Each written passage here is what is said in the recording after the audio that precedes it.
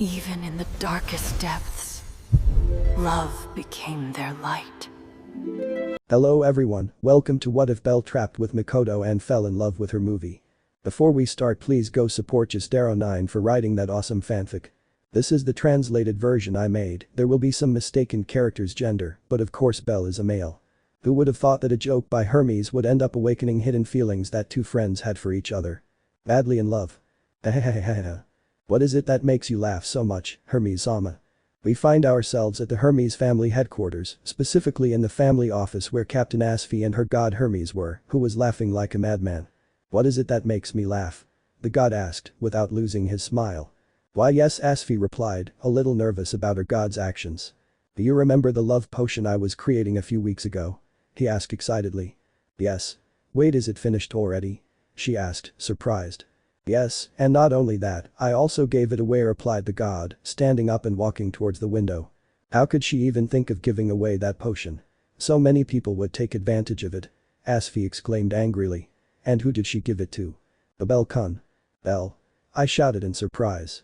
Such a potion in the hands of that child would only mean trouble. I tricked him by telling him it was a healing potion, the god said, his smile unwavering. Someday you'll thank me, Belle-kun. I feel that potion will change your life. He whispered, gazing at the horizon. I won't be responsible for anything that happens, said Asfi, tired of her troublesome god's games. Love potion. The potion created by Hermes purely for amusement. Its effects cause the drinker to fall madly in love with the first person they see, male or female, for a full week. It also alters their personality, making them flirtatious and romantic. When the effects of the potion end, that person will return to normal, or in that case, a feeling of true love will awaken for that person if they already felt something for them and hadn't realized it. A very problematic potion. Let's see what kind of problems this brings to our aspiring hero protagonist. Let the show begin, Hermes murmured with a slight smile.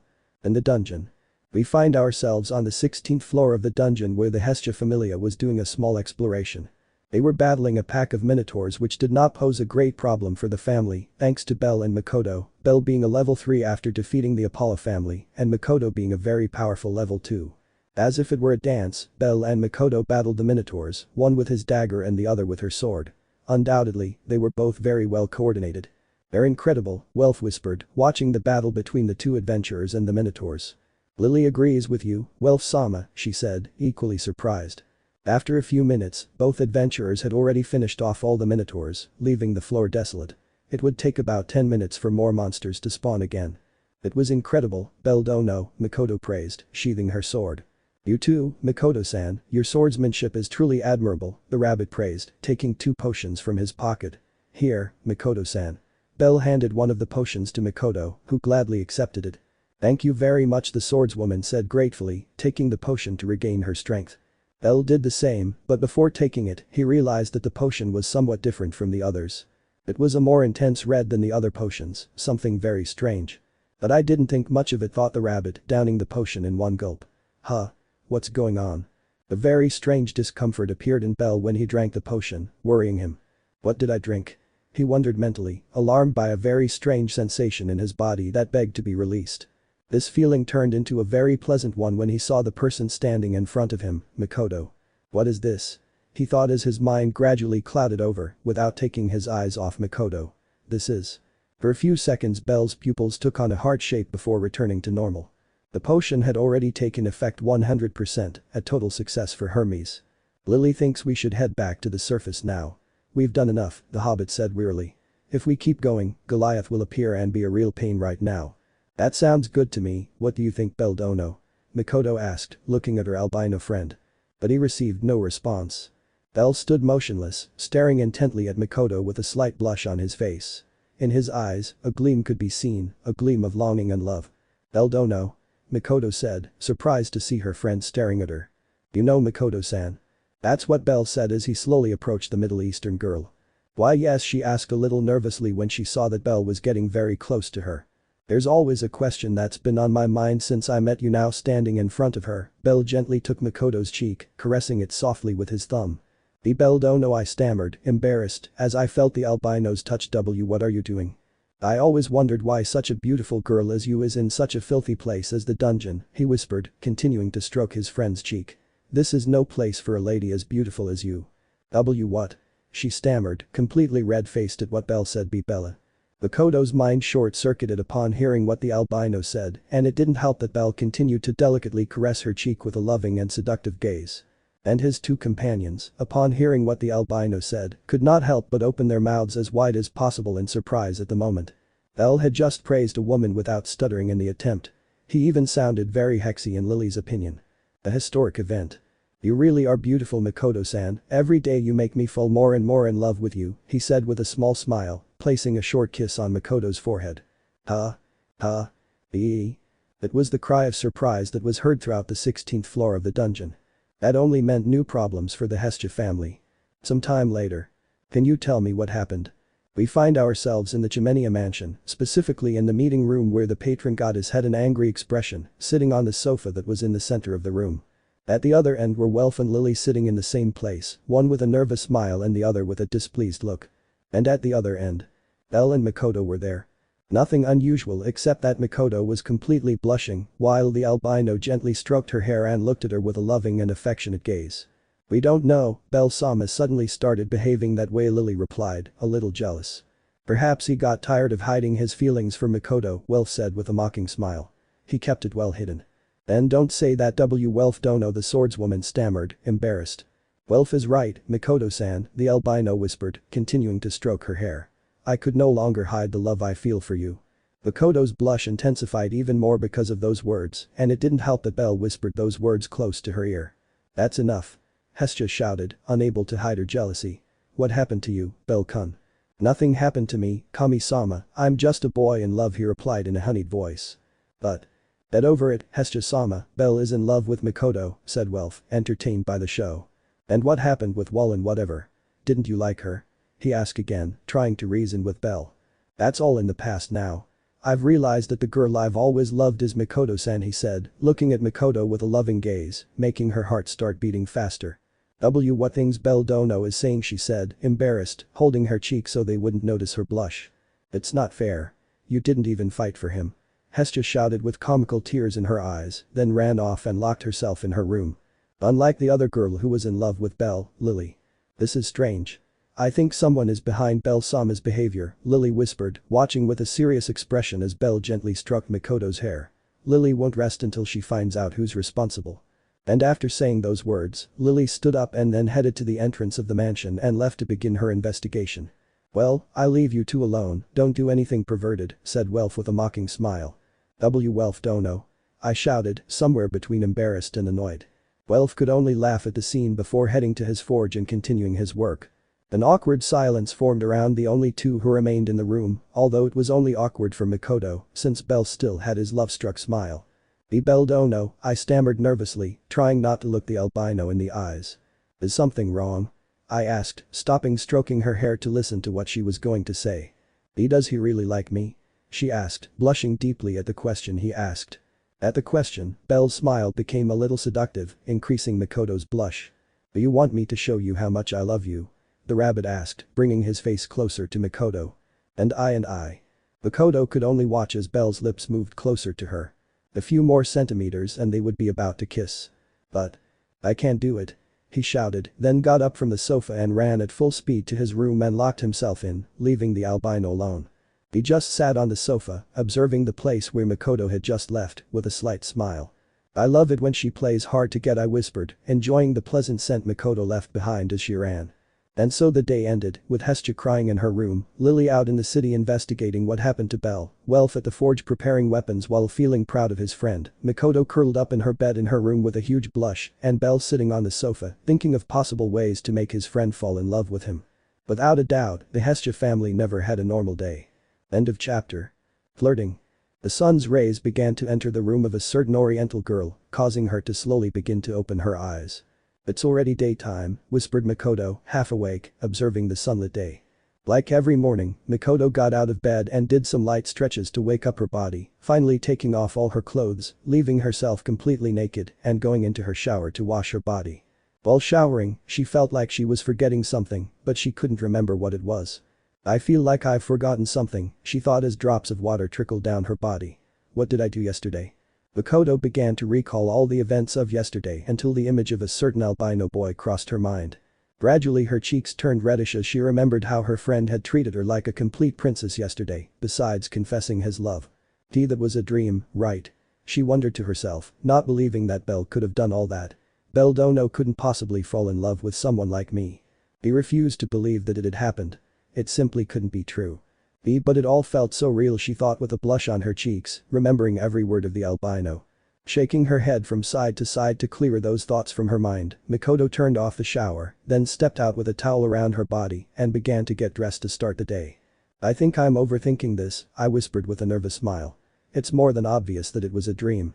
It's impossible for Belle Dono to behave that way.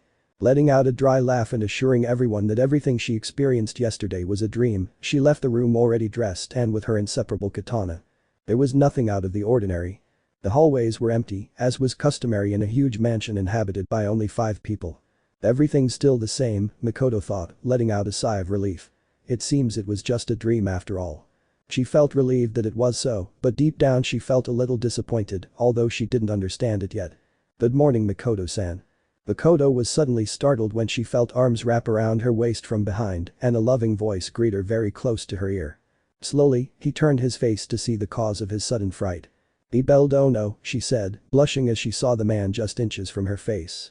I feel blessed that you're the first person I see this morning, he whispered with a charming smile, pulling Makoto closer and embracing her completely. How fortunate my eyes are to behold your beauty, but even more fortunate is the wind that caresses your figure. It wasn't a dream. Mikoto screamed internally, steaming from her ears with embarrassment.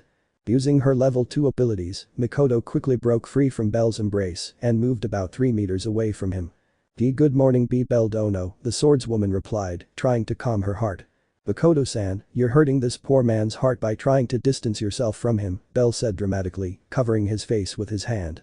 But I love what you're doing, he whispered seductively. Please Belle Dono, stop this joke, Mikoto pleaded, embarrassed. It was the first time a man had treated her that way, and let's just say her heart couldn't handle so much flattery and flirting. A joke? My life would be a joke if you weren't by my side, Belle said, as if he were a poet, while slowly approaching Mikoto. Ahem. A small voice caught the attention of both young people, causing them to turn their gaze towards that sound. It was Hestia, who had a noticeably jealous expression on her face, staring intently at Mikoto and Belle. So early and they're already flirting, he said angrily. And no, it's not what Hestia-sama thinks, the swordswoman stammered, embarrassed. I'm sorry Kami-sama, but I can't help it when I see such beauty, he said, looking at Mikoto with a slight smile, making her blush. So? Then why don't you do the same to me when you see me? After all, I'm beautiful too, Hestia asked, moving her body provocatively. Because you're not Mikoto-san, besides being a goddess, I can't see you in that way, he said as sincerely as possible. The sound of something breaking reached the ears of both teenagers, confusing them as they looked around to find the source of the sound. But the origin was closer than they thought. Hestia's little heart. It was obvious, she whispered, a depressed aura surrounding her. As if she were a zombie, Hestia went towards the dining room, leaving the 2 adventurers alone. Belle, that was very rude of you, Mikoto scolded, a little angry with Belle. Don't look at me like that look hurts me, but at the same time it turns me on, she said in a seductive tone. Anger which was replaced by shame at his friend's bold words. I think we should go have breakfast, she said, completely red-faced, walking towards the dining room, followed by an albino who was looking at her lovingly. I'm following you. 3 blushes later. Our main couple were already in the dining room eating their breakfast, accompanied by a depressed Hestia and a smiling Welf. Where is Lily Dono? Asked the Oriental woman, not seeing the hobbit's presence. I don't know, yesterday he was saying things about discovering the culprit and he left the mansion, Welf said, not downplaying the matter. With Lily. She was at Diane Set's hospital talking to the captain of that family. What can I do for you, Lilaruka-san? Hermes asked with her doll-like expression. Lily wants to ask you a few questions, the girl said with a serious face. I'm listening. Hermes stopped what he was doing to focus all his attention on Lily. Do you know of any potion or magical artifact that can change a person's personality? The hobbit asked, wanting to discover the culprit behind her captain's behavior. The question surprised Hermes a little, but he decided to answer it. I don't know much about magical artifacts. That's Andromeda's specialty, so you should ask her. As for potions, I haven't heard of any that can do that, she answered honestly, tapping her cheek with a finger. Although there have been many people throughout history who wanted to create something of that magnitude. Example. Well, for example, there's Maichi-sama. I heard a rumor for a while that he was creating a potion unlike any other, something that would revolutionize the world, something that had to do with people's feelings, she said, tapping her chin with a finger. Although, of course, it was just a rumor.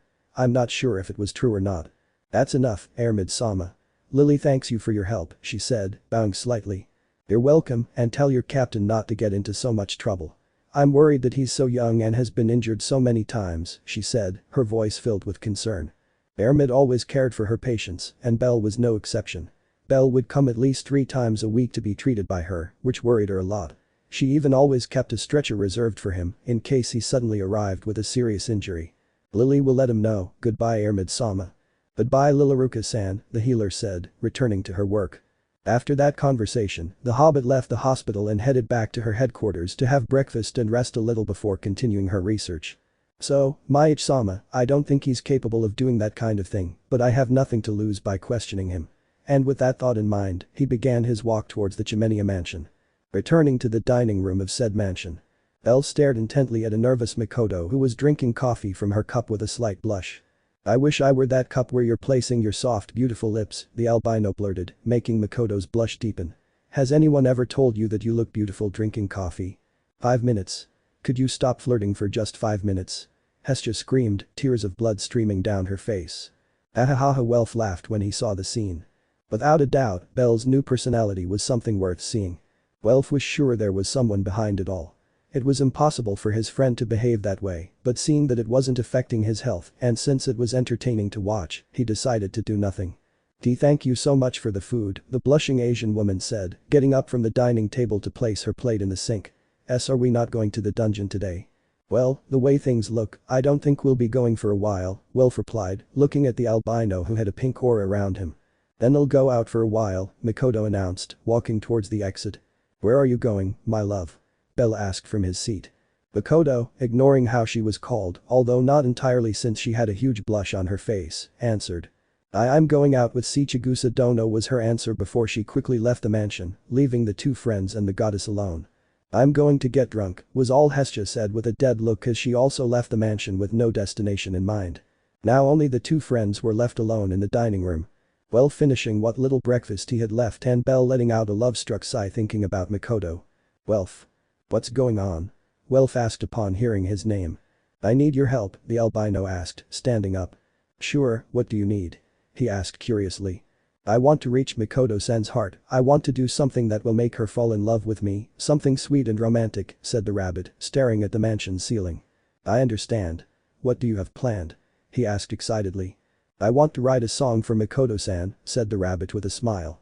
Welf was surprised to hear his friend's request, but after a few seconds he smiled as only he knows how. Count me in, Belle, I accept without hesitation. The 2 comrades clapped their hands together and then ran towards the reeds forge to start writing the song, or at least try to. Minutes later. I'm here. The owner of those words was Lily, who, being in the mansion, was surprised not to see anyone. Where is everyone? She wondered, observing the empty dining room with the dirty dishes on the table. Looks like it'll be my turn to clean today. Letting out a tired sigh, Lily set about cleaning up the mess her family had left, but not before having her breakfast while thinking about her possible targets for interrogation. And so began another day in the Hestia familia, with Mikoto going out with Chigusa to tell her everything that had happened with Belle, Hestia somewhere in the city getting drunk, Lily cleaning up the mess her companions made, and Welf and Belle trying to write a decent song. Without a doubt, a normal morning. End of chapter. Romantic dinner. Did he tell you all that? SC. We found ourselves at the Take family headquarters where there were only 2 girls in the room. They were Mikoto and Chigusa, both of whom were blushing. I never thought Belle Dono would be so daring, Chigusa said, sounding both surprised and embarrassed. Since Mikoto arrived at her friend's, she told her everything that had happened with Belle since the previous day, how he confessed his love and treated her with great affection. I don't know what to do, Chigusa Dono, Mikoto said, cupping her cheeks, which were flushed with embarrassment. No man in my entire life has ever treated me with such love as Belle Dono has. This is the first time I've ever felt this way. Chigusa opened her eyes in surprise upon hearing what her friend said. Mikoto Dono, are you perhaps? What's wrong? Mikoto asked, still embarrassed. Are you falling in love with Belle Dono? Chigusa asked, surprised. Mikoto's blush exploded at her friend's revelation. Am I falling in love with Belle Dono? Was another question she asked herself after hearing her friend's words.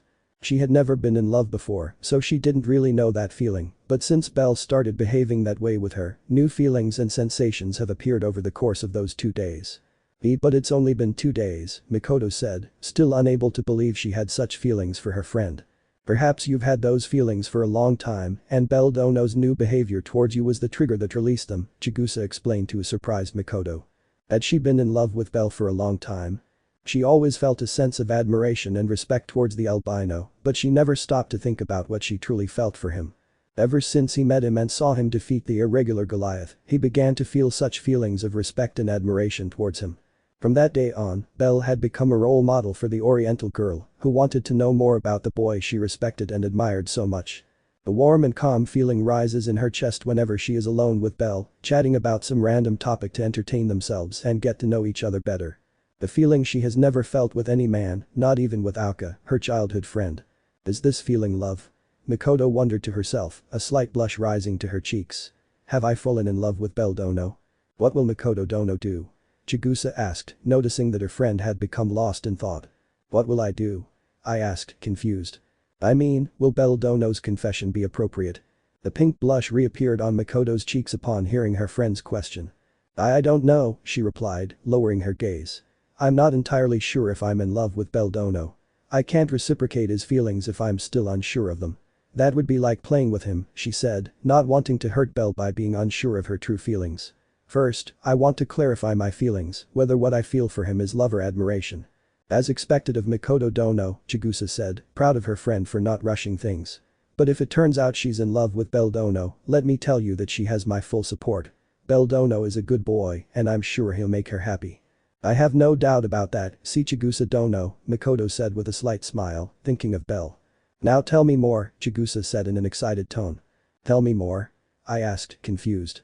I mean, tell me more about Belle Dono's new behavior, how he has treated you since it all started, she replied, her smile unwavering. Mikoto felt a little embarrassed at the thought of saying everything Belle said to her. Beautiful, lovely, sweet, my love. Just remembering all those words made her heart beat rapidly and her face feel hot. But it was her friend Chigusa who was asking her, so she couldn't refuse. Oh okay, she said resignedly. Belle Dono started behaving like this in the dungeon. Thus the afternoon between two very close friends flew by, where the main topic of conversation was Belle the rabbit. Now let's go to the other side of the pond, to the chimney mansion. Forge of wealth. I can't believe we've been locked up here for 10 hours and we've only written 1 paragraph, said a desperate albino, frustrated by the almost non-existent progress. Don't worry Belle, you can sing the song to him another day, the blacksmith encouraged, eating a sandwich. But I wanted to impress my beloved today, Belle said dejectedly. I wanted to sing her this very special song today. He felt depressed for not having accomplished his goal for today. He was supposed to sing that song to Mikoto today so that she would fall in love with him, but he achieved nothing. His plans were ruined. Leave the song for another time, do something else that's romantic or something like that, Welf said, finishing his sandwich. What do you propose? Belle asked curiously. I don't know, maybe a romantic dinner, she blurted out, since it was the first thing that came to mind. An imaginary light bulb went off in Belle's head when he heard his friend's idea. Welf, you're a genius. He exclaimed excitedly. Am I? Yes. Thanks to your idea, I'm going to prepare the best romantic dinner for my beloved Mikoto-san. I'm sure that with this I'll manage to reach her heart. With renewed spirits, Belle stood up with a new goal. Prepare dinner for Mikoto. So we postpone the song thing until tomorrow? Welf asked, throwing down his pencil. Yes, right now I have to get everything ready for the romantic dinner, he said decisively, walking towards the exit. Wish me luck. Good luck, said Doritide, watching his friend emerge from the forge. Belle is definitely being controlled by something, Will thought, remembering how his friend used to be so shy and nervous, and now he was so direct and self-assured. But I don't care. If it gets rid of his wimpy ways and he gets a girlfriend, then good for me. And downplaying it, he took his hammer to make weapons for the next expedition. Han Belle. He was already in the kitchen of the Chimenia mansion observing all the ingredients he had. I have to get everything ready quickly before Mikoto-san arrives, the albino thought, cracking his knuckles before starting to cook. My cooking will definitely win you over, Mikoto-san. Hours later. Night had already fallen in the city of Arario, where an oriental girl was walking through its almost deserted streets in the direction of the chimney mansion. I was distracted and it got late, thought the oriental woman, observing the mansion from afar. I spent the whole day at Chigusa headquarters talking to her. The vast majority of the conversation was about Belle, much to Mikoto's embarrassment.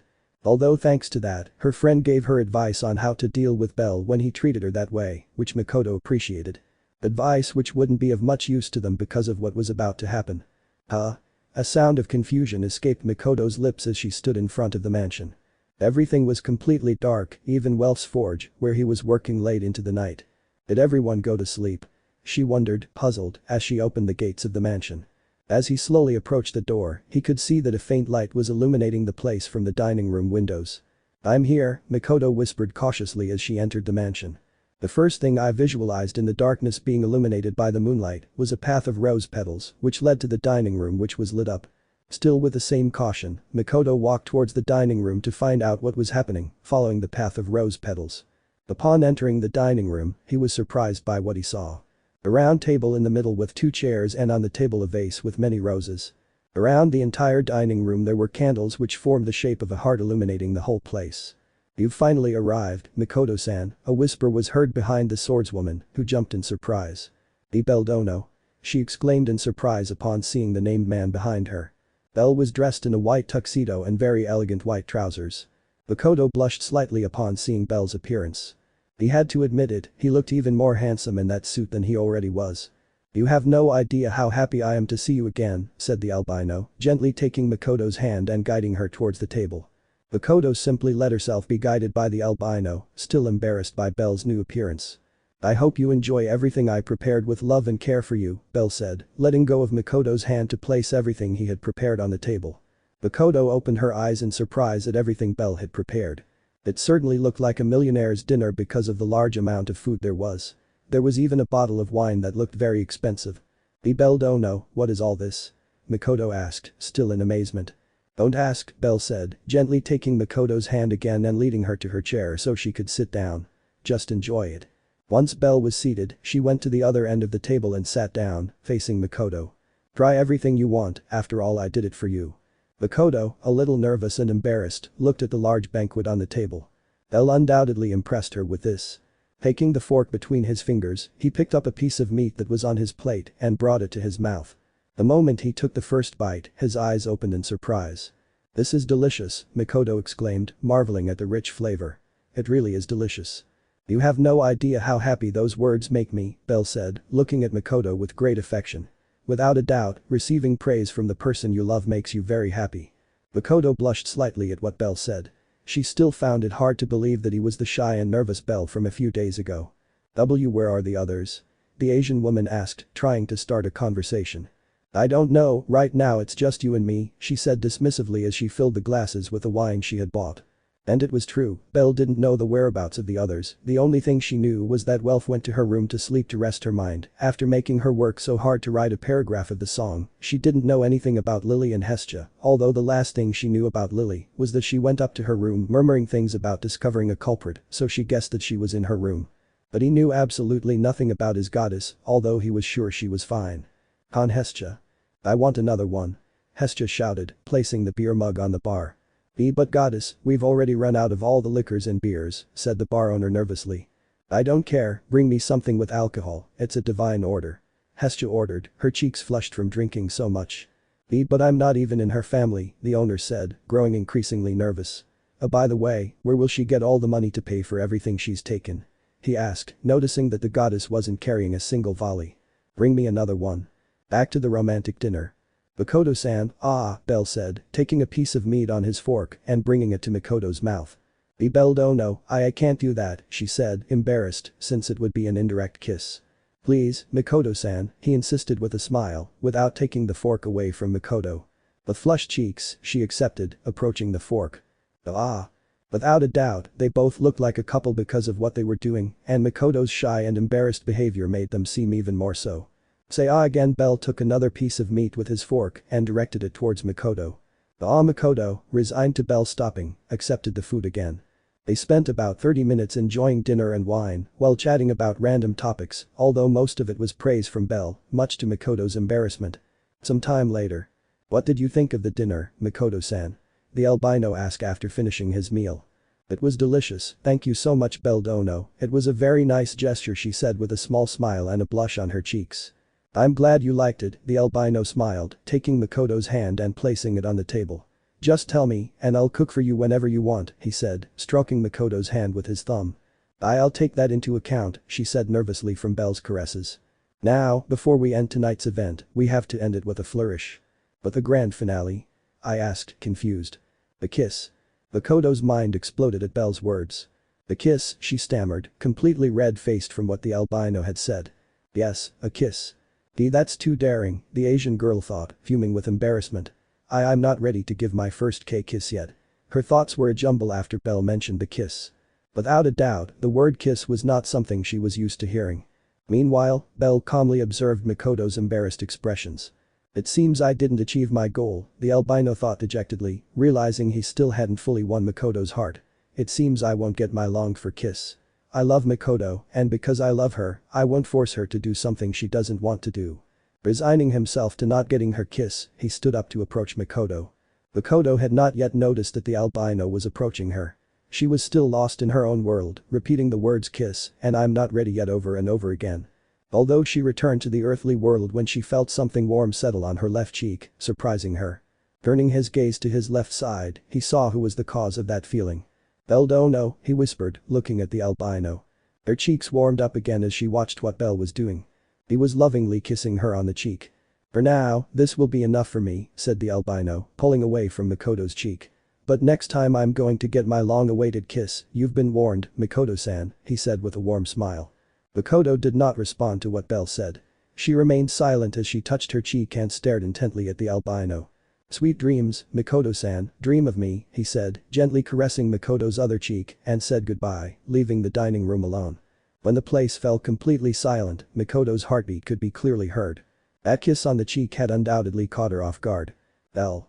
For the first time since she met him, Mikoto said the albino's name without adding the dono. Bringing her hand to her heart to feel its rapid beating because of what had just happened. "That's what I truly feel for you," he whispered, remembering the warm smile Belle gave him before leaving. Without a doubt, today I would listen to Belle and end up dreaming about him. The second day of the potion's effects had ended. End of chapter. Getting closer and closer to your heart. What do I do now? A new day had begun for the Oriental girl of the Hestia family, who was barely starting the morning and already had a problem. "Today I was supposed to go shopping at the market with Lily Dono, but she's nowhere to be found," thought the Oriental woman, who had searched the entire mansion, but there was no trace of Lily. From very early on, the little girl left the mansion, continuing her research and completely forgetting about the commitment she had for now. "Hestia-sama hasn't returned since yesterday to help me either, and Welf Dono is locked away in his forge crafting weapons," she whispered wearily, thinking that she would have to do everything alone. "I only have one option left." Makoto turned her gaze to one of the many sofas in the mansion, where an albino was staring at her with an anxious face, as if he were waiting for her to ask him a question. "I feel like there will be a lot of problems if I go out with Belle Dono in the city, but I don't want to do the shopping alone," she thought, blushing slightly as she looked at the albino. "Be Belle Dono." In the end, I made the decision to ask for his help. "Yes," I answered immediately as if I were waiting for him to speak. Would you like to accompany me to do the shopping today?" the Asian girl asked shyly.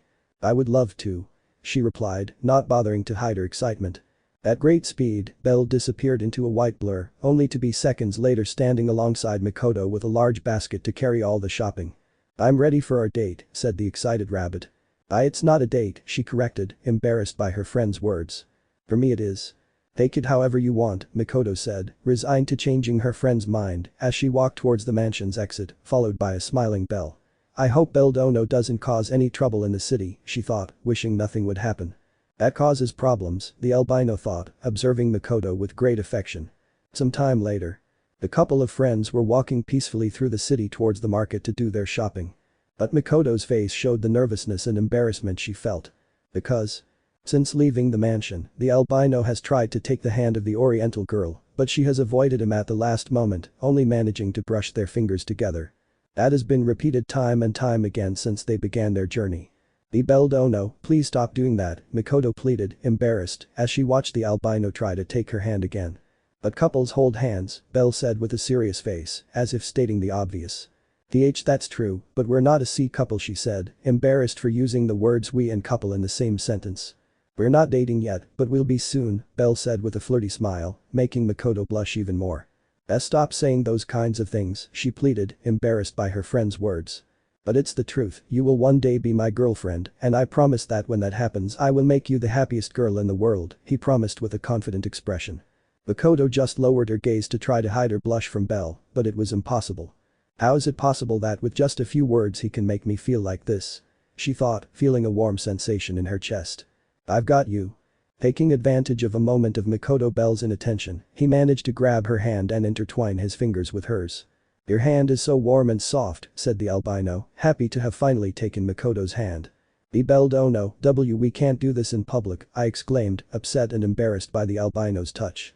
If you want to let go of my hand, then do it, he said, extending his palm for Mikoto to withdraw her hand. But the seconds ticked by and Mikoto didn't take it off. The feeling of holding her hand makes me feel safe and calm, Mikoto thought, blushing as she watched their hands intertwined. I like this feeling. Why don't you move her? He asked with a mocking smile. Upon hearing the question, Mikoto could only look away, a blush rising in her cheeks, to avoid seeing Belle. It'll only be for a little while, okay? He said, lightly squeezing Belle's hand. Understood, she whispered happily, intertwining her fingers with Mikoto's again. After that conversation, they both continued their walk towards the market, still holding hands, much to Mikoto's embarrassment and Belle's delight. The people watching them were slightly surprised to see them holding hands, wondering in whispers if they were a couple or something like that, further increasing Mikoto's blush. After walking for a few minutes, they both arrived at the market to do their shopping. So what should we buy first? Belle asked, looking at all the market stalls. Well, let me see, Mikoto said, still a little embarrassed, as she took a piece of paper from her pocket to read it. First, we need to go buy the vegetables. Understood, said the rabbit, starting to walk without letting go of the oriental woman's hand. I don't think my heart can stand being like this all day, she thought, blushing as she looked at her hand intertwined with the bell. In another part of the city. I swear I didn't create a potion like that. I don't really believe him. We find ourselves in the blue pharmacy where little Lily was questioning the god Maich. I have never created a potion that controls people's feelings, he repeated, trying to convince the hobbit. According to the rumors I hear, Lily, they say that you were creating a potion with that objective, she said, recalling Hermes's words. Which potion? Asked the confused god. At that moment, the only member of the Maich Naza family entered the room, having come out of mere curiosity to know what her god had done. I think I know which potion Maich-sama is referring to, Naza said, joining the conversation. Really? Asked the hobbit and the god at the same time. Yes, it was during the time I lost my arm that you were trying to create a potion capable of regenerating body parts, Naza said with a small grateful smile, acknowledging the effort her god had put in back then. But obviously, it all ended in failure. I don't know where you got the idea for a potion that could control emotions. Maich-sama would never be capable of creating something so cruel as to play with people's feelings. Naza-sama is right, Lily was very rude to judge Maich-sama in that way, she apologized, bowing slightly. Don't worry, Lily, I'm not angry or anything like that, said the god, smiling slightly. Although I am a little curious to know why you want to know about that love potion. I'm a little curious too, said Naza, looking at the hobbit. Since letting out a tired sigh, Lily began to explain everything that had happened with Belle in the last few days and his drastic change in personality. Minutes later. You're right, that doesn't sound like Belle at all, Naza said, surprised to hear the albino's new romantic and direct personality. I'd like to see how he behaves in person. I'm starting to think Belle is being controlled by something, Maich said with a thoughtful expression. Right. Lily thinks the same way, said the hobbit, happy that someone understood her. Unfortunately, I can't help you. I don't know anyone who can create such things, Maich said, dejected at not being able to help. Don't worry Maich-sama, you've already done a lot by understanding Lily. Why don't you go see Andromeda? She's always creating very strange artifacts. Maybe she knows what's wrong with Belle, Naza suggested, tapping her chin with a finger. If she can create helmets that make people invisible, it doesn't seem so far-fetched that she could create something that can control emotions. I thought about it, but Lily can't imagine someone as serious as Asfi-sama creating something like this, he said, doubting that she had anything to do with it. Maybe not her, but her weird god did, Naza said with an anime-style sweat drop, remembering Hermes' stupid behavior. At that moment, Lily's mind clicked upon hearing those words. That's right. Hermes-sama has always played pranks on Belle-sama ever since the 18th floor incident. I wouldn't be surprised if he had something to do with this, she said, narrowing her eyes. Hermes was always a playful and mischievous god like Loki, so it's possible he has something to do with all this, Maich opined, recalling when the gods lived in the sky, where Hermes tried to create things like this to win over some goddesses, obviously always ending up failing. Lily thanks you for your help and apologizes for questioning Maichi-sama, but Lily is only worried about Belle-sama. Don't worry Lily, I understand, said the god, smiling to show that he wasn't angry. I wish you luck in finding the culprit Lily. If there's one thing I detest, it's when people control their feelings, Naza said, slightly angry at the thought of someone creating something like that. Thank you very much Naza-sama, now Lily will take her leave. And saying goodbye to the god and the girl Lily left the pharmacy with a new goal in mind. The headquarters of the Hermes family. However, their plans would be thwarted when they saw a certain busty loli trying to force her way into a bar while a man did everything he could to prevent her from entering. It seems Lily will have to postpone her investigation for another time, he thought, letting out a tired sigh before going to his goddess to try and fix any problems he might have caused. Back to Belle and Mikoto. These two had already finished all their shopping and were now heading to their headquarters, although they had to make a small detour to a dessert restaurant to eat one at the request of the albino. Would you like some of mine? Belle asked, taking a piece of his chocolate cake and offering it to Mikoto. And no thanks, I already have enough with mine she refused sheepishly, eating her strawberry cake. Please, just once, he insisted, wishing for an indirect kiss with Mikoto. And he already told her no. If you don't, I'll stand up and start shouting throughout the restaurant how much I love you, the albino warned with a playful smile. Mikoto blushed slightly upon hearing her friend's words. He had really been very bold with her.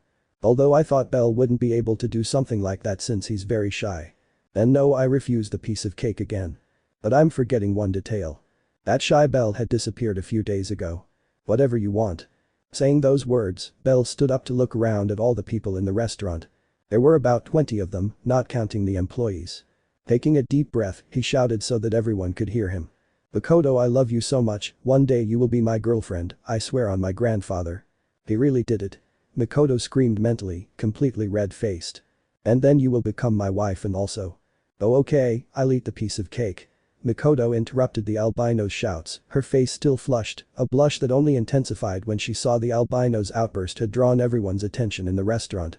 Why you carry on with what you were doing, my friend has mental problems.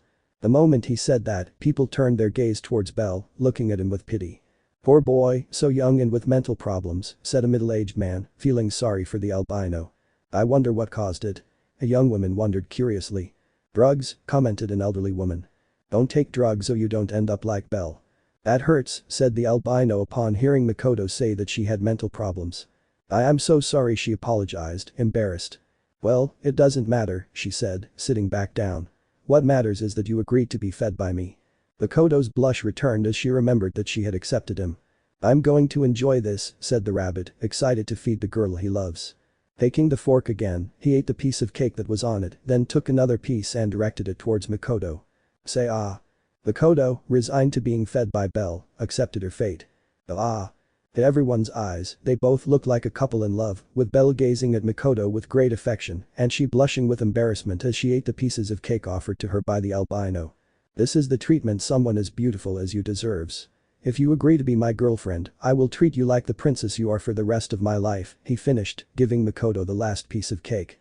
I don't think I'd like being treated like this forever, she said, embarrassed at having been fed by Belle. Although if it's you, I don't think I'd mind, she added, blushing slightly. Ah. Mikoto saw how Belle expected her to be food, just as he had done for her. Looking down at her plate, she saw that she still had a little strawberry cake in it. Honestly, I didn't want to eat any more cake, and seeing that Belle wouldn't leave until I fed him, I agreed with a slight blush. Ah. Ah. The rest of the time they spent at the Belle restaurant was fueled by a blushing Mikoto.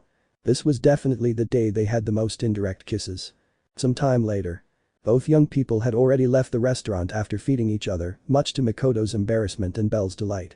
We should return to headquarters, Mikoto said, seeing that they had already passed the time they were supposed to be at the mansion.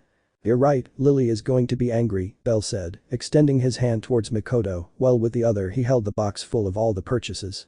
Don't you want to hold my hand to go to headquarters? He asked with a warm smile, looking at Mikoto. Because I do want to hold your hand again. Well and I. Mikoto wasn't sure if she should do it again. She was sure she would feel embarrassed by everyone's stares when they saw them holding hands. But she wanted to feel the warmth of Belle's hand again, the same warmth she feels when she's near the albino, that feeling that makes her feel so calm. It's okay. Accepting the albino's proposal, Mikoto took his hand and intertwined her fingers with his. So warm, Mikoto whispered with a small smile. But the moment she took Belle's hand, she felt him apply a little force to pull her towards him. When they were face to face, Belle leaned in slightly to place a loving kiss on the cheek of a bewildered Mikoto, then pulled away and said a few words to her. "Thank you for giving me this special date, it truly makes me happy to share moments by your side," he said with a loving look, caressing Mikoto's hand with his thumb. And Mikoto, well, let's just say she disconnected from the world the moment she felt Belle's lips on her cheek, leaving her face flushed and unable to utter a single word. "You're so cute," was the last thing the albino said before starting his walk towards the mansion without letting go of Mikoto's hand, who followed him still with a blush on her cheeks. "He kissed me again," thought the Oriental woman with her heart beating 1,000 times a minute. Another layer had been peeled away from Mikoto's heart by the albino, getting ever closer to reaching his beloved's heart completely. Belle-san. At a distance a little far from them but close enough to be able to observe them clearly, there was a girl watching everything with her eyes wide open in surprise. Sadness, anger, and jealousy were what that girl felt at that moment when she saw how Belle had kissed the cheek of the Oriental girl. The girl's appearance was very beautiful. She had short gray hair and wore a beautiful green waitress outfit that accentuated her lovely figure. That girl was none other than Sir Flova, the fertility lady's waitress and a close friend of Belle. What did I just see? She wondered to herself, clutching the bottom of her dress tightly. Did Belke kiss her? Someone had beaten her Belle without her noticing, and the human girl didn't like this one bit. "I don't accept it," she whispered with a somber look where her eyes briefly changed to a violet color. Without realizing it, Mikoto has just aroused the jealousy of someone very dangerous. End of chapter. A small exploration. What? A scream of surprise was heard throughout the Chimenia mansion. Everyone without exception had a face full of surprise at what they had just heard, even Belle had a surprised face after being in hex mode for 3 days straight. But why were they surprised? Well. See, can you repeat that again, Hestia-sama? The owner of that question was Lily, who was completely pale. "The family's funds are at zero," replied the little goddess with a nervous smile, very nervous. "See, zero," they all said at the same time, not believing it. Just yesterday they had saved more than 20 million valis, which they had saved with great effort over a long time, and now it turns out they didn't have a single volley left. Undoubtedly a very shocking piece of news. "Can someone tell me what the hell he spent it on?" shouted little Lily angrily. "Well, in liquors," he whispered very quietly, but the others, having a face, heard him clearly. Everyone fell silent upon hearing what their goddess spent all the money on. "How much liquor do I drink to spend 20 million in a single night? I'll kill her." The furious Lily leaped towards Hestia to begin attacking her. Or that was the intention if Welf and Belle hadn't caught her in midair. "Calm down, Lilicuajo, don't lose your mind," said the blacksmith, applying a little force to stop the hobbit. "The SK Kami-sama beat me to it, I wanted to spend the money on a wedding dress for my Makoto," was the frustrated albino's thought. "Leave me alone, I'm going to send that Wanab goddess to the Tenkai," she yelled angrily, trying to break free from the grip of both boys. "The Wanab goddess?" Hestia said with a twitch in her eye. "We need to calm down. First, we need to sit down and talk about this like the civilized people we are," Welf said, trying to defuse the situation. "Welf Dono is right, we need to talk about this calmly," Mikoto said with a nervous smile, still reeling from the news. "If my beloved agrees, then I agree too. It goes without saying who said that." "Fine, but no one will stop me from giving that goddess what she deserves," the hobbit said angrily, freeing herself from the grip of both young men and walking to the living room. "You went too far, Hestia," was the thought of the other three before they also entered the room, leaving the goddess alone. "I think I messed up," she whispered with a nervous smile, following her children. More explanation later. "That was very irresponsible of you, Hestia-sama," Mikoto scolded, slightly angry. "It's true, just because of her jealousy she spent all the family's money." As she said those words, Welf began to get a headache thinking about having to recover all that money again. "I still wonder how she became a goddess," Lily said, controlling herself so as not to attack Hestia. "My Mikoto is so beautiful," thought Belle, seeing the angry expression on his beloved's face. I'm really sorry," she apologized, comical tears streaming down her face. I didn't mean to, but my emotions got the better of me and I ended up doing that stupid thing." "Your stupidity personified," Lily angrily insulted. "Come on, Lilicuajo, don't go too far," said the blacksmith, trying to calm her down. "Do you know how long it took us to save that money? It was 2 damn months, 2 months, Welf-sama. 2 months. 2. Stop shouting, I understand. "And this thing," said Lily, pointing at Hestia, "spent all our hard-earned savings in the dungeon on liquor. On liquor. Kami-sama is going too far, he didn't even invite us," Belle commented as he tried to take Mikoto's hand, but she pulled it away. We'll have to do a lot of exploring the dungeon to recover everything we lost, Mikoto said, trying not to get nervous about what Belle was doing. I agree, in one day's exploration we managed to make almost 500,000, in 2 days we would have 1,000,000 valis, said Welf, doing calculations in his head. If we all work together, we will recover the lost money, Hestia said with a small smile, trying to get her children to forgive her. You have no say here, Hestia-sama. From now on, you will no longer have access to the family savings, Lily ordered, making Hestia pale. And as punishment, you will eat dry bread and water every day for a month. What? That's very excessive, Lily don't know, said the Oriental woman with a nervous smile. So from now on we'll be doing more frequent explorations to recover what's been lost. Welf asked the hobbit. I don't know, the final decision rests with Belle-sama. Everyone in the room turned to look at Belle, who was looking lovingly and affectionately at Mikoto, who was embarrassed and looked away. What? The albino asked when he saw that everyone in the room was looking at him. Is something wrong? I heard what we were talking about, right? Lily asked with a forced smile. About how beautiful my Mikoto is. The last thing Belle saw was a small fist hurtling towards his face after he gave his answer. Although in the end it was Lily who hurt her hand by hitting Belle in the face. One day Lily will be a level 7, thought the hobbit, her hand aching. After a while. I insist, this place is not for someone as beautiful as you, Mikoto. The Belle don't know we are in the dungeon, concentrate. The moment the meeting ended, they went straight to the dungeon. We are currently on the 15th floor of the dungeon where the Hestia family battled monsters to recover all the money Hestia spent.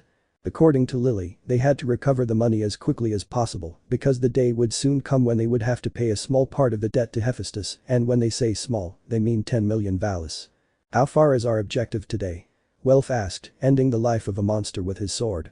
We entered the dungeon a bit late, so we'll get to the 18th floor, rest a bit, and then return to the surface, said Lily, helping her friends by shooting arrows. We can use that time to bathe together, Mikoto, the albino suggested with a wide grin. Oh of course not, was her short, embarrassed reply. After that exchange, the group of friends continued down the floors, killing as many monsters as they could. Although most of the monsters Mikoto was going to kill, Belle always got there first and killed them, much to her confusion. According to Belle Mikoto, she could not defile her sacred body with the blood of monsters. The only one who could defile her precious body was herself, something the Oriental woman did not understand what she meant. Lily understood, and she blushed when she grasped the message. Belle-sama, you pervert, whispered the blushing hobbit. Some time later. After spending a few hours killing monsters, the Hestia Familia group reached the 18th floor, the safe zone where they could rest. I think we've done quite well for only being in the dungeon for a few hours, said the blacksmith, seeing the enormous eyes of the bag full of magic stones. Lily thinks we have 500,000 here. If we keep this up, we'll soon recover what we've lost, she said contentedly. Now we should rest a bit before going back to the surface. I'd like to take a bath, would Lily Dono join me? The Oriental woman asked her friend. Of course. Was the response from 2 members of the Hestia Familia. Belle-sama, Mikoto-sama asked Lily, said the hobbit with an anime-style sweat drop. Sorry, I thought I said Belle, said the albino with an innocent smile. Let's go, Mikoto-sama, you have to get away from that pervert, little Lily said, taking the hand of a blushing Mikoto and leading her towards the lake on the floor, leaving the 2 men alone. How I love it, Belle whispered, letting out a love-struck sigh. Belle, are you crazy? The blacksmith asked, seeing how daring his friend had been. No, I'm horny, was his reply, without losing his love-struck smile. Ah, what am I going to do with you? Welf sighed wearily and walked away to sit in the shade of a tree. What are we going to do while the girls are bathing? I don't know, what if we continue the song we're writing? The albino suggested, sitting down next to Welf. I don't know, Belle, we're only 2 paragraphs in, and all the song says is give me your thing. I don't think you'll win Mikoto over with that, he said with an anime-style sweat drop. You're right, the song needs to be deeper and more poetic. Taking a cross-legged posture, Belle closed her eyes to think about the lyrics of her new song. I'm starting to think that agreeing to write a song with you was a bad idea, the Redeed thought, closing his eyes to help his friend by thinking about the lyrics of the new song. But the girls. They were already in the lake taking a relaxing bath, although for some reason Lily was looking at Mikoto's breasts. Mikoto-sama always keeps them tied up so they're never very noticeable, but they really are big, the hobbit thought enviously, looking at Mikoto's breasts. Is something wrong, Lily Dono? The Oriental woman asked, feeling her friend's gaze. Nothing, was her short reply, looking away. They spent a few minutes enjoying the lake water until Lily decided to bring up the subject of Belle. Mikoto-sama. Yeah? What do you think of Belle-sama's new behavior? She asked, curious about her friend's response. Well. A slight blush appeared on Makoto's cheeks as she remembered Bell and the way he had treated her these past 3 days. "I'd be lying if I said I disliked his new personality," she said with a small smile. "For some reason, I'm happy that Bell Dono treats me this way and has these kinds of feelings toward me." Perhaps she was the hobbit's thought, opening her eyes in surprise.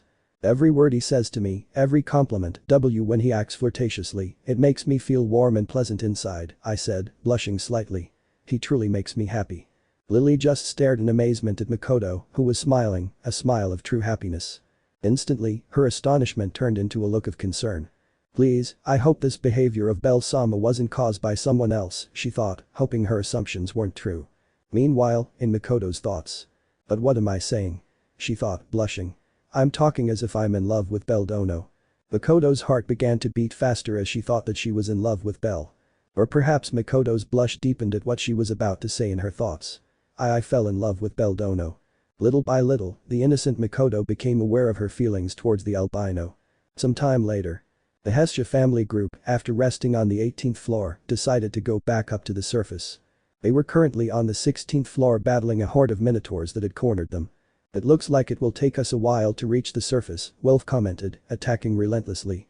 "It seems a lot of monsters are being created here, at this rate we'll run out of them," said Mikoto, slashing a minotaur with her katana. Meanwhile, Bell, with a bored expression, killed the minotaurs one by one without any difficulty. "I'd like to have another date with Mikoto," the albino thought, glancing sideways at the oriental woman. But something took him by surprise. In a moment of carelessness on Mikoto's part, she received a blow to the face from a minotaur, causing her to stumble back a little. He wasn't badly hurt, but the impact of the blow was etched on his cheek. The moment that happened, Bell's world came to a complete standstill. That minotaur had just hurt Mikoto. His Mikoto. Suddenly her breathing began to accelerate as veins became prominent on her forehead and around her eyes. Bell had entered rage mode. "Nobody touches my Mikoto." The loud angry shout caught the attention of his friends, including the minotaurs, who turned to look at him in surprise. In the blink of an eye, Bell disappeared from everyone's sight and seconds later the heads of 5 minotaurs were detached from their bodies. Someone had just hurt his maid and that was unforgivable. So I would have to punish every monster that appeared on that floor. Bell killed every monster that crossed his path, leaving hundreds of magic stones scattered on the ground. The others just watched with anime-style sweatdrops as Bell got angry over a simple punch that barely hurt Mikoto. Although the latter had a slight blush when she saw how angry Bell got because she was hurt. She couldn't help it. Mikoto felt happy about it. Unforgivable. That day the Hestia family collected more than 5 million valis. A successful exploration. End of chapter. The feelings of a goddess and an elf. Avda Sir. "Hello, my name is Sir. I'm a waitress for the Lady of Abundance, although that's a lie. Actually, I am a goddess, the goddess Freya, patron of the most powerful family in Arario. I know, I'm awesome. When all the gods began to descend to the earthly world, I decided to do the same and find what I have always sought and could not find here in heaven. What am I looking for? Well, I'm looking for my beloved Ord. Since the beginning of my existence, I have searched for the ideal man for my life. The one with the purest and most transparent soul I have ever seen.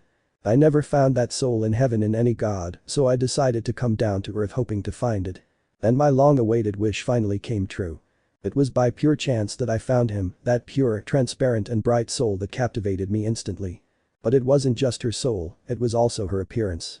That perfect and beautiful face, that innocent and lovely gaze, and that pure white hair, unique appearance. From the first day I saw him I decided he would be mine, no matter how long it took, I would win him over one way or another. With just one look he is able to make my heart beat like crazy. At first I thought I was only interested in his soul, but little by little, I truly fell in love with that boy. That boy I love so much is bellcranel, that little rookie who started not long ago as an adventurer, quickly becoming someone widely recognized by everyone for his achievements. I definitely did the right thing by falling in love with you. But there's a problem. That boy, bellcranel. The boy I love so much, and I would be willing to do anything to make his soul shine brighter. That same little bunny that I adore so much. Right now she's standing in front of the bar where I work, with that smile I love so much. Technically there's nothing wrong, but something just doesn't add up. And that's because he's affectionately holding the hand of that Asian girl from his family, who is blushing deeply. Hee. Haha. Hahaha. Ja. How jealous. Normal narration. We found ourselves at the fertility hostess's bar where Bell and Makoto were standing at the entrance. A day had already passed since they made that small exploration of the dungeon where they gathered 5 million valis, thanks to Bell and his anger. But Bell felt guilty that Mikoto had received that blow from the Minotaur since he was unable to protect her. Mikoto, with a nervous smile, told him not to worry since he was hardly hurt, but Bell wasn't satisfied with that. So the next day, I secretly took a few valis that they had started saving up to take Mikoto out to lunch as an apology for my carelessness. Makoto obviously refused, but seeing that Bell was very insistent about it, she decided to accept. And now we find ourselves in the current situation where both young people were holding hands at the entrance of the venue. "A table for two?" Sir asked the two of them with a very forced smile. "Exactly. How do you guess?" Bell asked, oblivious as usual. Meanwhile, Mikoto had a nervous smile upon seeing Sir's expression. Why of all places did we come to this one? He wondered mentally in an agitated state. Makoto wasn't as stupid as her companion. She knew perfectly well how Sir felt about Bell, so she was afraid of what that girl might do when she saw them together. For some reason there was something about her that he didn't like, something that gave him a bad feeling. I understand, follow me Sir," still with her forced smile, turned around to guide the two young men to her table, who were still holding hands. In the distance, a certain elf stared at the intertwined hands of the two young people with a blank face. "Yes Ryu," replied the kid Nanya. "They took it down Naya." For some reason Ryu felt a sense of defeat which he did not like. "Chloe, switch places with me, take care of the customers, I'll be in the kitchen," said the elf with a lost look. "But you can't cook," said the perverted cat, confused. "I said we should change," he repeated angrily. "Understood." With a military pose Chloe left the kitchen, leaving her post to Ryu. The last thing the elf wanted was to see that albino take that girl's hand, so she would spend the rest of the day in the kitchen. Back to the couple. What are you going to order?" Sir asked, gritting her teeth as she watched Bell gently stroke Makoto's hand with his thumb. "I'd like today's special," the rabbit said, still looking at Makoto. "And you, darling?" As he said those words, the sound of a pencil breaking caught the attention of both teenagers. And not only that. The sound of several plates being smashed was heard in the kitchen. These cheap pencils nowadays," said Sir with an innocent smile, very innocent. I'd like spaghetti," the Asian woman stammered nervously. "Should I add poison?" "What? Should I add cheese?" Sir asked again with a friendly smile. "Why yes, please." "Understood. I'll bring them right away." With a smile on her face, Sir turned around and headed to the kitchen, leaving the couple alone. "As lively as ever," said Belle, watching Sir leave. "Haha, yes," excited said Makoto with a feeling of fear in her. In the kitchen. "What did you order?" Lunwar asked as he saw Sir enter the kitchen. "A special one for Belle and a plate of poison for the other." "What?" "I said a plate of spaghetti." I understand," replied the human, a little surprised by her companion's actions. Sir, upon giving the order, turned her gaze towards the elf Ryu, who was picking up about 6 plates that she had broken. "Ryu? What? Is something wrong?" I asked, noticing her friend's lost expression. "Nothing's wrong with me," she replied with a hollow laugh. "What about you? You don't look too good, to say the least." "I'm in perfect condition," he replied with an empty smile. "Really? Cranel-san was just stolen from you. The same applies to you." An awkward silence fell between the two friends during their conversation. "I don't like this feeling," the elf continued, still cleaning up the mess she had made. "Me neither," said Sir with a dejected expression. Ryu. "What is this? Why do I have this feeling inside me? Ever since I was a child, I've never been romantically interested in the opposite sex. The only thought that occupied my mind was justice and how to save people in the dark age where I ended up failing many people including RD. One day Ais told me that if a man ever touched my hand, I would never let him go, that I would fight for him until the end. At first I thought that would never happen but everything changed when he arrived. Cranel-san.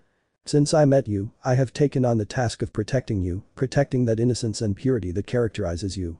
The day you took my hand was a great surprise to me.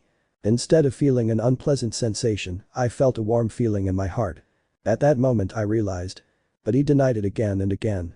Sir, my best friend had fallen madly in love with you. I couldn't interfere between you two. I was just a nuisance in your lives. From that moment on, I took it upon myself to protect Sir's boy because you belong to her and no one else unless you fall in love with someone else. And it seems that's what happened. Seeing you enter the bar with that girl Mikoto, holding hands and looking at her with love, hurt me. I don't understand. I'm supposed to be happy that my friend found such an honorable girl as that Asian woman. Or feel angry because you didn't choose Sir. But I didn't have any of those feelings. What I felt when I saw you was sadness. Sadness when I realized that I never had a chance with you. Just because. I admit it. Yoryu lie in me he enamorado de bellcranel. After so long, I finally accepted those feelings. But it seems I accepted them too late. Seeing how you look at that girl with affection now. How can you treat him with so much love? How gently you take her hand. Seeing all that makes me understand one thing. I will never own your heart. I hate this feeling. The feeling of sadness due to rejection. Who would have thought that the first man I fell in love with would also be my first failed love, all because I didn't realize it sooner. But that's all in the past now. I have no choice but to accept reality. That's why, with all the sorrow in my heart, I wish you the best with that girl, Cranel-san. Normal narration. The dishes are ready. Both girls were pulled from their thoughts by the voice of their companion, who had already finished preparing Belle and Makoto's food. Understood. Still with a forced smile on her face, Sir took both plates and left the kitchen under Ryu's watchful gaze. Sir, the elf whispered sadly. With your partner. Your food is ready. Sir arrived at Belle and Makoto's table, placing the food on the table. Thank you very much, Sir Sen, the albino said gratefully without turning to look at her. Thank you very much, the oriental woman stammered upon seeing the death glare Sir was giving her. They seem to be having fun, said the waitress with no intention of leaving. Of course. Nothing is boring next to my beloved Mikoto, replied the albino, looking fondly at the oriental woman. And no, don't say that, Belle dono, Mikoto stammered, embarrassed. Sir merely observed the interaction between the two with enormous jealousy. But there was something he didn't like. And it wasn't exactly their interaction. His soul, the goddess thought in confusion, looking at the albino Belle-san. What's happening? The albino asked upon hearing his name. Do you love Miss Mikoto? Sir asked with an extremely serious expression, staring intently at Belle. At the question, Mikoto blushed slightly, as was her custom since Belle had started behaving this way. What kind of question is that? The albino asked, his smile unwavering. It's more than obvious that I love Mikoto, I love her more than anything. After he finished speaking, a silence fell between the three of them. Mikoto said nothing as she was embarrassed by what her friend had just confessed. Belle because he was waiting for Sir to say something after his answer. And the latter is looking with a serious expression at Belle, or rather at his soul.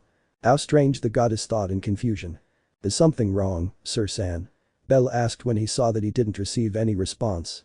And nothing's wrong, sorry for asking, but you know how I am about love matters, said the waitress with a smile. But it wasn't a forced or hateful smile, it was just a simple fake smile. Don't worry, Sir San, I understand you when it comes to love, the albino agreed, glancing sideways at a blushing Mikoto. Well, I won't take up any more of your time, enjoy your meal, and maintaining her smile, Sir turned around and headed to the kitchen, leaving the two young people alone. That was weird, Mikoto thought, watching Sir walk away. Very well, Mikoto-chan, the albino said, capturing the Asian girl's attention once again. Would you like to eat spaghetti romantically with me? He asked seductively. Oh, of course not. Uff.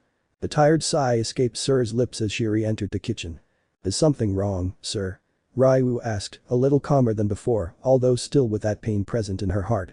Don't worry, Ryu, I'm just tired, she replied, looking at the ground with a thoughtful expression. If Mamma Mia asks about me, tell her I went outside to rest for a while. And with those words, Sir began walking towards the back door of the bar, leaving her companions alone. She just spends all her time resting, Naya said Anya, her cheeks puffed out. I agree with you, Anya said Lunwar, letting out a sigh. Meanwhile, Ryu just stared at the place where Sir had just left, his face a picture of confusion. Sir, what are you feeling right now? The elf wondered to herself with concern. They were both in love with the same man, so she understood her friend's feelings when she saw the boy with the Asian woman. But she was strong, she could bear the sadness, but Sir. I'll talk to you after work, Ryu thought, going back to work, still worried. Sir. She was walking with a calm expression towards the back exit of the Lady of Abundance. Her steps were calm and elegant, like those of a goddess. Standing in front of the door, he opened it slowly and then left with the same calm gait. The place where the back door of the bar connected was a small alley where they used to throw away the trash. A short sigh escaped the girl's lips before she lifted her gaze, opening her eyes which were now violet otter. That simple call was enough to make a huge boar man appear out of nowhere next to the delicate girl with a very serious face. Do you need anything, Freya-sama? Asked a captain of her family in a polite tone. I'm angry, replied the goddess, puffing out her cheeks. Why? He asked, confused, since he wasn't inside the bar and therefore didn't understand anything. They stole my rabbit, he replied again, still with the same attitude. I didn't know you had a rabbit. Do you want me to find the thief and kill him to bring you your rabbit? He asked again, not quite understanding what his goddess meant. I don't think you're understanding me, he said with an anime-style sweat drop. I'm talking about Belle. Ah, him, she said, understanding everything. What exactly happened?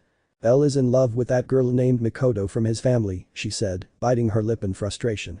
Seeing them together hurts me. Otter, seeing the sad expression on his goddess's face, became slightly angry. Without a doubt, something that bothered him was when someone made his goddess feel sad.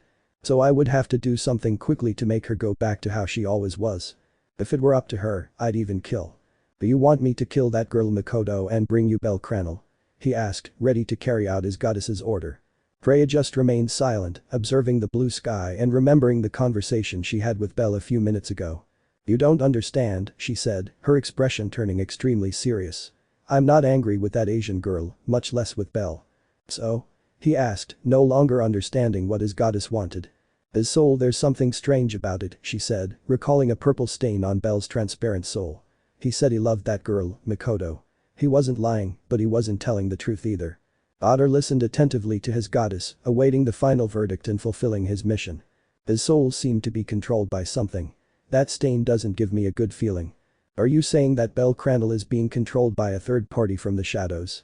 Exactly, someone other than me is playing with my Belle's feelings, Freya said, an angry expression forming on her beautiful face. Only the gods can do that and no one else, but what that stupid god or goddess doesn't know is that they chose the wrong child to amuse themselves with. What are your orders? I want you, Alan, and the rest of the executives to investigate who is responsible for Belle's new behavior, but I don't want them killed. When you find out, I want them brought before me. I'd like to talk a few things over with the culprit. Freya was curious about how that god or goddess managed to control Belle's feelings. Not even she, with her charm, could do it, and honestly, that angered her. So he would torture the culprit until he got the truth out of him and finally have his beloved Ord back. You can leave. Understood, Freya-sama. And just as suddenly as it appeared, it disappeared without a trace. The moment Freya withdrew, she transformed back into Sir with a small smile on her face. For some reason, I feel like Belle-san will be mine soon, she said with a small hunch. Maybe I'll share him with Ryu, so we can both be happy with the man we love. Ryu's sad expression when she saw Belle and Makoto together flashed through her mind. Honestly, she didn't like the look on her friend's face. I just have to find out who this god is and put my plan into action. With an innocent and playful smile, Sir went back into the bar so she could continue working. Elsewhere. The Hermes family headquarters office. Is something wrong, Hermes-sama? Asked the beautiful Asfi when she saw her god tremble suddenly. My life is in danger, I feel like someone wants to hurt me, she said with fear in her voice. I'd be surprised if no one wanted to hurt him after everything he's done, said his captain with an anime-style sweat drop. Dark times are approaching, the god murmured, looking out the window. I am in danger. End of chapter. A rainy afternoon. The streets of Arario were completely wet from the rain. Rain which had not stopped falling for 3 hours. Luckily it wasn't a huge storm, it was just a rain that was neither very heavy nor very light, it was normal. In the streets of that city walked a certain oriental girl with an umbrella in her hand. That girl was Makoto, who surprisingly was not accompanied by the albino, who had been stuck to her like gum for the past 5 days. Ah, it feels so strange that Beldono isn't here, she said with a heavy sigh. In one way or another, she had already gotten used to the albino being with her for almost the entire day. And now that he was gone, there was a slight emptiness in the air. I wonder what he's doing, he thought to himself as he watched the dark clouds in the sky. She hadn't seen him since the morning when she ran into him in the mansion's hallways, where, as usual, he greeted her affectionately while giving her a kiss on the cheek. It should be clarified that whenever Makoto received that kiss on the cheek, she would blush deeply and be unable to utter a single word for at least 5 minutes. She still remembered the last thing the albino said to her before disappearing from her sight. I'll be busy today, my love, but don't worry, we'll see each other tonight. And with those words, Belle disappeared from the sight of a blushing Makoto. And she hasn't seen him all day since then. Honestly, I was already starting to miss him. When did I become dependent on you? She thought, blushing as she looked around at all the shops in the city. But there was one that caught his attention. It was a somewhat elegant restaurant, somewhat well known in the city. Known for the delicious coffee they prepared there. This weather makes me want to drink a coffee, thought the Asian woman, observing the rain that kept falling. It was still very early and I didn't want to go back to the mansion to hear Lily and Hestia arguing, so I would spend some time here. With her decision made, Mikoto headed towards the restaurant. She calmly opened the door and then placed her umbrella in a nearby basket. He looked around the place and had to admit it looked good. It was elegant and very clean, which pleased him. There were very few people in the place, maybe 5 people not counting the cleaner and the bartender. At a calm pace, Mikoto went to the bar, which was empty and only being served by a young man who had his back turned. Without paying it any mind, Mikoto sat down on a bench which was very comfortable. "Excuse me, I'd like a coffee and a slice of chocolate cake," the Asian woman politely requested, observing the place with curiosity. "Do you want the coffee extra large?" The seductive and flirtatious voice was what Mikoto heard, making her open her eyes in surprise. I knew that voice very well. Mikoto quickly turned her gaze towards the young man who was tending the bar. "The Beldono?" she exclaimed in surprise. The boy standing in front of her was the albino who had occupied her thoughts all day. He was dressed in a very elegant black tuxedo, which made him look even more handsome, in Mikoto's opinion. "In person, darling," he replied, winking at her. "What are you doing here?" she asked, surprised and blushing slightly at the way she was called. "Let's just say Lily realized I stole a few values from the savings and sent me to get more money, but without going to jail," he answered, staring intently at Mikoto. "And this place needed staff, so they gave me a job for a few days." "I understand," he said, understanding everything. It was obvious that Lily would notice, after all she knew the exact amount of values they had. "It seems that fate wants us to stay together," said the albino with a loving smile. Please, don't start, Beldono," she pleaded, embarrassed. "Tell me why you're here?" the albino asked curiously. Well, I Mikoto, a little nervous, started looking around, thinking of an answer. "Did you really need me so badly that you left the mansion so time would pass faster and you could see me at night?" she asked with a flirty smile. The only response he received was Mikoto blushing, which made Bell let out a soft laugh. "It seems I was right," he said, placing his hand on Mikoto's cheek and gently caressing it. "See, can you give me my coffee?" she asked, blushing furiously. "Speaking of coffee, something I haven't told you is that my heart races with the caffeine from your hips." With his hands, the albino drew Mikoto's figure in the air. "And no, don't start, Beldono," she pleaded, embarrassed. "I want to become addicted to you, to stay awake all night." He whispered the last part, causing the Asian woman to blush even more. And it didn't help that the few people who were in the restaurant began to observe the interaction between the two. "I want you to ignite me with the perfect and delicate aroma of your lust," Bell recited in a seductive tone, as if reciting a poem. "A lust. With its strength and delicacy, it gives me the perfect flavor between passion and body." The albino's speech began to attract much more attention from the other customers. "I understand now, don't continue. Be my coffee, Mikoto-chan. Sweet, hot, and make me nervous," he finished his speech, winking at the blushing oriental girl as he extended his hand. I just want my Beldono coffee," she pleaded, nearly having a heart attack from embarrassment. "That's fine, I'll bring you your coffee." The albino, satisfied to see Mikoto's expressions, turned around to prepare the coffee for his beloved. While Mikoto was trying to recover from the shame she felt and still feels. "I never imagined that Beldono would become so bold," thought the blushing oriental woman, observing the back of the albino who was preparing his coffee while humming a song. "Is something wrong, Mikoto-chan?" Bell asked, feeling the Asian girl's gaze on his back. And nothing happens." "I love it when you act like this," she whispered, turning her attention back to the coffee she was preparing. Far away in the Tower of Babel, a certain goddess sat on her throne, observing with her divine mirror the interaction of the two young people. "I want him to treat me like that too," I shouted, filled with jealousy, watching the scene. "Damn, how romantic," thought Otter, who was also in the room observing through the divine mirror. "Haven't you discovered who's responsible for Belle's behavior yet?" she asked, filled with anger and jealousy, looking at her family's captain. Otter would even swear he saw tears of blood running down Freya's cheeks. "Alan and Hogni are taking care of that, they told me it won't be long before they find out," he reported, watching as his goddess turned her attention back to the divine mirror. "I hope it's soon. If things continue like this, I won't hesitate to resort to a war game to get it by force. I'm getting tired of waiting," she said, biting one of her nails. "Just wait a little longer, I assure you that you will soon have information about the culprit," Otter tried to calm, not wanting there to be a war game. "I'll just wait a week, if I don't hear anything in that week, what has to happen will happen." Otter just let out a tired sigh, hoping that his family members would soon discover the culprit. "Alan, Hogni, hurry up." In an alley off Dedalo Street.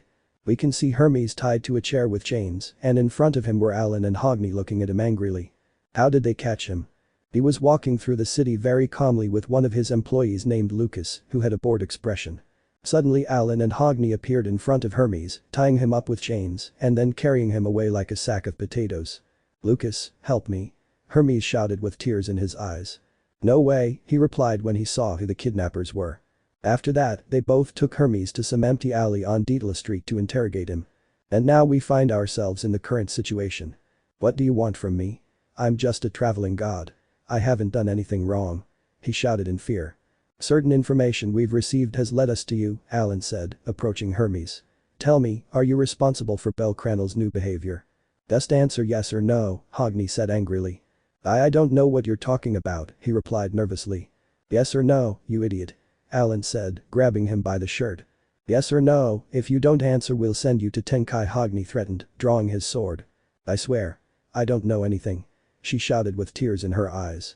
Yes or no? Yes or no? Asfi, help me. Hermes mentally screamed, filled with panic. Back to the couple. Here's your coffee, my lady, said the albino, handing the coffee to Mikoto. Thank you very much, she stammered, embarrassed, taking the coffee in her hands. Still embarrassed, Mikoto brought the coffee to her lips to take a sip. This is delicious, she said, surprised by the taste of the coffee. This coffee turned out excellent, Beldono.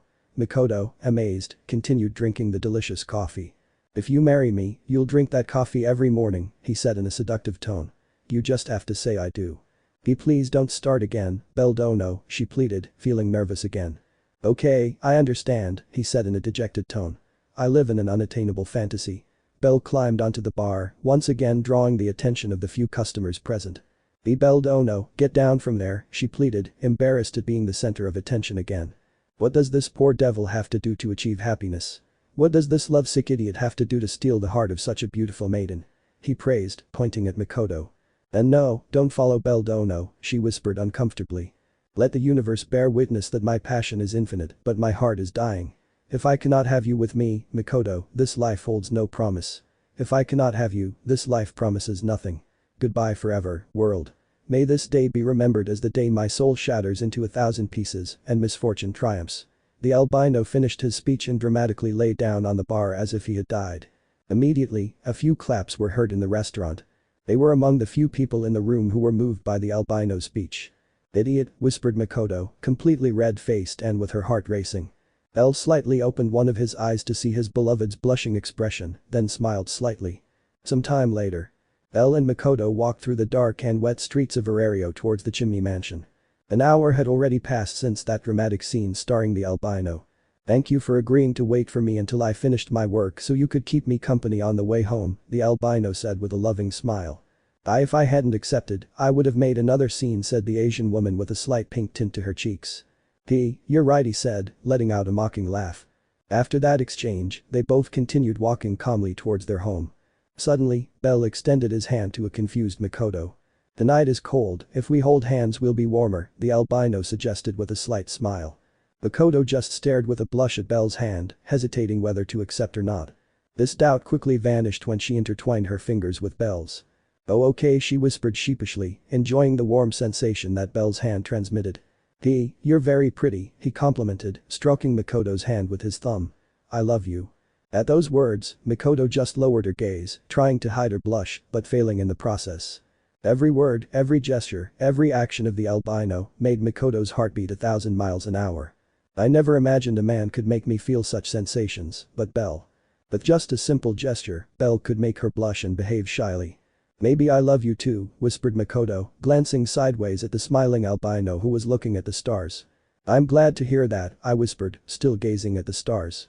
Without realizing it, Mikoto was slowly accepting her feelings for Belle. End of chapter.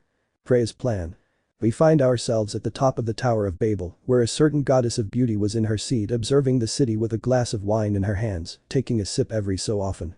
Miraculously, she wasn't spying on Belle as was her custom. Why? I feel like if I activate the divine mirror, Belle will be flirting with that girl again, I thought, frowning. It makes me angry just to see him. Freya felt that at any moment she would give her children the order to attack the Hestia Familia to get Belle once and for all. But for some reason he didn't. Surprisingly, he was controlling himself. I'm only going to see him for a little while, maybe he's already forgotten that girl, Freya thought hopefully, activating the divine mirror to see Belle. Makoto's love. Maybe I love you too, Belle, the Asian woman stammered, blushing as she walked hand in hand with the albino. That's it. I'm going to destroy all of Arario. Freya shouted, filled with rage at the sight. They will know my wrath. Talk. The sound of the door being knocked on brought the beautiful goddess out of her moment of anger. What do you want? she shouted, annoyed. Freya-sama, we have already captured the god responsible for bellcranel's new actions. Vana Freya's voice was heard on the other side of the door giving her report. Perfect. My first victim will be that rat and then the rest of Aurario, he said with a sinister smile. Bring him here, Alan. Understood.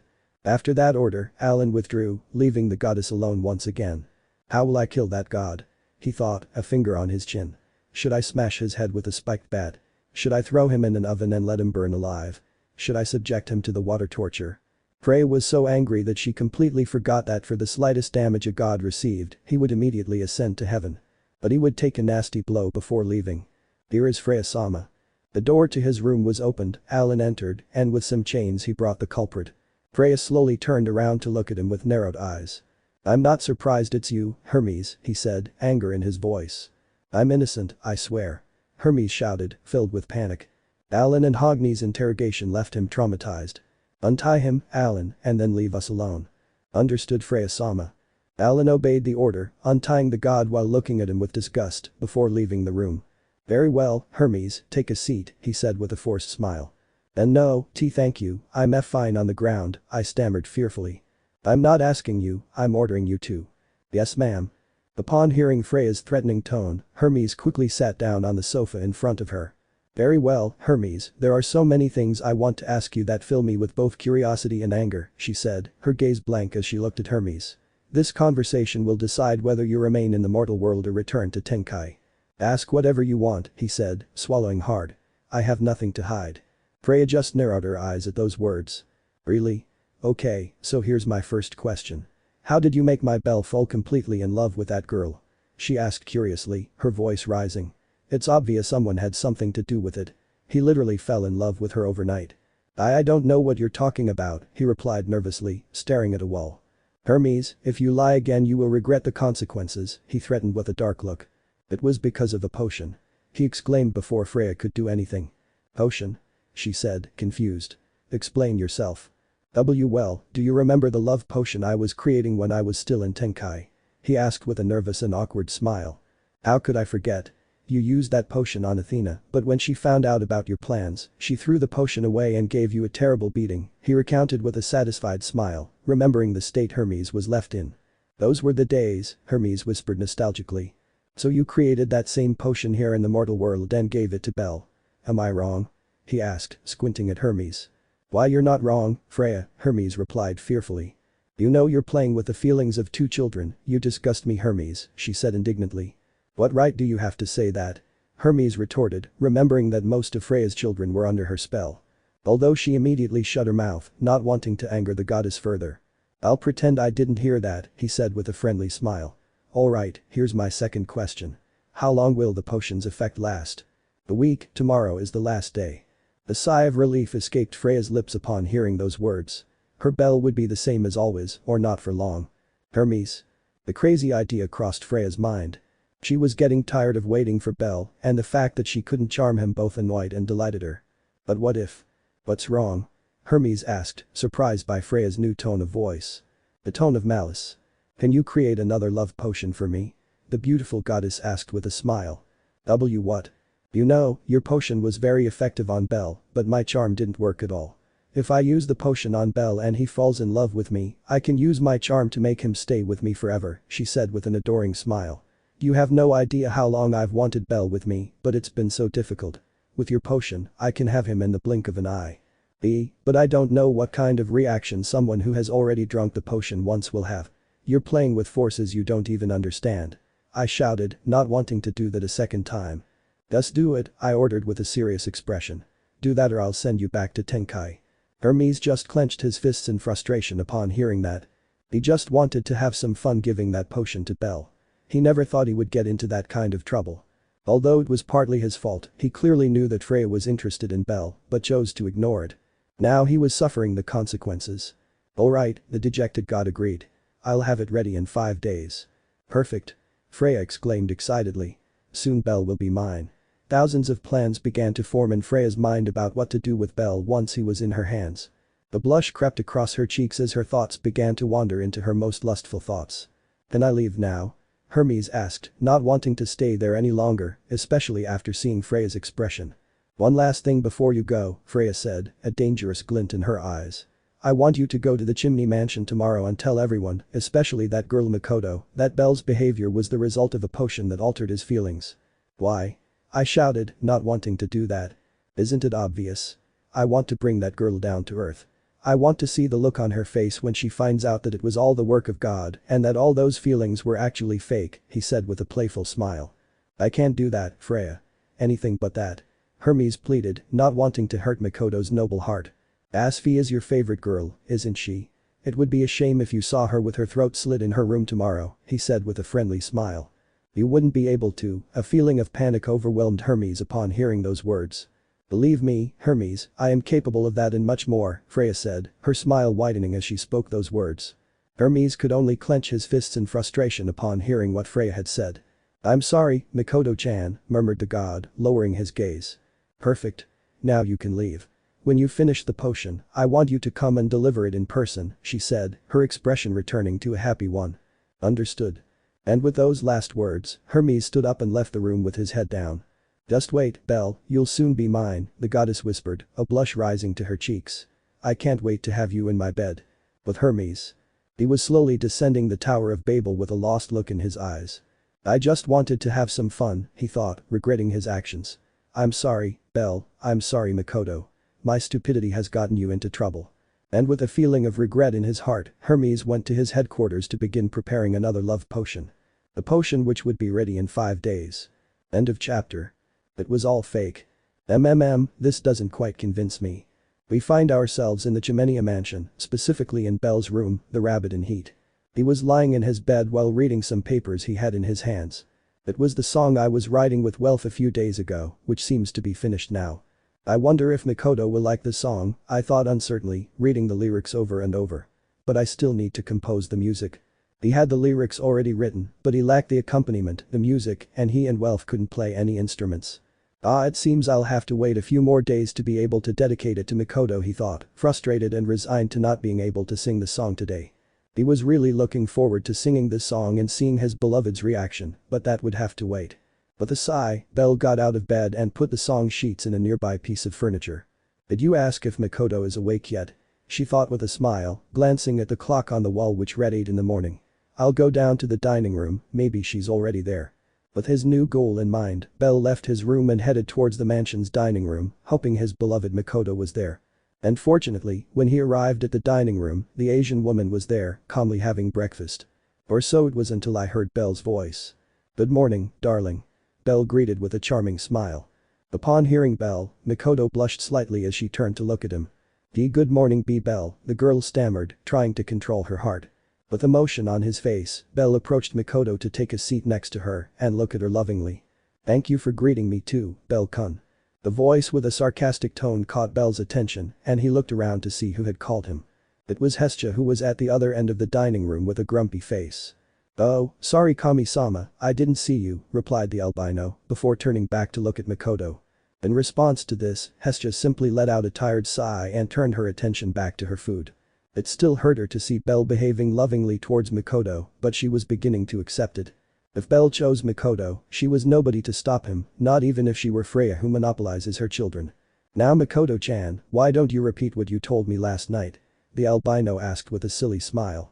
I won't say it, replied the oriental woman, filled with shame, remembering what she said yesterday. Perhaps I love you too. Just remembering that made Mikoto's heart start beating rapidly and her face grow hot. Please, just once, the albino begged, wanting to hear those words again. Please be Belle Dono, don't insist, she begged, very embarrassed. Belle-sama, the day has barely begun and you're already bothering Mikoto-sama. The one who gave that scolding was Lily, who was entering the dining room along with Wealth. I'm sorry, but Mikoto's expressions are so beautiful, he defended himself, caressing the oriental woman's cheek. Belle Dono. Haha, you guys are the best entertainment. Laughed the family blacksmith as he sat down in the dining room to have his breakfast. Belle-sama should give Mikoto-sama some space, she's bothering her, the hobbit scolded again, taking her breakfast and sitting down with the others. Am I annoying, Mikoto? The albino asked, worried about being a bother to his beloved. It was the second time he had shown a feeling other than love. The first was anger, and now it was worry. Oh, of course not, Belle Dono. I don't dislike your presence at all, on the contrary, I like it very much. the Oriental woman quickly replied upon seeing her friend's sad expression. Although she instantly realized what she had said, blushing little by little. "So you liked it?"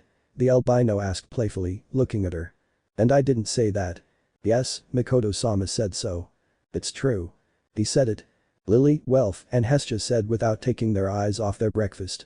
"Now all you have to do is tell me the same thing as yesterday, and I'll be the happiest boy in the world," said the rabbit with a huge grin. "What did Mikoto-sama say yesterday?" Lily asked curiously. "I'm curious," said Welf, turning his attention to both of them. Meanwhile, Hestia continued to eat her breakfast peacefully, but her ear was on the conversation. Well and I. Makoto just lowered her face, ashamed of being the center of attention in her family. "Or was it all just a lie?" Belle asked, disappointed. "It wasn't a lie, Belle Dono," the girl quickly replied, looking at the albino. Although he immediately realized that he had fallen into the albino's trap upon seeing his cunning smile. The rabbit laughed foolishly. "Don't play like that," she whispered, lowering her now completely red face. "Now I'm even more curious about that," said the blacksmith, observing their interaction. Lily and Hestia only nodded slightly, a sign that they agreed, as did Welf. "Just once and I promise I won't bother you for the rest of the day," the albino promised, though behind his back he was crossing his fingers. "Do you promise?" I asked timidly. "Completely." Upon seeing Belle's smile, Mikoto could only blush slightly as she prepared to speak. "Me too." The rest of the family were waiting to see what Mikoto would say. And Belle was eager, and his heart was racing to hear those lovely words from Mikoto's lips again. "Me too." Makoto simply closed her eyes, remembering everything that had happened this week with Belle. He behaved like a gentleman towards her, even though he sometimes acted like a pervert. Every compliment he received from the albino this week. All the times they went out together around town for a walk or to eat somewhere as if it were a date. All the times they held hands and intertwined their fingers under the moonlight. All of Belle's "I love yous." A warm feeling appeared in Makoto's heart as she remembered every moment she lived with the albino. Each moment was very special for her, even though she was very nervous at first. After recalling all those memories, she slowly opened her eyes to see Belle, only this time there was something different about her. A small smile and a slight blush appeared on her face as she observed the albino. For the first time that week, Belle's heart skipped a beat when he saw that expression so beautiful on the Oriental woman's face. Beautiful, thought the albino, seeing Makoto's smile. With her feelings now clear and with a confident expression on her face, Mikoto opened her lips to say the words that Belle so wanted to hear. "And I love Belle D." Talk. The sound of the door being knocked on cut short the words Mikoto was about to say, although everyone knew what she was going to say. Who the hell is interrupting at this moment? Surprisingly, the one who said those words was Hestia, furious at having interrupted the scene at its best moment. "I seriously doubt I can say that again," Mikoto thought, covering her face with both hands to hide her completely red face. While Belle was still recovering from the shock of the moment, his heart was still beating rapidly at the sight of that beautiful expression on the Oriental woman's face. It wasn't like the previous times where he flirted with Mikoto purely out of instinct while his heart beat normally. This time, this feeling felt so real and so pleasant, so. "I feel like I've fallen in love with Mikoto again," the albino thought, still in shock, observing the Oriental woman who continued to cover her face with her hands. Talk. Lily will open it." Letting out a tired sigh, little Lily headed to the entrance to see who it was. Meanwhile, the rest just stayed in the dining room enjoying their breakfast, although Mikoto was still blushing and Belle was still in shock. When Lily arrived, she opened the door and was slightly surprised to see who it was. "Hermes-sama." Hello," I greeted with a nervous smile. "May I come in?" "Sure." The hobbit agreed, confused by the god's strange behavior. Normally, every time she had seen him, he had behaved stupidly, making a joke or some kind of prank, but now he looked somewhat tense and scared. Even with that confusion inside her, Lily fully opened the door to let the traveling god in, who entered without waiting a second longer. "You're here now, Hermes, you can't back out now," thought the god, walking towards the dining room, guided by Lily. "Besides, I feel Freya's gaze on me. If I don't do it, she'll kill Asfi immediately. Damn it. I would have been better off traveling somewhere outside of Arario instead of making that potion." While Hermes was mentally scolding himself, Lily watched the god's expressions out of the corner of her eye. "This is strange," I thought with a bad feeling. After walking for a few more seconds, they both arrived at the dining room where everyone was still in their seats having breakfast, except that Belle had already recovered from the shock and was flirting again with the blushing Mikoto. "Hermes?" Hestia was the first to speak, confused by the god's presence. "What are you doing here so early?" Let's just say I came to visit you guys, she replied with a nervous smile, glancing sideways at Belle and Makoto's interaction. Yeah, right, you don't come near us unless you have ulterior motives, Hestia said, narrowing her eyes. That's true, Welf agreed with Hestia. Come on, that's not true, Hermes said with a nervous smile, though he immediately wiped it away when he saw everyone staring at him with serious faces, including Belle and Makoto. Okay, but I also look for you guys to have fun. Fun which only benefits you, corrected Lily with an anime-style sweat drop. Do they have such a bad image of me? Hermes asked indignantly. Everyone nodded slightly at the same time in response to that question. No, seriously, what do you want? Hestia asked, still curious about Hermes' presence, but something inside her told her that what he was about to say wouldn't be good. Upon hearing those words, Hermes let out a great sigh and then looked at everyone in the room with an expression of regret. You see, I've come to apologize, confessed the god, his gaze lowered. Apologize? Crossed everyone's mind at that moment. Why? Welf asked curiously this time. You know, because of all the pranks I've played on you all, especially on you, Belle and Makoto. Huh? Why me? The Asian woman asked, confused. She couldn't recall any time when Hermes had made a joke specifically for her, so she was confused by the apology. Well, Belle-kun, do you remember the healing potion I gave you a week ago? He asked with a trembling smile. Really? Why do you ask? He said, puzzled. Meanwhile, Hestia was already realizing where this conversation was going and she wasn't liking it one bit. Well, let's just say that potion wasn't a healing potion, he confessed, lowering his gaze. It was a love potion. Love? They all said at the same time, surprised. What do you mean by that? Mikoto asked, her voice trembling, not wanting to believe what she was thinking.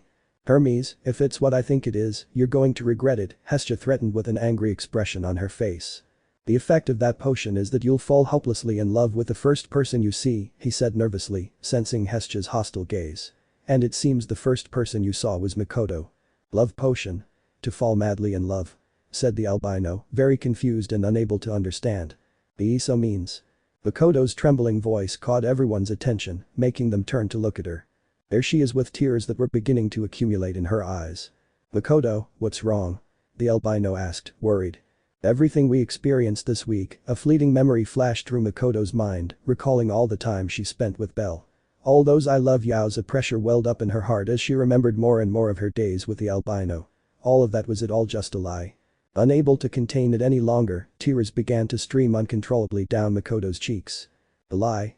Of course not, Mikoto, I really love you, the albino stammered, frightened to see her crying. I'm sorry to say this, Belle-kun, but that's part of the potion, Hermes said, hiding his eyes with his hat. The effects last for a week, so you'll be back to normal tomorrow. Those words were the trigger that destroyed the noble heart of the Oriental woman. It was more than obvious, Mikoto whispered, standing up. Belle Dono would never fall in love with me. And with those last words, Mikoto ran out as fast as her level 2 allowed, leaving the mansion and leaving everyone in the room surprised. Mikoto, the albino whispered, coming out of his trance. Mikoto. And copying the same action, Belle stood up and ran out of the mansion to find the Oriental woman. The moment the two teenagers left the mansion, a silence fell over the dining room. A deathly silence. Hermes trembled as he watched Hestia crush his spoon with just one hand. Hermes, whispered the little goddess in a terrifying tone of voice. SC.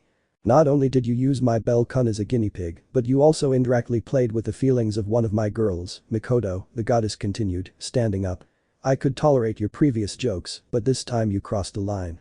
Hestia slowly raised her gaze, revealing an expression full of anger. She was even releasing a little of her arcanum. I swear Hestia that I never had those intentions, Hermes stammered, fearful of what Hestia might do to him. I don't give a damn what your intentions were, he replied, anger in his voice. Welf-kun, catch him. Understood. In a swift movement, Welf immobilized Hermes by grabbing both his arms. Hestia please, don't do it. Relax, I'll just give you a few punches, I don't think that'll send you to the Tenkai, Hestia said with a slight smile, raising her fist. While Hestia repeatedly struck Hermes, Lily had a bad taste in her mouth, seeing the place where both teenagers emerged. I knew this was going to happen, the hobbit thought, letting out a sigh. One of the reasons Lily abandoned her investigation was because she feared her suspicions were true, and upon realizing that Mikoto had fallen in love with Belle, the last thing she wanted was to hurt the Eastern woman's heart. But in the end it was all in vain and the truth came to light. I don't think just one beating will be enough for Hermes-sama, the hobbit thought, glancing sideways as Hestia continued to strike Hermes. I just hope Mikoto-sama and Belle-sama can sort this out. Meanwhile, with Belle. He was running all over the city desperately looking for Mikoto, but he couldn't find her anywhere. I don't know what Hermes-sama meant, but I assure you that my love for you is not false, thought Bell desperately, searching everywhere with his eyes, but he couldn't find her. I searched and searched but couldn't find her, making me more and more desperate. Meanwhile, with Mikoto. She knew that the moment she left the mansion, Belle would chase her, so when she left she circled the mansion to enter her room through a window and lock herself in there. It was all a lie, the Asian woman thought, burying her face in her pillow, soaking it with tears. He never fell in love with me. She didn't understand it. Even though she hadn't been injured, her heart ached terribly. It hurt every time she remembered Hermes' words that everything was done by him and that if it weren't for that potion, Belle would never have been interested in her. Why did I have to fall in love with you, Belle Dono? That question repeated itself over and over in her mind until she fell asleep with tears still running down her cheeks. Tomorrow would be a different day for both teenagers. End of chapter. What's happening to me? Belle opened his eyes in bewilderment. They almost looked as if they were going to pop out of their sockets. The first thing he saw was the ceiling of his room, which was illuminated by the sunlight that was just beginning to rise. What happened? Bell tried to sit up in his bed, but a severe headache stopped him, causing him to lie back down. Ouch. Why does my head hurt so much? He wondered, confused, hoping the pain would pass. How long had he been asleep? He felt like he'd been sleeping for days, mainly because his mind was so foggy. What did I do? He wondered mentally, trying to remember everything. But when he tried to remember, the severe headache returned, but he didn't pay attention to it and continued trying to remember something. Among the many memories he had, there was one that made him open his eyes in surprise. Makoto-san, the albino whispered in shock. As if it were a movie, our protagonist began to remember everything he did that week under the effects of the potion. Every action, every word began to pass through his mind. A myriad of emotions gathered within him as he remembered more. Shame, disappointment, regret, anger, and confusion. Shame when remembering all the words and actions he did with Mikoto, including the kisses. Disappointment with himself when he remembered the sad expression Mikoto had yesterday when she found out the truth and it hurt him even more to know that he was the cause.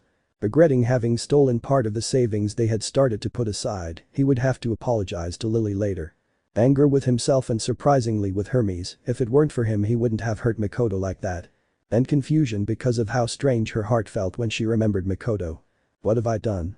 Thought the rabbit, not knowing what to do at that moment. How would he look Mikoto in the eye after toying with her feelings?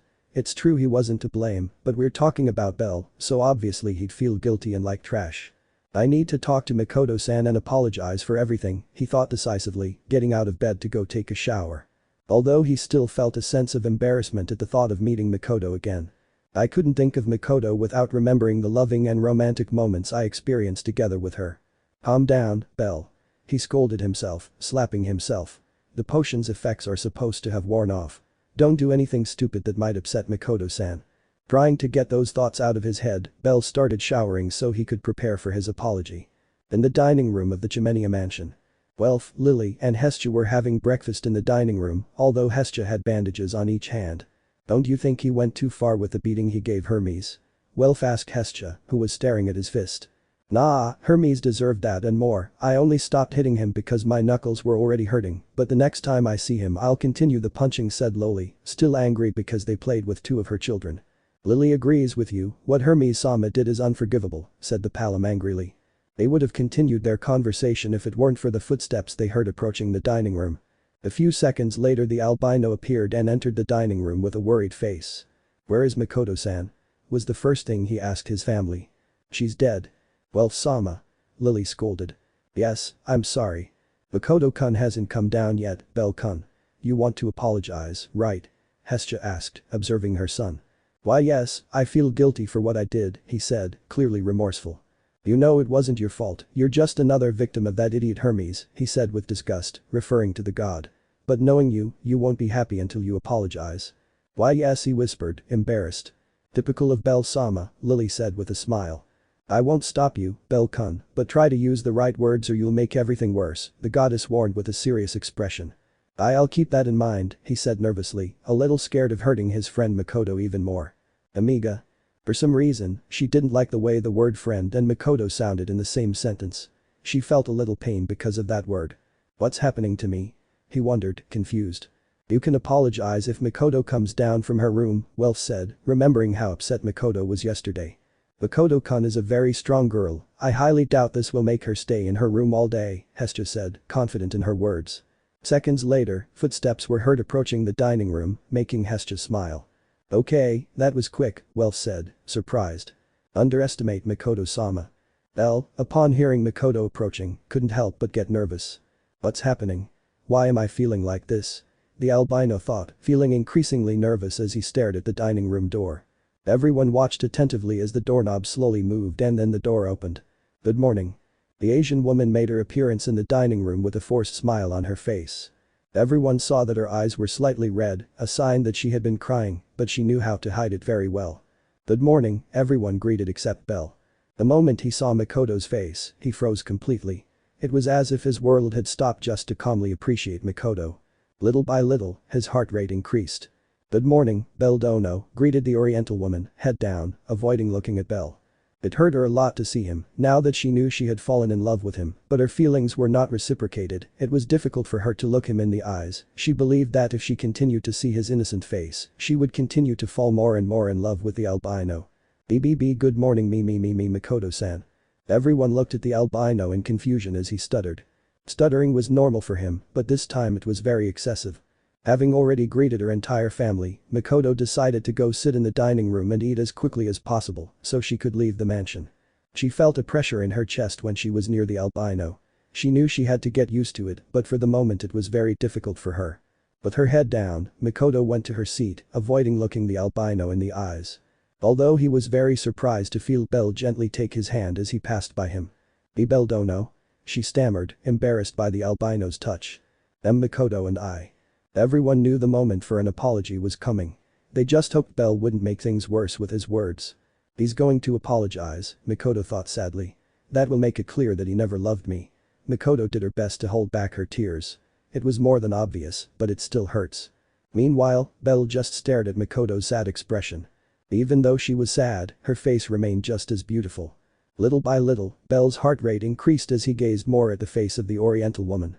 Her cheeks grew hotter and hotter the longer she continued to hold Mikoto's soft hand. What's happening to me? He thought, filled with panic, not knowing why he felt this way when he saw Mikoto. This feeling was very different from when I looked at Ais.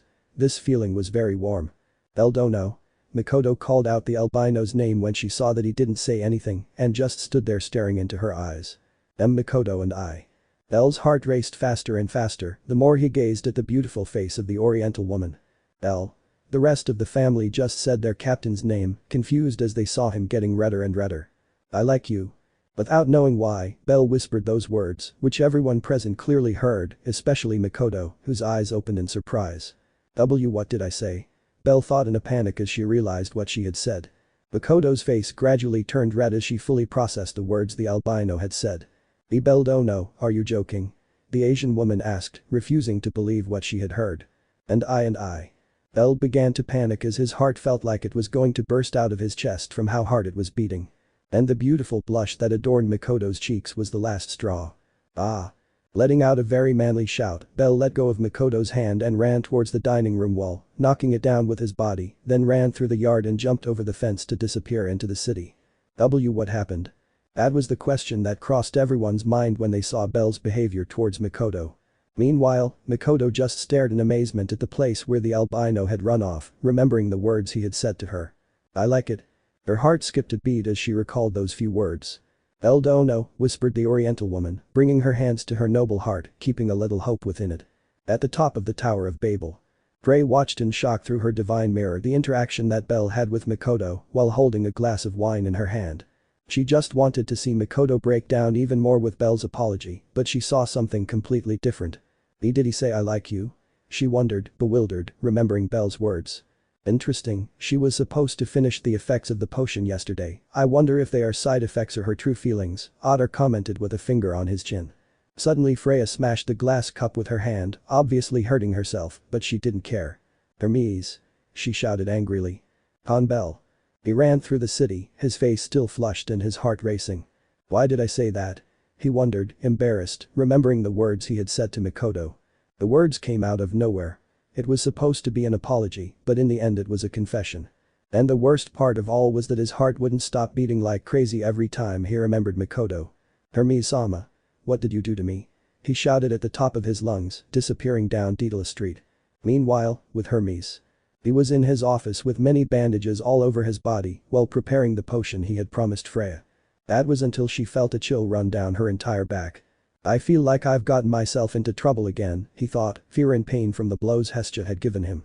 I think I'll send Asfi on vacation outside of Arario. Not wanting to take any risks, Hermes began to think about where to send his children because of a possible outburst of anger from Freya. If anyone was going to receive Freya's wrath, it had to be him and no one else. I just hope it's all just my paranoia, she thought with a nervous smile, turning her attention back to the potion. A new chapter in Belle and Mikoto's love life had begun. End of chapter. Doubts. So, since this morning I've started to feel strange when I'm with her. I thought it was because of the potion, but those effects have already ended. I understand. My heart races every time I see her, I don't understand it, a week ago she was a friend, and now I can't talk to her without blushing or stuttering. Interesting. Did I fall in love with her? But that's not possible, I was supposed to be in love with Asan. That makes sense. It's not that I mind falling in love with her, I mean Mikoto-san is very beautiful, and but what am I saying? I'm very confused, I don't really know what I feel anymore, what do you think Bet-san? Can I ask you a question? Sure. Go ahead. Why the hell are you telling me about your love life? It was night in the city of Arario where our little rabbit with mixed feelings was walking through the city streets. I didn't want to go to the mansion because I would panic again upon seeing Mikoto. So he decided to go for dinner at the first bar he came across. And surprisingly, Bet was in the bar drinking some beer, and Belle, seeing that there was no one else he knew, decided to go to bed and talk to him. Perhaps he could help him with something. And now we find ourselves in the current situation. I'm so sorry Bet-san, but I really wanted to talk to someone, he apologized, scared when he saw Bet's angry face. And what makes you think I'll help you with your love life? He asked curiously. Well, don't tell Welf, but I think you have a lot more experience in love than he does, I said, trying to reassure Bet. Well, you're not wrong about that, tomato, he laughed proudly. So you'll help me? I asked hopefully. Ha. No, he replied, taking a swig of his beer. Find another love advisor. Please, Bet-san. Help me, I don't know who else to turn to. She pleaded, clasping her hands together.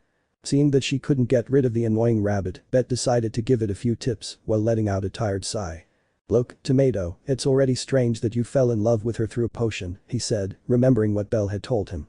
That makes the love you feel for that girl even less believable. Belle felt a slight pressure in his chest upon hearing those words. Was he still under the effects of the potion?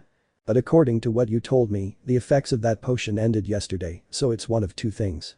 Either they're side effects or you really fell in love with her, he explained while ordering another beer. But how will I know if these are side effects or my true feelings? He asked, confused. And what about what I felt for Asan?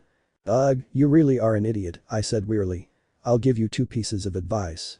First, even though I dislike the idea, go and talk to Ace. If you spend time with her, you'll discover if your feelings are still the same or if they've changed. Good advice, he said, while writing in a notebook. Idiot, don't write them down. Another good piece of advice, he said, writing it down as well. Second, I don't know who created that potion, but you should meet with him and ask him everything about it, including if it had any side effects, and then hit him really hard because he used you, he finished advising with a fierce smile. Gee, I can't do that. Don't be an idiot, tomato. You have to make yourself respected. If you keep acting like that stupid person, you'll be everyone's plaything. That's one of the reasons why I hate you. You're too submissive, he said with disgust. Belle just lowered his head in disapproval. He knew Bet was right, but he couldn't behave like that with others. DSK, I don't even know why I'm giving you advice, he grumbled, standing up and paying the waitress for the beer. I'm just wasting my time talking to you. Bet started walking towards the exit, but Belle's voice stopped him. Bet-san. He just turned to look at him with a sour expression. Thank you very much, she said with a friendly smile. DSK whatever. And with those last words, Bet left the bar, leaving Belle alone with many existential doubts.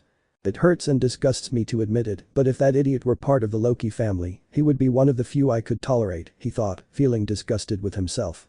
Meanwhile, with Belle. Asan, Mikoto-san, and Hermes-sama, I need to have a conversation with each of them to be sure of my feelings, he thought decisively. The conversation with Bet had really motivated him, although at times it brought his morale down abruptly. It's getting late, I think I'll go back to the mansion, she thought as she paid for her juice and left the bar.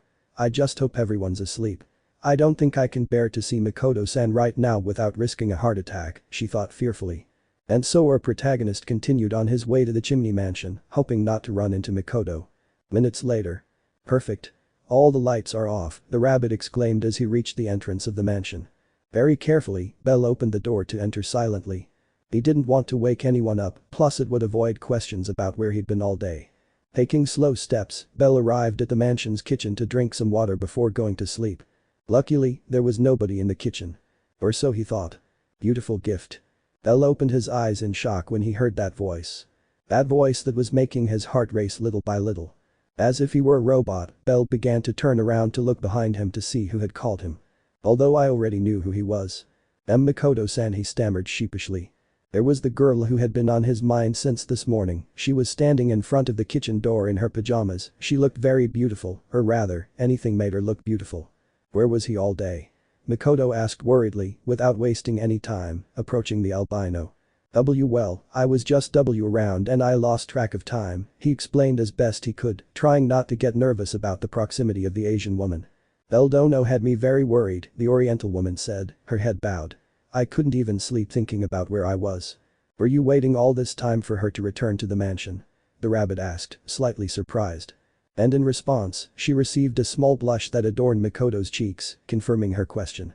I couldn't help it, he left suddenly and didn't come back, she quickly excused herself, trying to hide her blush. Besides, he was by my side all week and not having him around all day felt really lonely. The blush on both their faces became more and more noticeable as the conversation progressed. Bell was even surprised that he hadn't had a heart attack yet because of how fast his heart was beating. I'm so sorry if I worried you, it wasn't my intention, the rabbit apologized regretfully. I just wanted to go out and think about a few things. Certain things, the Oriental woman whispered, recalling what had happened that morning. After that, they both remained in an awkward silence, staring at the ground. Each one with their heart about to burst out of their chest. What's wrong with me? My heart keeps beating fast whenever I'm near Mikoto-san, thought the rabbit, glancing sideways at the Oriental girl who was still blushing, making her look even cuter. Beldono. Upon hearing his name from Mikoto's lips, Bell raised his gaze to look at her. About this morning while Mikoto spoke she played with a lock of hair with a shy attitude. Oh no. What he told me, I like him. Was it true? She finished her question, looking at the albino full of hope. She didn't care about becoming the enemy of all the women who were in love with Bell. She just wanted her newly discovered feelings to be reciprocated by the albino. The life by Bell's side as her partner was definitely something that would be wonderful, something that a week ago wouldn't have even crossed her mind. As the seconds passed the albino became much more nervous under Mikoto's watchful gaze. Beldono. Before Mikoto could finish speaking, Bell did what any good coward would do. Flee. I'm sorry Mikoto, but I have to sleep. In the blink of an eye, Bell ran as fast as his level allowed out of the kitchen, leaving a bewildered Oriental woman alone. As our albino ran at full speed towards his room, feeling like a coward. Or rather, he was a coward. Greetings. I even swear I heard his grandfather's voice with a tone of disappointment. I'm a disgrace to my species. She screamed mentally, locking herself in her room. Meanwhile, Mikoto was left alone in the kitchen, still processing what had just happened. Seconds after processing everything, she puffed out her cheeks a little angrily. Beldono, you fool, he said, crossing his arms. I think he's still reeling from the shock of being under the potion's effects. Mikoto remembered the words the albino had said to her that morning before disappearing. Those words gave her hope of being reciprocated. Unconsciously, a beautiful smile formed on her lips. Well, I wouldn't mind waiting a little while for her answer, she thought, blushing. After that she drank some water and then returned to her room to rest while thinking about the albino who had made her fall in love. Meanwhile, in another part of Arario. Precisely at the headquarters of the Hermes family. We found ourselves in a very well-organized office, although there were many papers on the main desk and among them was Asfi with a tired face. What was wrong with Hermes-sama? He kept insisting all day that I take a vacation outside of Arario, the girl thought, puzzled. His god was very strange, always asking him to help him with one of his evil plans. But this time it was different. He asked, or rather begged, her to take an indefinite vacation away from Arario. Something didn't add up in all of this. What has Hermes-sama done? He thought with intrigue. After that thought, he looked at the large pile of documents on his desk, causing him to let out a tired sigh. Although I think it's not a bad idea to take that vacation, after all no. I'm talking about Hermes-sama, he surely has some stupid plan that he can't carry out with me around, she thought, not trusting Hermes. God had given her many reasons not to trust him. Talk. Asfi was pulled from her thoughts by the sound of a knock on her office door. How strange. I think everyone at headquarters is already asleep except for Hermes-sama, who's in his room making things, she thought, confused. Talk. I'm coming. Still confused, Asfi stood up to see who the mysterious visitor was. If you are Hermes-sama, with some of your jokes I swear I'll hit you, Asfi threatened, opening the door hoping it was her god. But it wasn't him. A hooded person stood in front of her. She couldn't see their face, but from the shape of their body, she knew it was a woman. But behind her was someone who truly surprised her and made her tremble. Vivana Freya, she stammered upon seeing the vice captain of the most powerful family in Arario. At that moment the mysterious person removed the hood from their head, revealing their identity. Freya-sama, she whispered in surprise, looking at the beautiful goddess in front of her who had a sweet smile, a smile that conveyed fear to her. Hello Asfi-chan. And goodbye. End of chapter. More problems for Hermes. It can't be. I only looked away for a second. We find ourselves in the streets of Arario where a certain traveling god ran as fast as he could to the Tower of Babel, specifically to its top floor. This morning when she went to her captain's office to insist again that she take her vacation, she got a big surprise. She wasn't there and nowhere at headquarters. He immediately concluded that Freya was the culprit and his suspicions were confirmed when he saw a note on Asfi's desk. If you want to get your captain back safe and sound, come to the Tower of Babel. Depending on what you say, she will live or die. 8. That's what the damn note said.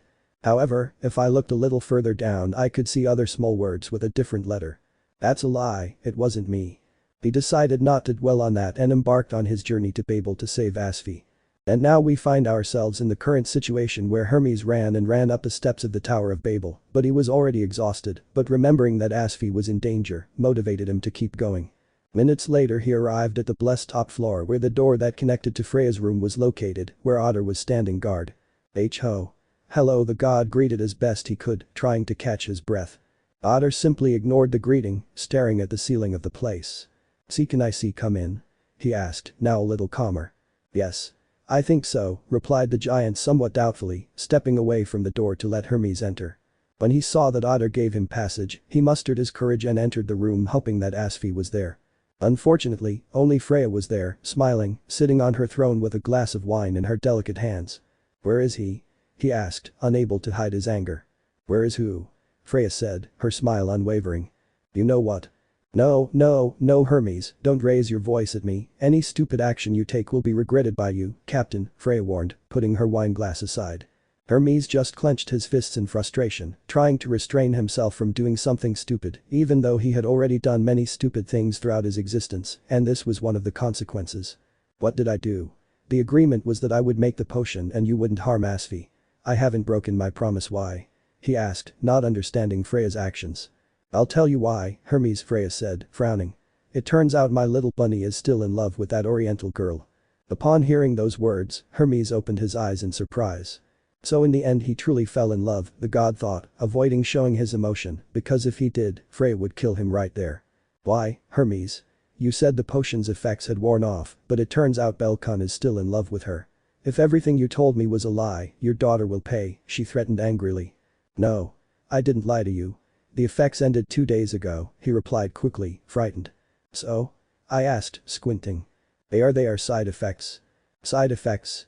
Exactly, if the person who drank the potion already had feelings for the other person, even if they were very slight, when those effects ended they would truly fall in love with that person, he explained, making Freya look surprised. That means.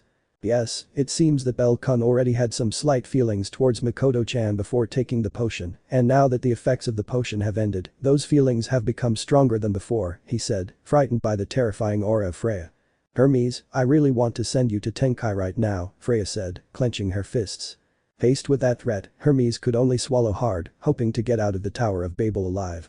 The only reason I'm not doing it is because you're going to make that love potion for me, Freya said, standing up and walking towards Hermes. But maybe I can get my revenge on Asfi-chan. No.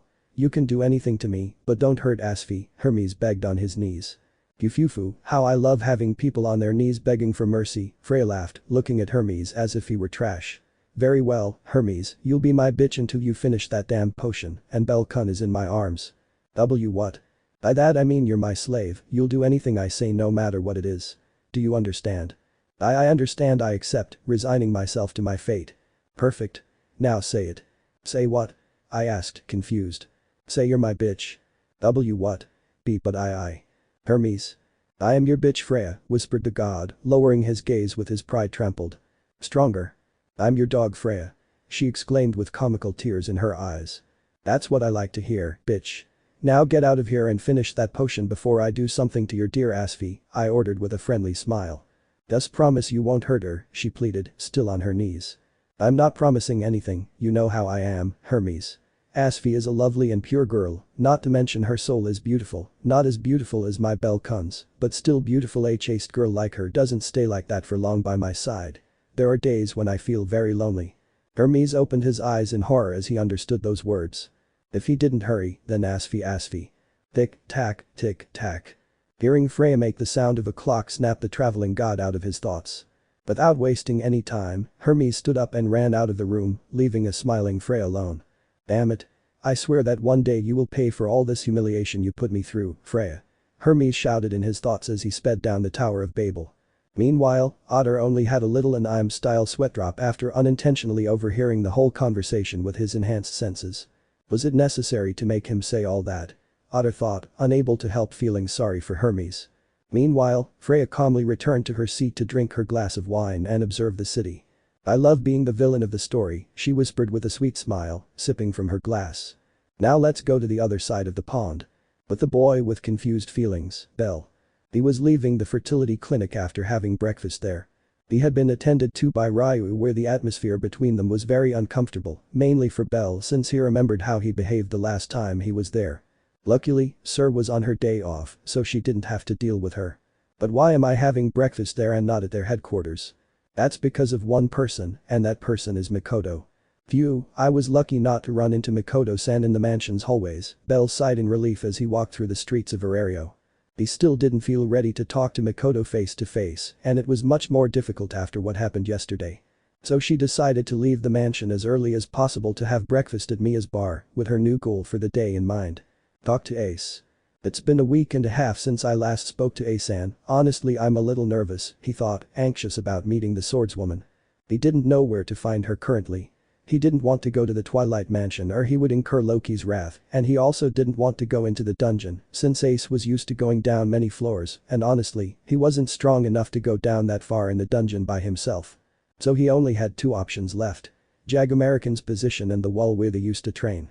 I have nothing to lose by trying, I just hope she's in one of those places, he thought hopefully. As he walked, he could see a cloud of dust approaching him at great speed. But upon closer inspection, I can identify who was responsible. Hermes-sama. Why is he running? He wondered, puzzled, watching the god approach. Ah. Hermes ran past Belle without paying attention to him while he shouted, or was he crying? Moving further and further away from the albino until he disappeared again. That's strange, I wonder what happened to him, he thought, confused. I don't think today is a good time to talk to Hermes-sama. I'll do it tomorrow. Putting aside his thoughts about Hermes, he continued his walk towards the wall, hoping only to be lucky and find Ace there. Ace-san, the albino whispered as he reached the wall and saw the swordswoman sitting while eating Jagamerican. His expression, as always, was stoic as he gazed at the sky. He was surely thinking about how to become stronger. But the most important thing at this moment was Belle's heart. What was he feeling? I don't know if I'm nervous about seeing Ace-san or because I haven't spoken to her in a long time, the albino thought, feeling his heartbeat a little faster. Although I noticed that it didn't compare when he looked at Makoto, there it seemed like his heart was going to jump out of his chest. I can't draw any conclusions until I talk to her, he thought, patting his cheeks. Ace-san, here I come. And gathering his courage, Belle went to where Ace was to have their long-awaited talk to understand her feelings. A discussion that will have to wait for the next chapter because the author got lazy. End of chapter. Rejection. We find ourselves within the enormous walls of Arario where a nervous Belle was approaching Ace, who was on the ground happily eating Jagamerican and seemed not to have noticed the albino's presence. But Ace and the rabbit called to the swordswoman. Upon hearing his name, he raised his gaze, confused, meeting the nervous stare of the albino. Hello, the rabbit greeted nervously. They stared at each other for about 5 seconds until Ace lowered her gaze and continued eating Jagamerican. Did she ignore me? Belle wondered mentally, surprised. Ace-san. This time Ace didn't even bother to look up, she just focused on her Jag-American which she stopped eating since Belle appeared. "Ace-san, are you angry?" the albino asked, frightened. "Angry?" Ace whispered, staring intently at her Jag-American. "Why should I be angry? Just because you stood me up at the wall and stopped coming to training." She continued, whispering, this time looking at Belle. "Yes, she's angry," I thought with an anime-style sweat drop. "Wait, you kept coming to the wall every day?" I asked in surprise. "Yes," she replied, looking down. "I thought something bad had happened to you." Now Belle felt very guilty for having missed training without telling Ace, although technically it was all Hermes' fault. "I am so sorry," he apologized, bowing down remorsefully. "I'm so sorry I worried you." "Belle, you idiot," he whispered, angrily eating his Jag-American. "Are you here to train?" "Yes," he replied somewhat doubtfully. His plan was to talk to Ace to find out if he was still in love with her, but a little training with her wouldn't hurt. "Yes, a little training." A small smile formed on Ace's lips when she saw that Belle had accepted. "That's good, that way you'll catch up on all the time you were gone," he said, standing up as he drew his sword from its sheath. "Wait. I just remembered I didn't bring my armor and dagger." "Don't worry, this training will be to improve your endurance." "Endurance? If resistance?" "Ace-san, can we rest?" he asked in pain, trying to stand up but always falling to his knees. "Why? It hasn't even been 10 minutes, I asked, puzzled. I'm sorry but I can't take it anymore," he whispered in pain. Ace-san applied much more force to the blows, he thought, frightened. "I knew it, his stamina has dropped after so long without training, I have to be stricter," she thought, determined that Belle would improve as an adventurer. "Ace-san, I don't know what you're thinking, but please, let's rest," she asked fearfully, seeing the determined face of the blonde who, for some reason, did not inspire confidence in her. "But I want to train you," she whispered dejectedly, although immediately a spotlight held by the mini Ace appeared on her head. He slowly placed his sword back in its sheath and sat down on the ground where he patted his legs. "Ace-san. Come on, you need to rest," she whispered with a small smile, wishing Belle was on her lap. Belle's face turned slightly red upon hearing Ace's words. I wanted to accept. It had been a long time since I'd rested my head on the blonde's lap, but… The image of a smiling Mikoto flashed through his mind, making all thoughts of being on Ace's lap disappear. "I can't accept, I would be betraying Mikoto-san," thought the albino who without realizing it had just rejected being on Ace's lap for Mikoto. "Belle?" Ace whispered, confused when she saw that Belle wasn't approaching her like a puppy like the previous times. I'm sorry Ace-san B, but I can't rest on your legs," the albino apologized without a hint of doubt in him. Ace opened her eyes, slightly surprised to see that Belle rejected the lap pillow that was going to give her something that hadn't happened a few weeks ago. "He leaves for a few weeks and comes back like a rebel," thought Mini Ace angrily. "We didn't put his leash on properly." The swordswoman quickly stood up and drew her sword from its sheath again. "Then stand up and fight like a man," he said with a serious face. "Take out your dagger and fight."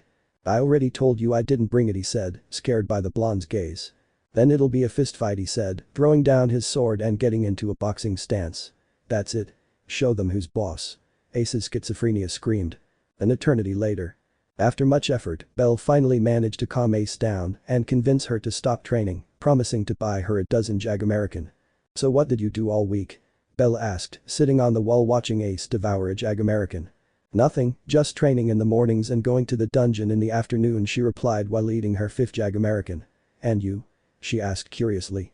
Well, these days were pretty crazy," he replied, embarrassed, remembering when he was under the effects of the potion. It was a miracle that Ace didn't see him in that state. "Crazy? I don't understand," he said, tilting his head slightly. Previously Belle would have blushed at Ace's action, but this time he felt nothing in particular. "How to say this?" the albino whispered, thinking about how to explain his situation to Ace. "Have you ever been in love?" he asked, curious but also embarrassed by the question. Ace was surprised by the albino's question, although her expression showed nothing. "In love?" Ace whispered, entering the deepest part of his mind. "Ace-san." The image of a smiling Belle saying her name was the first thing that came to her mind when she thought about a crush. "No," replied the swordswoman, looking away. "Was that a statement?" the albino asked, confused. "No, I don't know," was her short reply. "It's obvious you love him, you idiot." Ace's internal tumor shouted. "What are you getting at?" she asked curiously. Well, I think I love," as someone confessed, a blushing rabbit, looking at the blonde. Ace's heart skipped a beat at the albino's sudden words. "You love someone?" she whispered in amazement. For some strange reason, Ace's heart was racing faster and faster as she looked at the albino's shy face. A small pink tint appeared on Ace's cheeks. Could it be, she thought with a feeling of happiness in her chest. "Are you in love?" Why yes, or so I think, he said shyly. Who is it? He asked, trying not to show his excitement. It's very difficult for me to say it, he said sadly. It's us. Shouted Ace's mini schizophrenic tumor. While Ace was talking to herself, Belle was lost in his thoughts. I'm with Ace-san, but my heart beats normally when I'm by her side, but when I think of Mikoto-san I'm no longer in love with Ace-san, he thought in surprise. He loves us. Mini Ace kept shouting, jumping from side to side. Meanwhile, the original Ace just looked at Belle with a small smile. Belle, I called, making him look up. Tell me who it is, he asked with a smile. Belle looked at Ace with a blush, but not because of her, but because he was thinking about Mikoto. Oh okay, I agreed, trying to calm my breathing. Here he comes. Shouted Mini Ace, sitting on a sofa while eating popcorn. Me too. The real Ace just sat in her place anxiously awaiting the confession. She took it for granted that she was the girl. I'm in love with Mikoto-san. Confessed the albino, his face turning bright red. Our name is Ace, not Mikoto, said Mini Ace, not understanding why she got her name wrong. It's because it's not us this time, the older Ace said, remembering the name of that oriental girl. What? The tumor cried out in disbelief. No. Disappointment, betrayal. While Mini Ace complained over and over again, things continued to develop in the real world. Belle, still blushing, stared at Ace, who had returned to her usual stoic expression. Makoto. Yes, of Mikoto-san. The eastern one. Herself. The one with black hair. Exactly. Who fights with a sword. It's right. And it's suicidal. Indeed. After Ace had asked all her questions, she turned her gaze back to the bustling city of Arario. I understand, I finally know how it feels, Ace thought, taking a deep breath. This is what it feels like to be rejected. Ace-san. Elle, I'm sorry to say I can't do more to help than wish you luck, she said, turning to look at the albino. You know how bad I am at being sociable and with feelings. Ace was an expert at hiding her emotions, and this moment was not going to be an exception. Although he was finding it a little difficult. Why yes, I was able to figure it out during all this time, he said with a nervous smile. I was just looking for some advice. I'm really confused about all of this. Confused? Why? She asked curiously. It's complicated, but you could say I'm in love with her because of someone else, he said, remembering Hermes' stupid smile.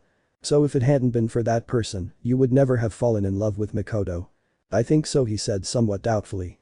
Who is it? I asked, squinting. Tell me who it is, now. Well, it was Hermes-sama, he said, frightened by Ace's gaze. Hermes, he whispered, gripping his sword. I think it's time that God returned to Tenkai. After all, he doesn't contribute anything good to this story. He thought with hatred, and surprisingly, it wasn't directed at the monsters. Meanwhile, with Hermes. He was in the basement of his headquarters in front of a large pot, and in his hands he held a large spoon. He was preparing the greatest love potion that would ever exist on Earth. Frog eyes, he said, throwing the ingredient into the pot. Goliath's tear, a small droplet fell into the pot, causing a slight explosion. 3 drops of aphrodisiac. When the 3 drops fell, a lot of heart-shaped smoke came out. And the secret ingredient, Minotaur poop. With all the main ingredients in the pot, he began to mix with the enormous spoon. I'm sorry, Belle, but I have to save Asfi, he thought remorsefully.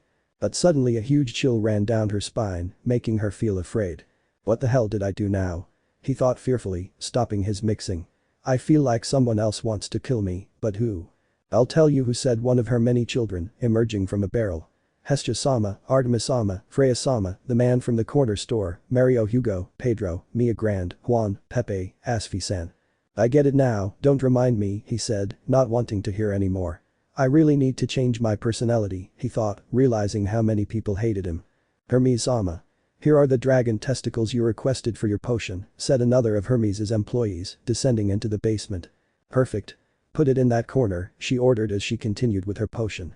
The most powerful love potion ever created was about to be finished. Back with Belle and Ace. Thank you so much for your words, Ace-san. You really helped me a lot. Belle said gratefully, bowing. You're welcome. Although I didn't say anything, he said with a bad taste in his mouth. I promise that when I sort all this out, I'll come back to the wall to train with you, the rabbit promised with a small smile.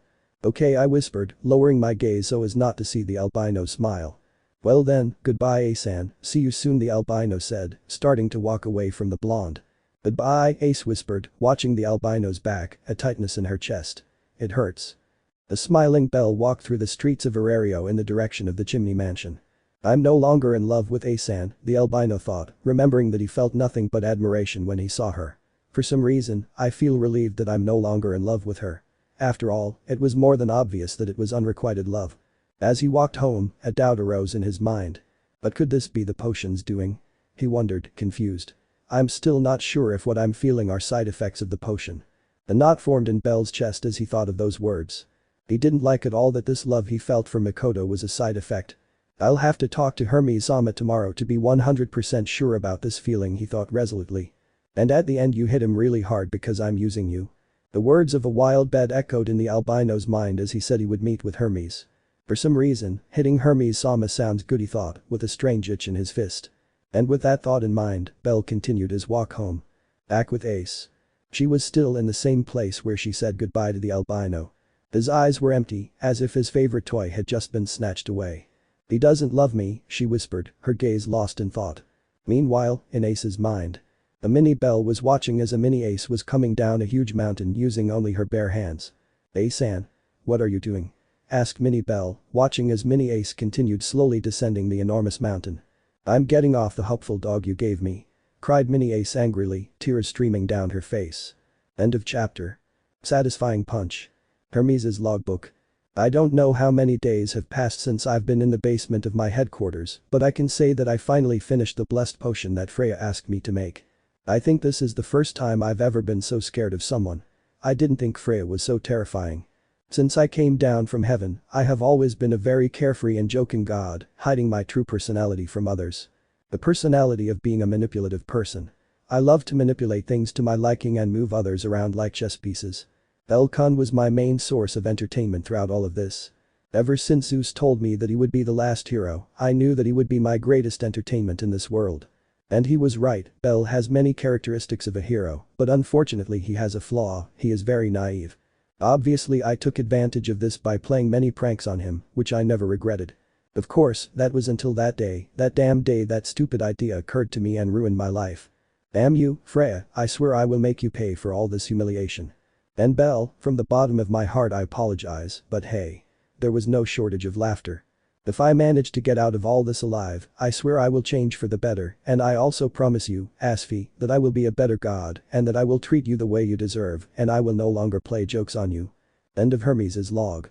We find ourselves in the basement of the Hermes family headquarters where the god was in a corner with a depressed aura around him, putting away his notebook in which he had just written. Sitting in the corner thinking how stupid I was, he whispered, making circles with his finger on the ground. Freya's potion had finished a few minutes ago. It was a very intense red color, it almost looked like the bottle was on fire. But Hermes did not dare to leave his headquarters and hand it over to Freya. He felt that he would get into more trouble if he continued with all this. But I have to save Asfi, he thought in frustration, imagining how his lovely captain would feel in the hands of that hexwell predator. And I don't even know if that stuff is drinkable. Hermes turned his gaze to the potion, which still had the same intense red color. What if Bell becomes a psychopath? That potion is too strong to still be a love potion, I thought, fearing that something bad might happen to Bell from drinking it. A hexwell predator. The image of Bell harassing and inappropriately touching the women of Arario crossed Hermes' mind, just like a depraved individual completely ruining his reputation. The last thing Hermes wanted was for Bell to ruin his image, although of course, many of his jokes cause Bell to somewhat damage his image.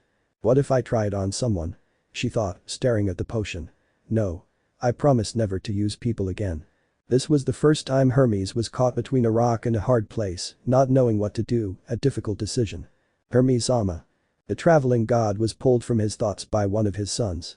What's wrong? He asked dejectedly. Bellcranel is in the meeting room at our headquarters, he wants to see you, the boy reported. Hermes only opened his eyes slightly surprised by the news. Bellcun? He said, confused.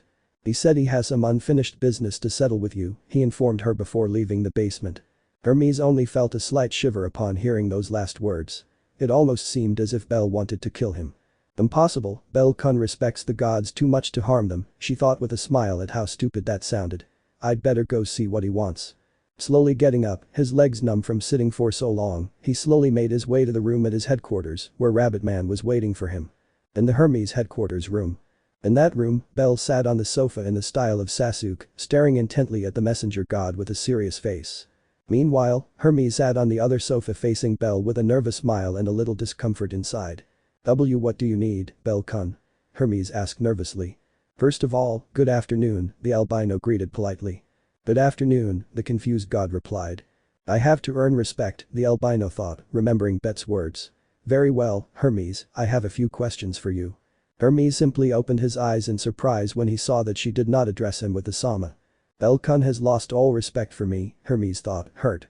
What are those questions? Why? Why did you use me as a guinea pig for your potion? He asked, slightly angry. Why are you a rabbit? You know, guinea pig ha ha ha ha ha ha. Hermes' laughter faded as he saw Belle's angry expression. I just wanted to entertain myself with something, he confessed, looking down. Entertaining yourself? You think it's funny to have played with my feelings and Mikoto-san's? You thought it was funny? He shouted angrily. I'm sorry, he apologized, sounding scared. What would have happened if instead of Mikoto-san I had seen Welf? Or a minotaur? Or even worse, Kami-sama? Wait, do you consider falling in love with Hestia worse than falling in love with a minotaur? He asked, puzzled. That's not the point, Hermes. The point is that you used me and Mikoto-san for your games. I would have tolerated it if it had only been me, but it was Mikoto-san too. She cried because of you. He shouted, hitting the table with his hands. But my balls, Hermes. What you did is unforgivable. I shouted, raising my voice and attracting the attention of the other family members. What happened to Belle-kun? He's very violent. Hermes mentally screamed in fear. Seeing that he had become agitated, Belle decided to let out a big sigh to try to relax, calmly sitting back down on the sofa. But I also thank you, Hermes, the albino said, causing the god to look up. Thanks to your stupid games, I fell in love with a girl as beautiful and special as Mikoto-san. Without a doubt, that was the best thing that ever happened to me, thanks to that stupid potion, he added with a small smile, remembering Mikoto.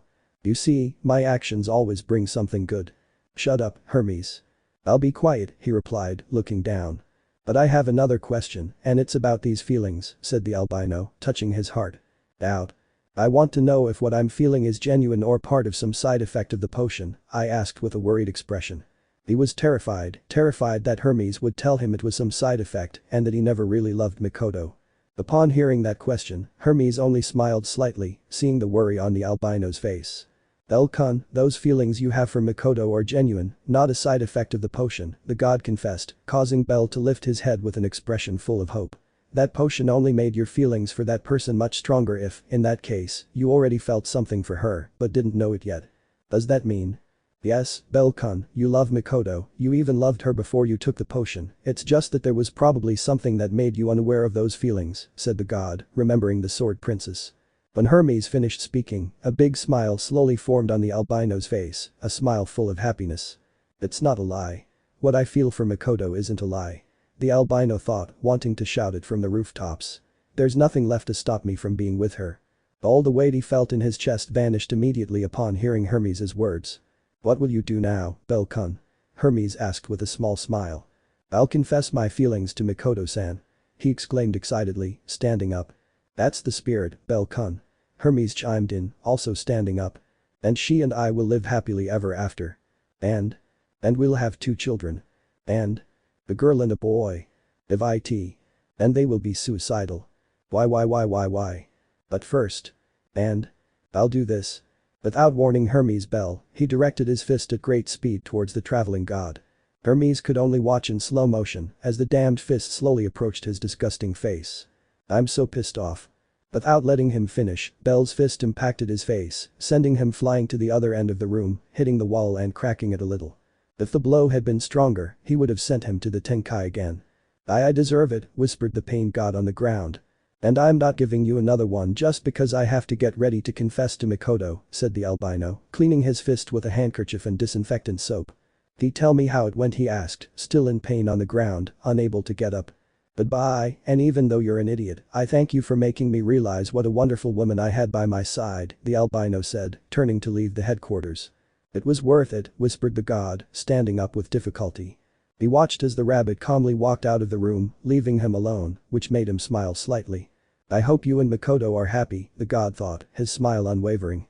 Although it immediately disappeared upon remembering Freya's wicked smile. Damn, it's true. Freya's still here. He thought, frightened. While outside the Hermes headquarters, Bell stood observing the sky with a calm expression. Of course, that was until he fell to the ground and his expression changed to one of panic. What have I done? I hit a god. He screamed, mentally distraught. I'm going to hell for this. That was it, he was doomed and nothing and no one could save him, or so he believed. How could I have hit Hermes? although I must admit it felt pretty good, he thought, getting to his feet again. But what I've done is unforgivable, father. Forgive me, I didn't know what I was doing well, I did know, but I had to do it, he thought, agitated, as he started walking toward his home. I have to ask Kami-sama for advice to atone for my sins. If I don't, I won't be able to live in peace with myself. Kami-sama, I trust in you. And with those thoughts in mind, Bell continued his journey towards the chimney mansion. Meanwhile, on the opposite side from where Bell was walking, the sword princess was heading towards Hermes' headquarters with a pistol in her hand. I had business to settle with him. What do I do? I'm going to that headquarters, but I don't even know what to do, Ace thought, confused. Don't worry, give me the reins, I know what to do, said Ace's internal bacteria with a confident smile. Are you sure? You've never taken over my personality, Ace thought, not very convinced. Don't worry, I know what I'm doing, said little Ace confidently. Okay, I agreed, still not entirely sure about it. Perfect. But the satanic pact now over, Ace stopped abruptly, staggering slightly as if she were about to faint. That lasted only about 3 seconds until she regained her composure, opening her eyes with a different expression on her face. Let's go, I whispered with a small smile. With Hermes. He was already in the basement of his headquarters putting ice on his cheek. That's it, I'm never using Bell-kun again, he thought, hurting. He never thought Bell would raise his fist against him, but he did, and boy did he hold back. I truly wish Bell-kun the best, but that crazy Freya is lurking, I thought uncomfortably. If I don't do what she says, she'll hurt ass fear me. A dry fake laugh escaped Hermes as he said that. Everyone wants to hurt me. What's next? The sword princess wanting to kill me? He thought with amusement. His grace was short-lived as he heard the main door of his headquarters kick down, accompanied by a very familiar female scream. Hermes. Hey, yeah, the god thought as he recognized the voice of the sword princess. Meanwhile, with Ace. She was already inside the headquarters looking for the god with an angry expression. Hermes. Get out of there, you bastard. The children of Hermes only hid when they saw the furious princess with a sword. I will never forgive you for what you have done. I shouted, searching every corner of the place. Come on Hermes. What are you waiting for? Fight me. He shouted, drawing his sword. He's in the basement. Shouted one of Hermes' sons, terrified that he would harm them. Ace just glanced briefly at the guy before looking at the door that connected to the basement. Without waiting another second, Ace headed to the basement, knocking down the door and going down to the place. The other children of Hermes only felt pity, but it was their life or the life of their god. Ah. Hermes' heart-rending scream was the last thing they heard that afternoon. I had no choice. Shouted the one who betrayed him, tears streaming down his face. You could say it was karma for Hermes. End of chapter. A date. We found ourselves in the streets of Arario where a certain albino, who is a magnet for trouble, was walking towards his home. He had left Hermes' headquarters just a few minutes before, after punching him. In his little heart he was already beginning to feel bad for having hit him, but his evil side told him that what he did was okay. I think I'll control myself better next time, he thought, embarrassed. Oh well, whatever. Downplaying the matter, Bell continued his walk to his headquarters with his new objective in mind. Invite Mikoto on a date. It's not difficult at all, Bell. When you were under the effects of the potion, you did this like it was an everyday thing, just relax, the albino thought, encouraging himself. But imagining the beautiful Mikoto and her beautiful figure made him start to stutter without even speaking. Damn it. Grandpa never gave me any advice on this. Every time I try to remember any decent advice from him, only the stuff about how to get a woman into bed comes to mind, he thought, embarrassed, remembering those tips. And remember Belle, if you ever take an oriental woman to bed, make love to her romantically, they like it that way, mainly with foreplay, Zeus advised with a perverted smile. Grandpa, I asked you about the elves, not the oriental ones, the little boy complained. Wait. I didn't say that, the confused albino thought. Or did I? Lost in his thoughts, he didn't realize that he had already arrived at the chimney mansion. Well, let's go, he thought, giving a big sigh and entering the mansion. I just hoped Mikoto would be there, otherwise all the motivation she has right now will be gone later. He slowly opened the mansion door and began walking through the hallways looking for Mikoto. It didn't seem like he was there. Kitchen, dining room, the surrounding rooms, but he wasn't there. Maybe he's in the living room, the albino thought, heading there. Unfortunately, he wasn't there, but someone else was. Hestia. Kami-sama, the albino thought, observing his goddess who was deeply engrossed in writing something on some papers on the sofa, probably something related to the guild. I think it's a good time to confess my sins. Bell knocked twice on the door to get his goddess's attention. Bell-kun. Hestia exclaimed, a little startled by the sudden call.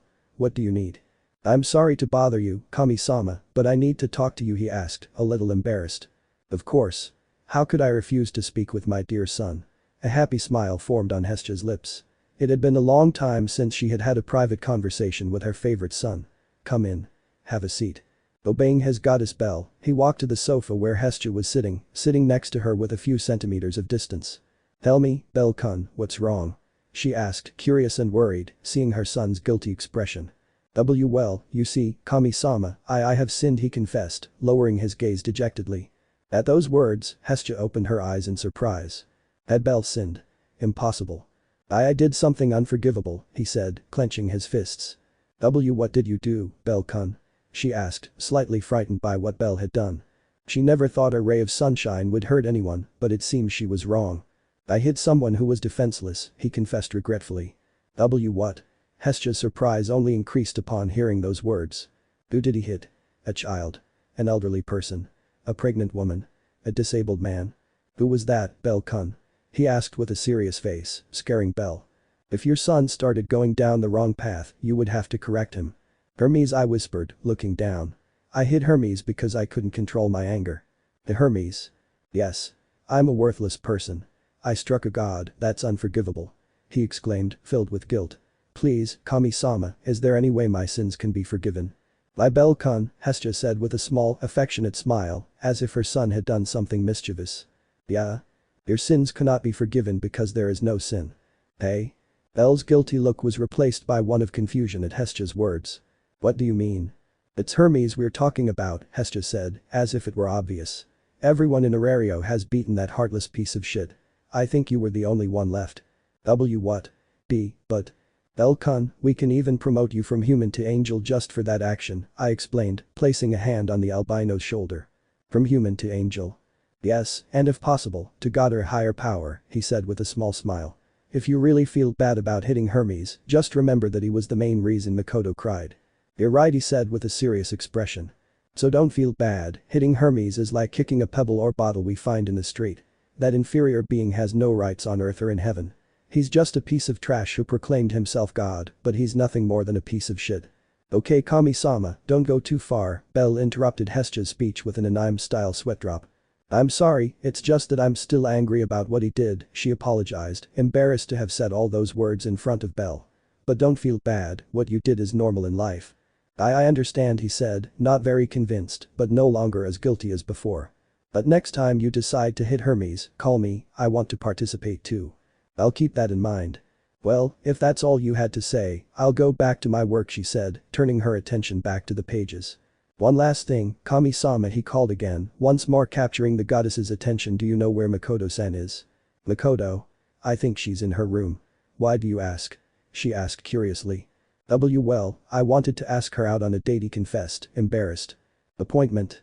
Hestia felt a small pang in her heart upon hearing those words. So you're still in love with her, Hestia thought, observing a blushing Belle. It seems his feelings are genuine this time. I just hope she agrees to go out with me. I'm more than sure she'll agree to go out with you, she said with a small, resigned smile. Now go, and I wish you luck on your date. Thank you so much, Kami-sama. She said with a big smile. I'll see you later. And with great emotion, Belle stood up and left the room, leaving a dejected Hestia alone. I wonder how many other women he's broken. Hestia thought with a sad smile. If Belle-kun reincarnates, I'll make sure he falls in love with me. And with that thought in mind, Hestia continued with her work. With Belle. He excitedly headed to the Oriental girl's room to ask her for their long-awaited date. He had already planned everything he would do on that date. The only thing missing was Mikoto's acceptance. Knock, knock. Once he was in front of the room, he knocked twice, waiting for Mikoto to open the door. His heart was beating rapidly at the sight of the beautiful face of the Oriental woman, which he had not seen since that morning. Go. Her beautiful voice could be heard from the other side of the door, making Belle smile like a lovesick fool.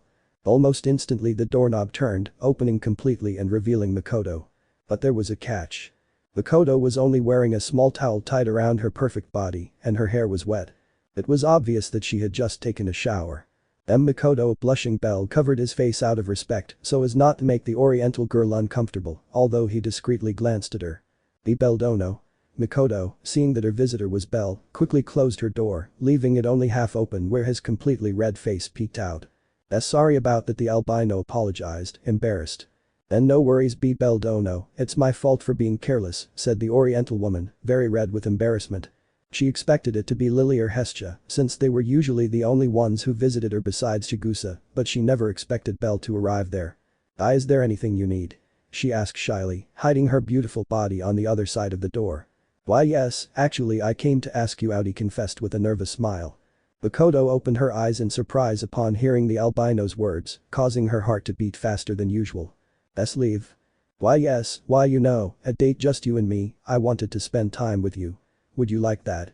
he asked, a little afraid that she would refuse. "I'd love to." But it was quite the opposite. Makoto accepted without hesitation and without bothering to show her excitement to the albino, which slightly surprised him. "When would the date be?" Makoto asked excitedly, a slight blush rising to her cheeks. "Would you like it tomorrow?" "Yes. Tomorrow is perfect, I agree," still filled with happiness. "So we'll leave the mansion tomorrow at 8 o'clock," I informed with a small, shy smile. "Understood, I will eagerly await our date," and with those last words Makoto closed her door, leaving the albino alone in front of her. "Yes." The albino mentally celebrated Mikoto's acceptance. "She agreed to go out with me." "Yes." Mikoto exclaimed from the other side of the door. "He asked me out," she thought, touching her chest with a warm, happy feeling inside her. "I can't wait for tomorrow." With great excitement, Mikoto went to her closet to find something to wear for tomorrow. "I definitely had to impress Belle. I don't want to get my hopes up, but I can't help it." She didn't know it, but something inside her told her that tomorrow would be an unforgettable day. "I have to ask Chigusa Dono for help." And with those words, Mikoto began to get dressed with the intention of going to find her friend to help her with her date. Meanwhile, with the albino. He was already inside his room with a silly smile on his face. He had to admit it, if Hermes hadn't made that potion, he surely wouldn't have realized those hidden feelings he had for Mikoto. So technically, the reason for her happiness was thanks to him. But he still deserved that blow, he thought, remembering Hermes' motives, which were just for fun. Leaving aside the fool Hermes Belle, he began to think of more places to take Mikoto to make it an unforgettable day for her. "That's right," I exclaimed, remembering something very important that I had forgotten. He quickly went to one of the drawers where he kept the song he had written for Mikoto with Welf's help. "This will be the perfect ending to our date," he thought with a smile, looking at the song lyrics. "Mikoto-san, you will definitely become my girlfriend tomorrow," he thought resolutely. It's a shame that a certain goddess of beauty has other plans for this couple. End of chapter. Plan underway. We found ourselves in the dark streets of Arario, which were only illuminated by the dim light of the streetlights. Despite it being nighttime, there were still a good number of people strolling around, mostly coming out of the bars completely drunk. Among all those people walked a badly wounded Hermes, his entire body bandaged, carrying a small potion in his hand. "What happened to him? She looks like a mummy. Someone must have beaten him up. Justice." These were the comments of people as they looked at the badly wounded Hermes. Meanwhile, Hermes simply ignored people's comments and continued on his way in one direction only. The very top of the Tower of Babel where Freya was located. "Finally, I'm going to get rid of this damned potion, Freya will finally hand Asfi over to me and I'll go back to my normal life again," the god thought with a mad grin. The beating Ace gave him didn't leave him mentally well. "I should have kept quiet," he thought bitterly, remembering his stupid comment. Flashback. Why? Hermes asked, wincing in a corner of his basement. "I think you should already know that," Ace replied with a blank expression. "It's because of Belle, right?" Hermes spoke again, as if he could. At those words, Ace just frowned angrily. "I hope this teaches you a lesson," Ace warned, turning to leave the basement. But Hermes, instead of remaining silent, decided to speak. "You know, I just gave them both a little push, they did the rest on their own. It's not my fault you've always been such an expressionless person," Hermes said, trying to stand up. "What did you want? For Belle to magically figure out how you felt about him without even giving him a hint or anything?" Ace stopped abruptly upon hearing that. "I just helped him stop looking at the same photo and start looking at the rest of the photos in the album," she continued, managing to stand up. "You understand, he wasn't going to wait for you forever. Sooner or later he was going to get tired of trying to achieve something with you." I finished speaking, hoping for a response from the Sword Princess. But all he received was silence, a deathly silence in the basement. "Ace? Huh?" At that moment Hermes realized that he would have been better off keeping quiet. And he became even more frightened when he saw Ace approaching him again. Wait, it can still be fixed," he stammered, watching her get closer and closer. I can make a potion to make him notice you, or a potion to make him forget Mikoto, or even better, a potion where Belle falls in love with both of you. Potions are very useful, besides saving lives." Well, let's see if your potions are going to save you from the beating I'm going to give you, Ais said, cracking her knuckles. Mom. End of flashback. The rest of that afternoon is history, and now Hermes' appearance was the result of that conversation. I hope things will go back to normal when Asfi comes back to me, I thought with a small smile. Now that I think about it. From his pocket Hermes took out a small bag full of Valis. When Asfi returns, I'll take her out to dinner at a bar as an apology, he thought with a smile, eyeing the bag. This will be the beginning of my redemption. But Hermes froze when he felt something sharp and pointed touch his back. Good evening, a hoarse voice greeted from behind Hermes. Good evening, I greeted fearfully. I think you already know it, right? He asked, extending his hand. Some time later. Hermes was already standing in front of the enormous Tower of Babel with an empty expression. I don't know if it's worth surviving anymore, he thought, dejected after being robbed. Luckily, they didn't take the potion. With relief, he looked at the small bottle wrapped in a cloth in his hand. His day wasn't getting any better. First Belle punched him, then the sword princess almost killed him, and now he was the victim of a robbery. All that's left is for Freya to threaten him again, and he'll end the day as one of the worst of his life. I really want to get rid of this. The best thing to do is go to Freya and finish this once and for all, he thought as he entered the enormous tower. Freya. She was sitting on her elegant sofa with a glass of wine in her hand and a smile on her face. Belle, he whispered, observing the albino through the divine mirror. The rabbit was already getting ready for sleep, but not before going into the bathroom to take a shower, much to Freya's delight. Yes, Belle, take off your shirt, now your pants, he thought, biting his lip as he watched Belle begin to shower. That little friend down there has to be used, and who better than me to break it in? Freya, excited by seeing Belle take a shower, began to provocatively touch the most sensitive parts of her body. How I would love for your strong hands to touch my whole body, he whispered, bringing his hand to his crotch. Ah. Freya-sama, I'm still here. The voice of her strongest warrior, Otter, was heard behind her, making Freya jump in fright. Otter. I'd forgotten you were here, she thought, blushing slightly at what she'd been doing. Sorry, it's just that sometimes I let myself go or come back. Talk. The idiot is here. Freya exclaimed excitedly, as if she already knew Hermes was coming. I mean, open the door, Otter. As you command. Otter obediently approached, opening the door where Hermes could be seen entering with difficulty. Wow, Hermes, you look terrible, Freya commented, slightly surprised. What happened to you? What's it to you? What? I fell down the stairs, he replied, frightened. I thought so, she said, returning to her serene expression. And what brings you to my humble abode? Yes, humble, he whispered, observing the large number of top-quality items in the room. I've finished the potion. Freya's serene expression was replaced by a happy smile. Really? That's perfect, she said happily. With that potion, I'll have Belle in my arms and I won't need these anymore. Freya took a rubber harness that was in the room and threw it out the window. What? Hermes said, bewildered. Where is the potion? Here it is. Hermes took the small potion from his pocket, which was quickly snatched from his hands by Freya. Interesting, I whispered, observing the jar. Is it normal for it to be so red? To be honest, I don't even know if it's drinkable, he replied honestly. What?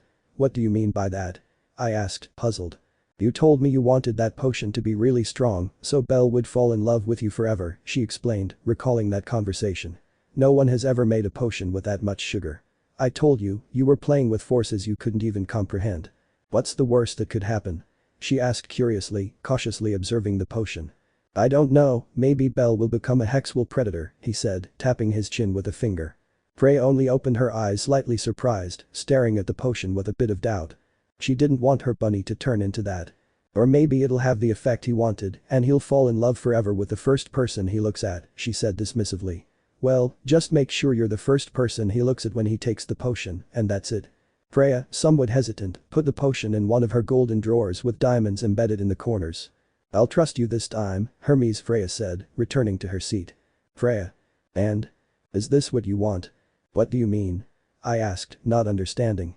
Having a soulless puppet by your side, because if that's the case, you already have one by your side, no offense, Otter. No problem, Otter said, not downplaying the issue. What are you trying to say with this? Asked the goddess Freya, looking at Hermes with a raised eyebrow. You know, as I understand it, you love Belle for his pure and unique soul. If you give him that potion, he'll lose all his charm, becoming a puppet who will only follow your orders to the letter, I explained without taking my eyes off Freya. Is that what you want? For the Belle you love to disappear? Mind your own business, Hermes, Freya said, slightly annoyed, turning her attention back to the city. As you wish, I've already done my part of the work, said Hermes, raising both hands in a sign of surrender. If you're finished, you can leave, Freya said without turning to look at him. First, I want you to give Asfi back to me, he reminded her, with no intention of leaving without Asfi. What are you talking about? I won't hand Asfi over to you until Belle is with me, the goddess said with a mocking smile. What? But that wasn't the deal. Hermes exclaimed, agitated. I'm sorry Hermes, but that's how things are. Otter, get him out of here, he ordered, taking a sip of wine. As you command. Wait. First give me back Asfi. I shouted angrily as Otter dragged me away. Freya. And that was the last thing the goddess heard before Otter left the room with Hermes, closing the door and leaving the goddess alone. And I don't even have one, Freya thought, refilling her wine glass.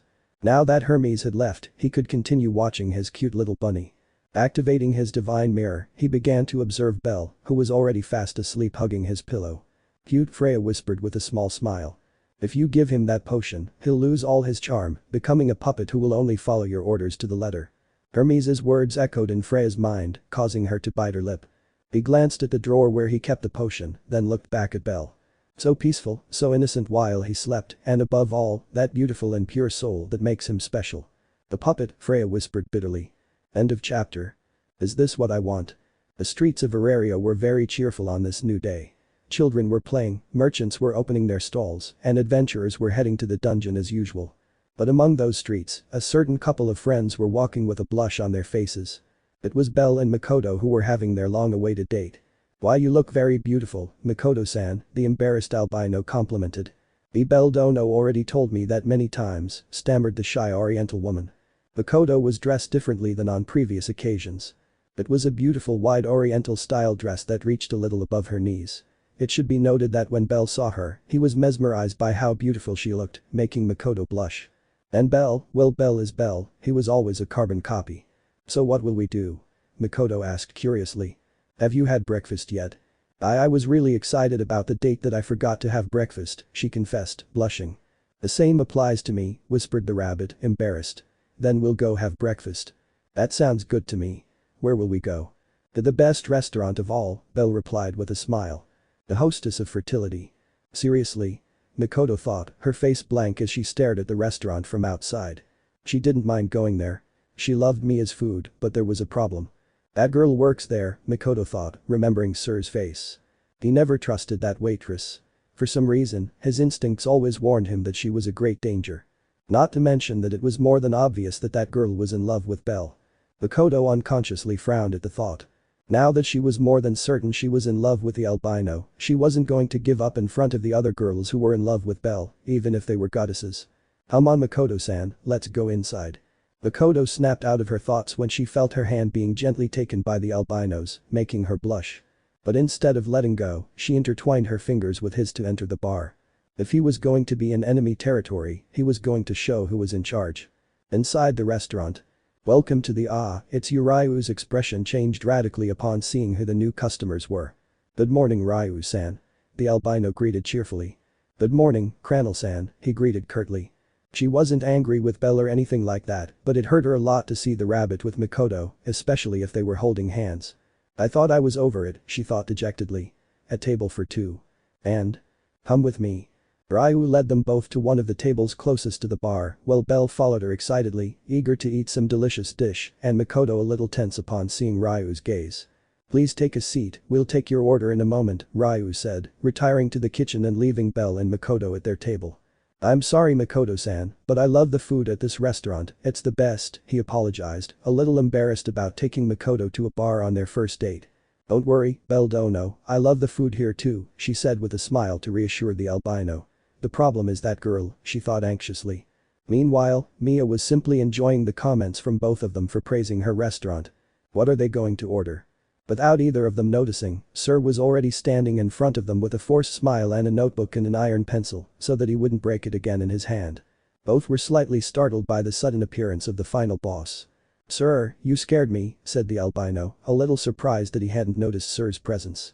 Yufu sorry, but lately I've been practicing stealth, he replied with an innocent smile. Can you tell me why, if you don't mind? Mikoto asked, a little scared. Why? Sir whispered, opening one of her eyes, which had been closed. Mikoto could see a faint violet glow coming from her eyes. "To kill my prey," I whispered, barely audible. Belle couldn't hear it, but Mikoto managed to hear it as if the message was directed only at her. "What? Didn't I hear correctly?" the albino asked, confused. "Because it always caught my attention, so I asked Ryu to teach me some of his moves," he replied with an innocent smile. "I understand, that's surprising." While they were both talking, Mikoto watched Sir with a serious expression. "I knew it, she's dangerous," he thought, clenching his hands under the table. "But this is strange, she doesn't have that adventurous air about her, so why am I afraid?" "Leaving that aside, what are you going to order?" I asked, ready to take notes. "I'd like some fried eggs with bacon," the hungry rabbit requested. "I'd like some pancakes," the Asian woman said, avoiding looking Sir in the eyes. "Understood, and to drink?" "The coffee, please," Mikoto whispered. "I'll have a pineapple juice and a filled donut for dessert," said the hungry rabbit. "The coffee, a pineapple juice, and a stuffed ace, I'll bring them right away," said Sir, finishing writing down her order and heading to the kitchen. While Belle remained smiling while waiting for the food, Mikoto was tense. "She's a danger," she thought nervously. Meanwhile in the kitchen. "What did you order?" asked Chloe, who was in charge of cooking that day. Sir didn't even deign to answer, he simply placed the paper near Chloe and left. "What's wrong with her now?" Chloe thought, puzzled, taking the paper and reading. "Wow. A filled donut. I haven't made one in years." While Chloe was getting excited about the dish, Sir walked far away from the kitchen until she was completely alone. "I think it's time to use it," he whispered, putting his hand in one of his pockets. Inside was the love potion that Hermes had given her the day before. "Once you take it, you'll be mine forever, Belle," she whispered with a love-struck smile. "What are you planning, Freya?" A sudden voice startled Sir, making her almost drop the flask of potion. "Mia? What are you doing here?" she asked, surprised, hiding the jar. "Don't change the subject, Freya," said the dwarf with a serious expression. "What do you have in your hands?" "I have nothing, Mia, just carry on with what you were doing," she replied, trying to maintain her composure. "Is that a love potion?" he asked, slowly approaching Freya. What? How do you know?" she asked, surprised. "I found out yesterday thanks to Hermes. He came to the bar for a few drinks, and when he was already drunk, he started complaining about the love potion you had him make and that you didn't want to give it to Asfi," he replied with an anime-style sweat drop as he remembered how Hermes cried for hours. "That stupid god can't even keep a secret. When all this is over, I'll send Alan to beat him up," he whispered hatefully. "Freya, do you really intend to give that potion to the child?" Mia asked with a disappointed expression. "So what? Are you going to try to stop me?" she asked, her eyes glowing violet. "I remind you that I am your goddess and I can easily give you an order not to interfere." "Are you threatening me?" Mia asked, releasing a bit of her power, causing Freya to tremble slightly. "Don't get too cocky, girl. I'm one of your few children who weren't bewitched by your charm and joined your family of my own free will." What do you want?" Freya asked, trying not to look scared. "I'm warning you, neither you nor anyone else will stop me from giving this potion to Belle." "You've really sunk low," Mia said, letting out a tired sigh. "In the end, that's what you are, a selfish and capricious goddess like all the other gods." "What? That boy, bellcranel, is the purest and most innocent person I've ever met," Mia said, remembering the day she met Belle. "I never thought there was someone so foolish as to risk their life for someone they don't even know, but that's him, a kind and sincere person who wouldn't hesitate to put himself in danger for someone else." What do you mean?" "You said it yourself, that boy possessed the most beautiful soul in this rotten world. He's unique and there probably won't be anyone like him for decades or centuries," she said, turning away and heading to the kitchen. "I suppose that bellcranel will die today and become just another one of Freya's puppets." And with those last words, Mia left the hallway, leaving a bewildered Freya alone. "Another Freya doll," he whispered, eyeing the potion in his hands. "No, I've come this far, I'm not going back." That's what she thought, but her heart was full of insecurities because of what Hermes and Mia had said. "I've always wanted him. Ever since he arrived in Arario, I fell in love with him, even when he was a nobody. Is it so wrong to want the person I love with me?" she thought, clutching the potion to her chest. "I couldn't get him fairly. I'll do anything to have him with me, even if it means playing dirty." With many insecurities inside her, Freya returned to the kitchen where Chloe was waiting for her with Belle and Makoto's orders. "Okay. Now I'm going to my room because Anya, that idiot, stained my dress," Chloe complained, leaving the kitchen and leaving Sir alone. She looked all around to make sure she was alone. "There's no going back now," I thought, taking out the potion and pouring all the reddish liquid into Belle's pineapple juice. It turned a deep red color until it released a large amount of heart-shaped smoke, then returned to its original color. "Once I have him, I have to make sure he's looking at me," she thought, picking up the trays with their food. Then I'll take him away from here and lock myself and him in the Tower of Babel. No one will be able to do anything unless they want to start a war with my family." With her whole plan in mind, Sir left the kitchen towards Belle and Makoto's table under Mia's watchful gaze. "Reconsider, Freya," she thought as she cleaned a glass.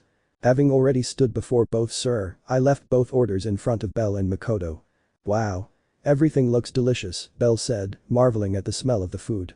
"Chloe always puts in a lot of effort to prepare the dishes for the customers, so I hope you enjoy it," Sir said with a small smile.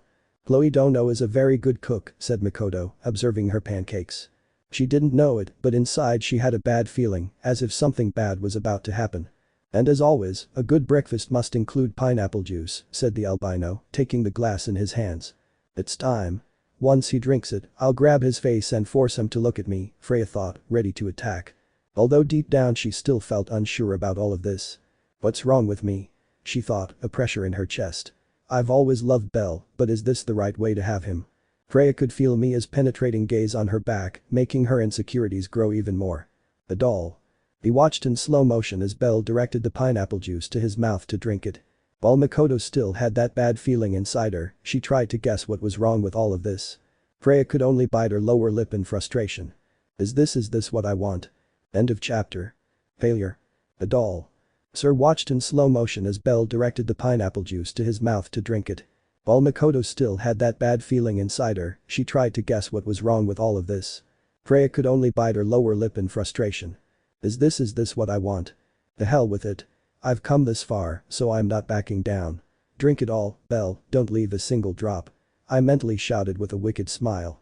Everything happened in slow motion. Makoto, with a worried expression, wondered what that bad feeling was. Sir, with a slight evil smile, prepared to take Belle's face so that he would look at her. And Belle, who was slowly bringing the glass of pineapple juice to his mouth. Once she tried it, there was no going back. Belle would be Freya's property forever and nothing and no one could prevent that. Just one small sip and it would all be over. Yes. Freya exclaimed as she watched Belle place the glass in his mouth and begin to drink. Or that was the intention.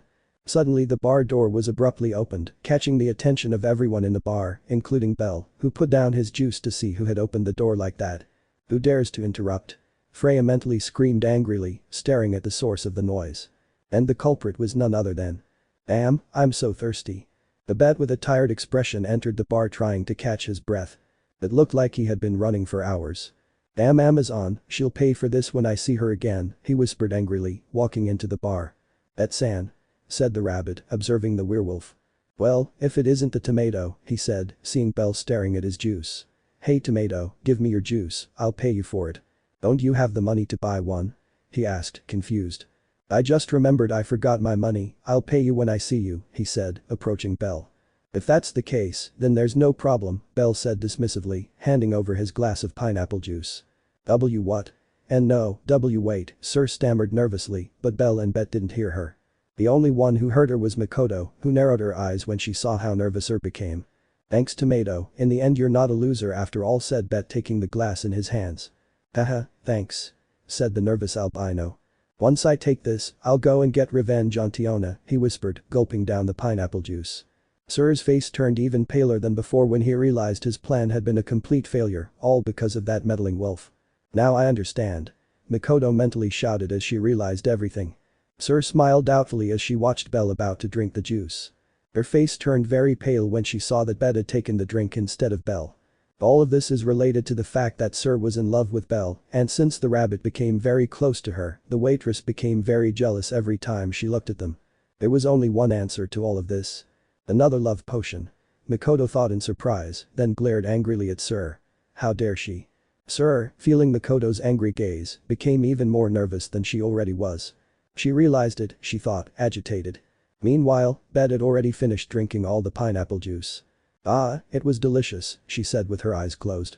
However, the moment he finished drinking the juice, he felt a strange discomfort throughout his body. Bet opened his eyes, confused by the discomfort. Without knowing that she was going to fall madly in love with the first person she looked into the eyes. W what? He whispered, bewildered.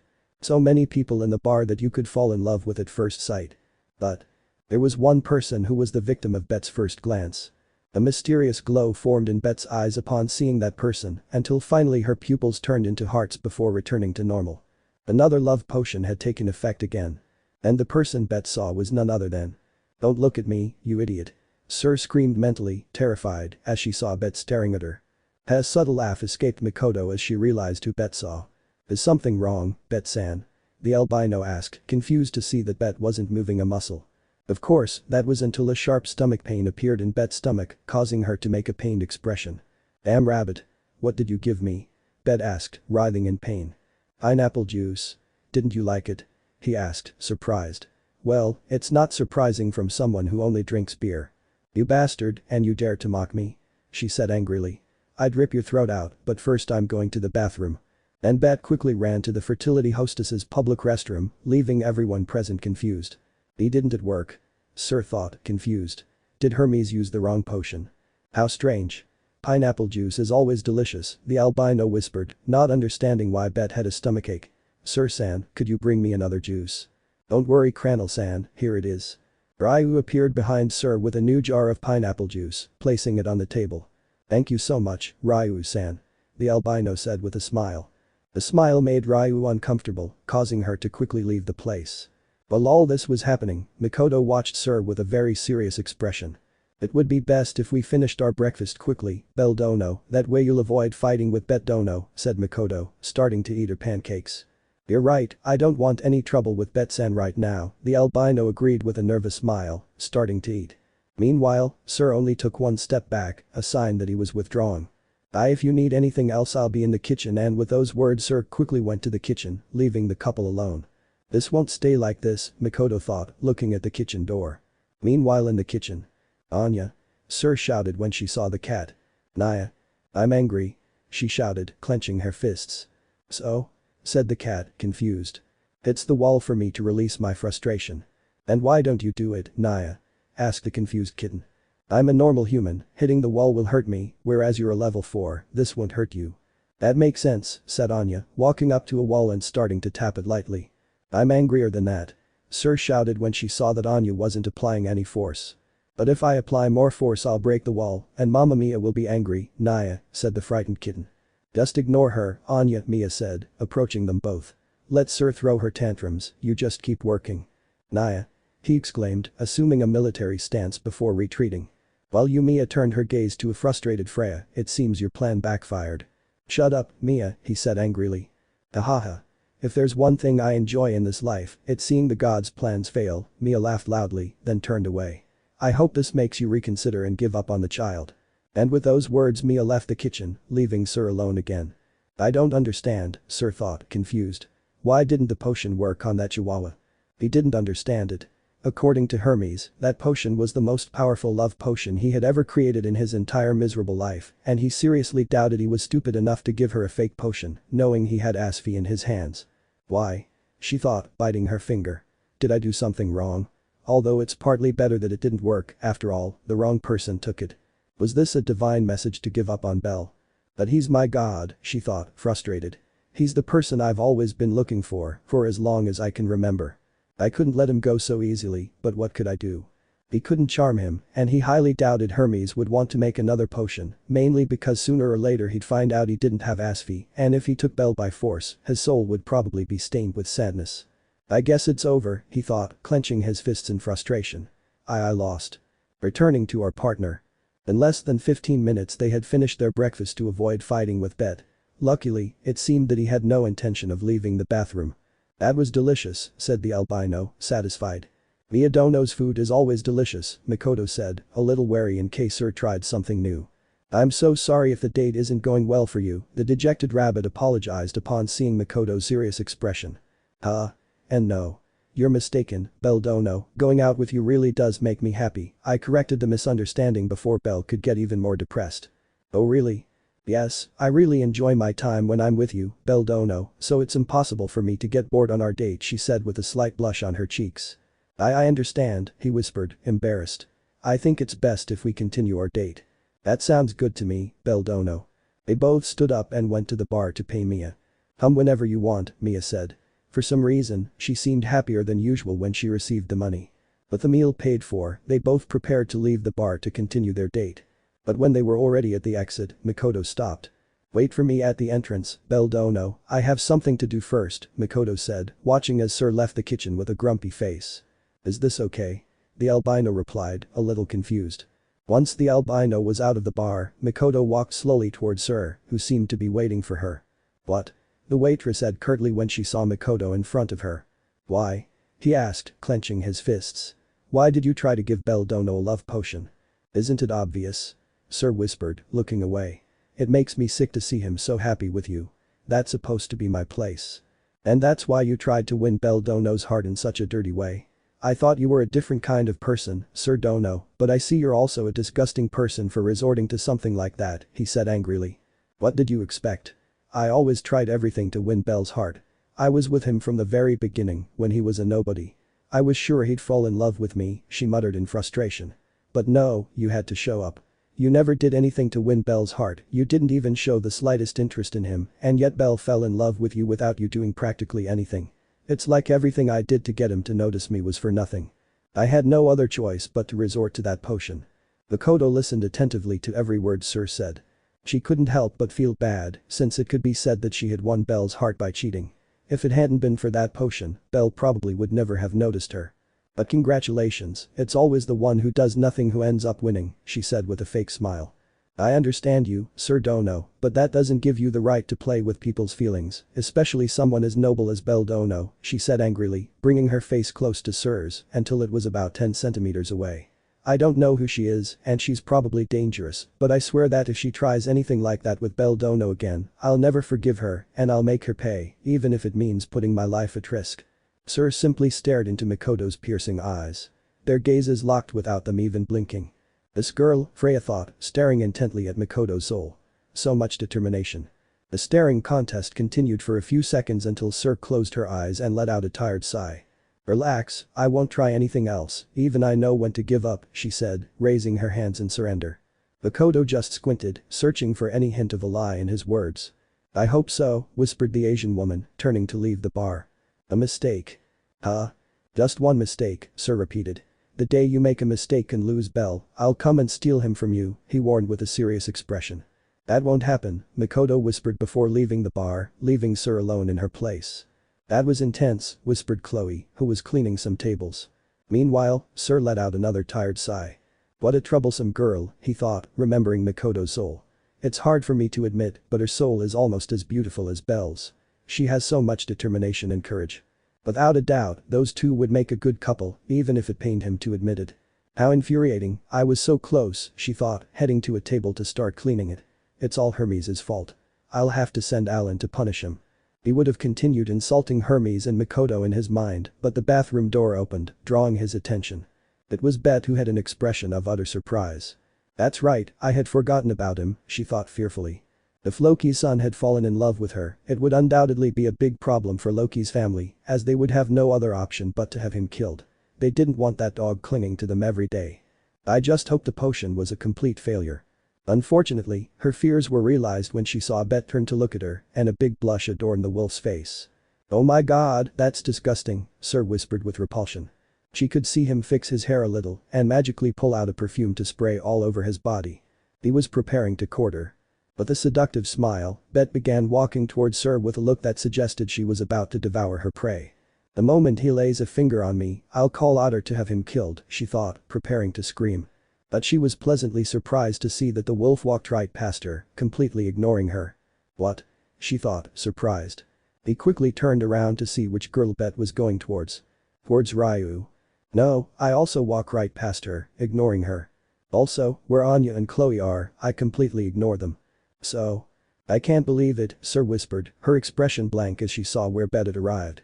Hello Mia, the wolf greeted the dwarf in a seductive tone as she was cleaning a few pans. What do you want, son of Loki? Mia asked, confused by the wolf's tone of voice. I'd like to ask you a question, he said, trying to take the dwarf's hand, but she quickly pulled it away. Speak quickly, I'm busy, she said, beginning to lose patience.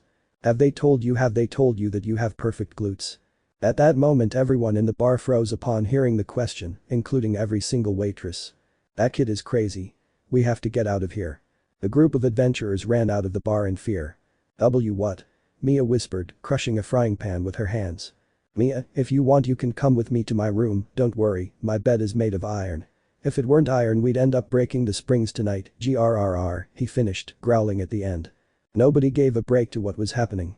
Didn't that guy fear death? That was the thought that was going through everyone's mind at that moment. Now I understand, Sir thought, surprised. Bet wasn't looking at me, he was looking at Mia who was behind me. Silence reigned in the place. Only the grinding of Mia's teeth could be heard. A sound that was frightening everyone present, except for one. Ha ha ha ha ha ha ha ha ha. Sir's loud laughter broke the silence of the entire place, this time drawing all eyes Mia. He who laughs last laughs best. You damn brat. Mia shouted angrily, slamming Bet's face against the bar. Ha ha ha. This is the best. In the end, something good happened to Freya on one of her worst days. End of chapter. I like you. After Mikoto had that little argument with Sir, she left the bar where Belle was waiting for her so they could continue their date. From that moment on, the date had no complications for either of them. It was very wonderful in Mikoto's eyes. Being next to Belle, the person she truly liked, delighted her. If it hadn't been for that potion, Mikoto would never have realized those hidden feelings she had for Belle. Before, I respected him, admired him, and also cared for him, but I never stopped to think if all those feelings were love. She didn't realize it until Belle started behaving in a loving way that she understood that deep down in her heart, she liked Belle. It was hard for her to admit it, but in the end she accepted the undeniable truth. She liked the sensual albino. At first, it was all just fantasy on Mikoto's part as she listened to every flirty word the albino said to her, making her sigh his name every night before falling asleep. But everything changed when that idiot Hermes attacked. The moment Hermes revealed the truth, Mikoto's world collapsed. Knowing that all the love shown to her by the person she liked was truly fake affected her a lot and brought her back down to earth. With so many beautiful girls in love with him, it was impossible for him to notice her. These were the constant words that Mikoto repeated in her mind when she remembered Belle. She had already accepted that being in a relationship with Belle was just a mere dream that would never happen. It hurt to accept it, but it was the reality. But to her great surprise, the next day Belle began to behave shyly towards her, to the point of running away. At first he thought it was embarrassment to remember all the things he did while under the effects of the potion. But when he said the words "I like you" before running away, that's when her mind switched off. He didn't understand it. The effects of the potion were supposed to have ended the day before, but there was Belle telling him that he liked him. She didn't want to do it, she really didn't want to, but she couldn't help it, she couldn't stop her heart from getting its hopes up again about being with Belle. First, she wanted to be sure her suspicions were true so she wouldn't be greatly disappointed again. But as time went on, his suspicions became more and more certain. Every time Belle spoke to her, he blushed deeply and became so shy that he would run away in the middle of conversations. That only made her put a determined expression on her beautiful face. If Belle felt even the tiniest bit of love for her, he wouldn't rest until he had completely won the rabbit's heart unless he fell in love with someone else. I wouldn't rest, even if it's the last thing I do in life. Here, Mikoto-san, this is for you, said the albino, embarrassed, handing her a necklace he had just bought for her. It was a silver necklace with a golden katana in the middle, which Mikoto loved. Thank you, Belle, Mikoto whispered with a small smile, forgetting to add the dono. And to think that she is now on a date with the person she loved, this couldn't be going better for the Oriental girl. I didn't want to admit it, but if it weren't for Hermes, none of this would have happened. Can you help me put it on? He asked, turning his back to the albino so he could help him put on the collar. Oh of course, he stammered, embarrassed, taking the necklace. Belle carefully reached behind Mikoto to slowly place the collar around her neck. A gentle breeze passed by where he was, carrying Mikoto's sweet scent to Belle, which he enjoyed. That smell is pleasant, thought the rabbit, embarrassed. After a few seconds, I finished putting the collar on Mikoto, who then turned around so Belle could see her. Thank you very much Belle, I really like you, she said with a small pink tint on her cheeks, although she thought the last part. Why you're welcome, I thought you'd like it so I didn't hesitate to buy it, the shy albino stammered. Nice, she thought with a small smile. Let's continue our date. Intertwining their fingers with Belle's, they both continued their date again, each with a blush on their face, but also with a smile of happiness. Hours and hours passed for our young couple who were having the time of their lives, visiting many places they loved and stopping at a food stall or two to eat something. They even went out of their way to play a prank on Hermes, which was a complete success, and both laughed heartily, except for Hermes, who was already fed up with all the people of Arario, who seemed to be against him. And so, amid laughter and jokes, the day of their date was almost coming to an end. Where are we going, Belle? Mikoto asked curiously, following the albino, obviously holding hands. I want to show you my favorite place in all of Arario, Belle replied, excited and a little nervous, since he planned to end the date in that place with a grand finale. Okay, Mikoto agreed, eager to see that place. The more they walked, the further they got from the houses and buildings, venturing into the wooded part of Arario. Makoto curiously surveyed all the surrounding trees, which were devoid of any nearby buildings. It was her first time in this part of Arario, and she grew increasingly anxious to know where they were going. After a few minutes, Belle stopped, causing Makoto to observe the place. We've arrived, said the albino, turning to look at Makoto with a smile. Ooh, said the Oriental woman in amazement. The place where they were was a beautiful, rather large meadow, with a stream running alongside it. The enormous lawn with a beautiful green color decorated the whole place, adorned with many flowers of different colors and accompanied by many butterflies that fluttered around. And we couldn't forget the large number of trees in the place, which were home to many birds that sang their beautiful song throughout the meadow. Without a doubt, a beautiful place. Belle, this is so beautiful, she whispered in amazement. I know, I found this place 2 weeks after arriving in Arario, she said, looking around the place nostalgically.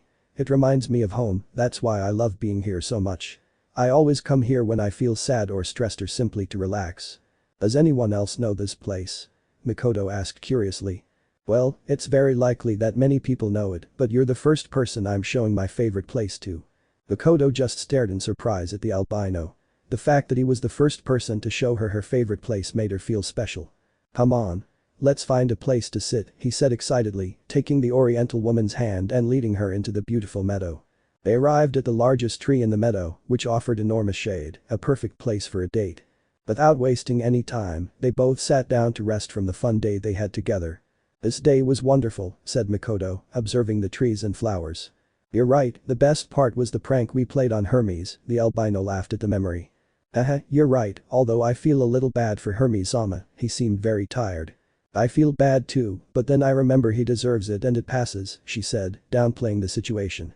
Now that I think about it, he still has to deal with Bet Dono. A small shiver ran down Belle's spine as he recalled what had happened that morning.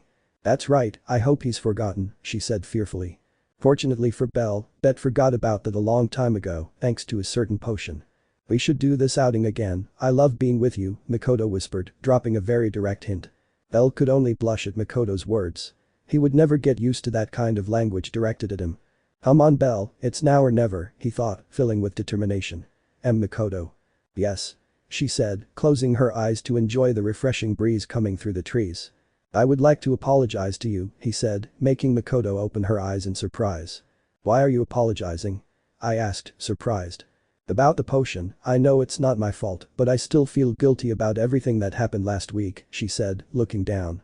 I'm so sorry I treated you so freely without your permission. Don't apologize, Belle, the Asian woman said with a smile.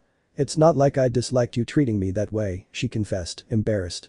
Me neither, even if I were under the effects of the potion, he said, trying to calm himself down to continue speaking. I was always very confused about what I felt for you. What you felt for me? She whispered, surprised. Yes, you know Mikoto-san, at first I thought what I felt for you was fake, I thought it was a product of the potion, but as time went on I realized that it wasn't like that. As the albino continued speaking, Mikoto watched him with a surprised expression and a slight pink blush on her cheeks. Every time I saw you, every time I spoke to you, my cheeks would burn and my heart would race, he confessed, embarrassed. That's when I understood. What I felt for you wasn't a side effect of the potion, and that was thanks to Hermes confirming it. You can't imagine the happiness I felt when I realized that what I felt was genuine. Makoto's blush and heartbeat increased more and more with each word the albino said, and increased even more when he took her hand and stared at her. Makoto, maybe what I felt for you at first was just the effect of that potion, but right now I can say with certainty that my feelings for you are real. Belle didn't know how he was managing not to stutter, but he was inwardly grateful to be controlling his nerves. Makoto, I like you a lot. I've realized I was a complete idiot for not noticing the wonderful woman who was always by my side, supporting me whenever I needed help. Makoto, you are a very beautiful and strong woman, you are very intelligent, even though you sometimes have suicidal thoughts. Makoto couldn't help but let out a weak laugh at Belle's comment. We're suicidal, she corrected, blushing. But each of those qualities is what made me fall in love with you, and now I can say with certainty that I like you a lot. Even the birdsong had stopped as if they were listening intently to every word the albino said. Makoto, will you be my girlfriend? He asked, embarrassed and nervous. I know I'm not the strongest or smartest guy in Arario, but I swear I'll do everything I can to make you happy by my side, even if it's difficult. Before Bell could continue his speech, he was silenced by one of Mikoto's fingers, which rested on his lips. I accept to be your girlfriend, Belle, she whispered, a beautiful smile adorned with a blush on her cheeks. It's what I've wanted ever since I realized I liked you. Hearing those words truly makes me happy. So then, the albino stammered, a feeling of happiness growing more and more in his chest. Yes, I like you too, Belle, I like you a lot, he whispered before connecting his lips with those of a surprised albino. Belle had no idea how much Mikoto wanted to kiss him, and today he could do so without any restrictions, without the need for potions and all that stuff. Bell simply closed his eyes to deepen the kiss, enjoying this new sensation in his life, savoring the lips of his now girlfriend and the only person he would ever love. Throughout Arario, the sound of something breaking into pieces could be heard. Many women didn't know why, but they had the feeling of having lost a battle. After a few more seconds, Bell and Mikoto broke apart from their first kiss, which they had thoroughly enjoyed while gazing into each other's eyes. Of course. And with those words, they joined their lips again in another loving kiss, much more intense than the previous one. The second kiss which demonstrated the great love they felt for each other. A love that not even the goddess of beauty could break. And after that kiss came another. And another. And another one. And another one. And another one. And another one. After a long kissing session, our new couple was still in the meadow, which was now illuminated by moonlight and many fireflies. Makoto was resting on Bell's shoulder while he rested his head on Makoto's, both holding hands and with a smile on their faces.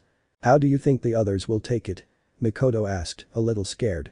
Don't worry, I'm sure Kami-sama and Lily will take it well, as will Welf, the albino replied with a silly grin on his face. That's right. Bell exclaimed, mentioning Welf. From one of his pockets, Bell took out a perfectly folded sheet of paper, catching Makoto's attention. What is that? She asked curiously. It's a song I wrote for you, Bell replied excitedly. Makoto couldn't help but smile when she saw Bell excited and happy that she had written him a song. Although for some reason he had a bad feeling about all of this. Bell. Yes. She said as she unfolded the sheet of paper to sing the song. Did you write it all by yourself? He asked, squinting. No, Welf helped me. Why do you ask? He asked, confused. Give me that sheet, he asked, extending his hand. Huh? But. Bell. Bell understood at that moment. That was Mikoto's first order as his girlfriend, so he had no choice but to accept. With great regret, Bell gave the sheet to Mikoto, who took it with curiosity. Let's see, whispered Mikoto, beginning to read the song. Bell just watched nervously as Mikoto's expression changed the more she read the song. Her expression changed to one of amusement, then confusion, and then she seemed angry. After a few minutes, Mikoto folded the sheet again while letting out a small laugh. Well? Bell asked with a nervous smile. Bell, Mikoto whispered, looking at the albino with a smile. You won't sing the song. But I even memorized it. Bell, I appreciate you writing me a song, it's very sweet of you, she said with a slight blush.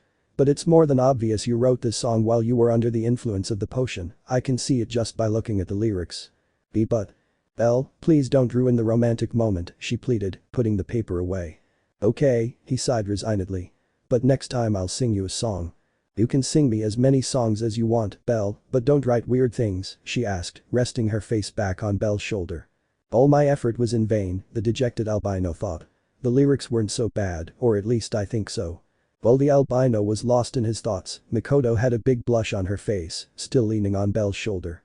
Odd. How could he write that? She thought, embarrassed. Writing all that kind of stuff, does Bell really want to do all that with me? Makoto's mind began to imagine many scenarios with Bell, the vast majority of them in bed doing unholy things. Bell, you're a pervert for writing that, she thought, blushing. Although if he asked me, I don't think I'd mind doing it, I'm a pervert too. What had Bell written in that song? We'll never know. Shall we go back to the mansion? Bell asked, once again capturing Mikoto's attention as he took her hand. And no, I want to stay like this for a while longer, she replied, still embarrassed, closing her eyes and listening to the singing of the nocturnal animals. While Mikoto rested, enjoying the warmth of the albino and trying to forget all perverted thoughts, he observed the starry sky with a smile. In the end, everything turned out well, although I couldn't sing the song, he thought happily. Grandpa, maybe I don't have a harem like you wanted, but I have a very beautiful girlfriend. Bell could swear he saw the image of his grandfather in the sky extending his fist with his thumb up. I promise to make you happy, Mikoto, he thought, closing his eyes to savor the feeling of having Mikoto close to him. My girlfriend, I can hardly believe it. A new beginning in Belle and Makoto's life as a couple had begun. End of chapter. And life goes on. That's it. I'm not going to tolerate it for one more minute. A new day dawned in the city of Arario, and in those streets a god with a grumpy face walked briskly towards the Tower of Babel. Freya needs to learn not to do whatever she pleases, Hermes thought angrily. Today I'll take Asfi away, one way or another. He had already decided. He didn't care if he returned to Tenkai today, but he wouldn't stand idly by for another minute, knowing that his lovely Asfi was in the hands of that nymphomaniac. Today Freya will know my wrath. Meanwhile, at the very top of the Tower of Babel. Freya was in her usual seat, observing the city as always with her divine mirror. Great, that walking piece of shit is coming this way, Freya said, bored, watching Hermes in her mirror. I should have just told him I never had Asfi, then he'd stop bothering me. Do you want me to kill him, Freya-sama? Otter asked respectfully. You would be doing humanity a favor if you did, he replied, looking at his beloved son. But no, if you kill Hermes I'll have no one left to bother. Leave him alive, even though I dislike him. Understood. Freya. Open the damn door. Outside Freya's luxurious room, one could hear a rough knocking on the door, accompanied by Hermes' shouts. He's here, open the door Otter, Freya ordered with a tired expression. Ever since she gave up on getting Belle, she had that personality, bored and unwilling to do anything. Even Otter was starting to miss the old sadistic Freya. Obeying the order of his goddess Otter, he approached the door and slowly opened it. "Good day," Otter greeted, seeing Hermes' unfriendly expression. "Nothing good about it. Where's Asfi?" Hermes asked furiously, pushing Otter aside so he could enter the room. He was so angry that he didn't care about anything. Pushing Otter no longer scared him. "Hello Hermes, what brings you here?" Freya asked with a forced smile. She didn't even feel like smiling. "I want Asfi," he shouted angrily. "I'm sorry, we've run out, but they'll be bringing more next week, so come without fail," he replied sarcastically, turning his attention back to the city. "I'm not playing around, Freya." "I'm sorry Hermes, we don't sell toys, they sell them downstairs, although I think Otter still has his toys from when he was a child." "Do you still have them, Otter?" Freya asked her son. "Yes, Freya-sama, I have them stored in a trunk under my bed, but they are not for sale," the big man replied politely. "You heard Hermes, you have no choice but to go downstairs." "Freya. That's me." "Freya. That's me again." While Otter just watched everything with an anime-style sweat drop, he didn't know if his goddess was doing all this just to entertain herself for a while, or simply responding with the first thing that came to mind. "Look, Hermes, I'm going to be honest with you," Freya said, standing up and approaching Hermes, putting her arm around his neck, as if they were friends. "I don't have Asfi." "What?" All the anger Hermes felt at that moment quickly vanished upon hearing those words. "Don't you have his Asfi?" Hermes asked, puzzled. "Nope," Freya said, starting to pace the room to begin recounting what had happened. It all began on July 22nd. Flashback.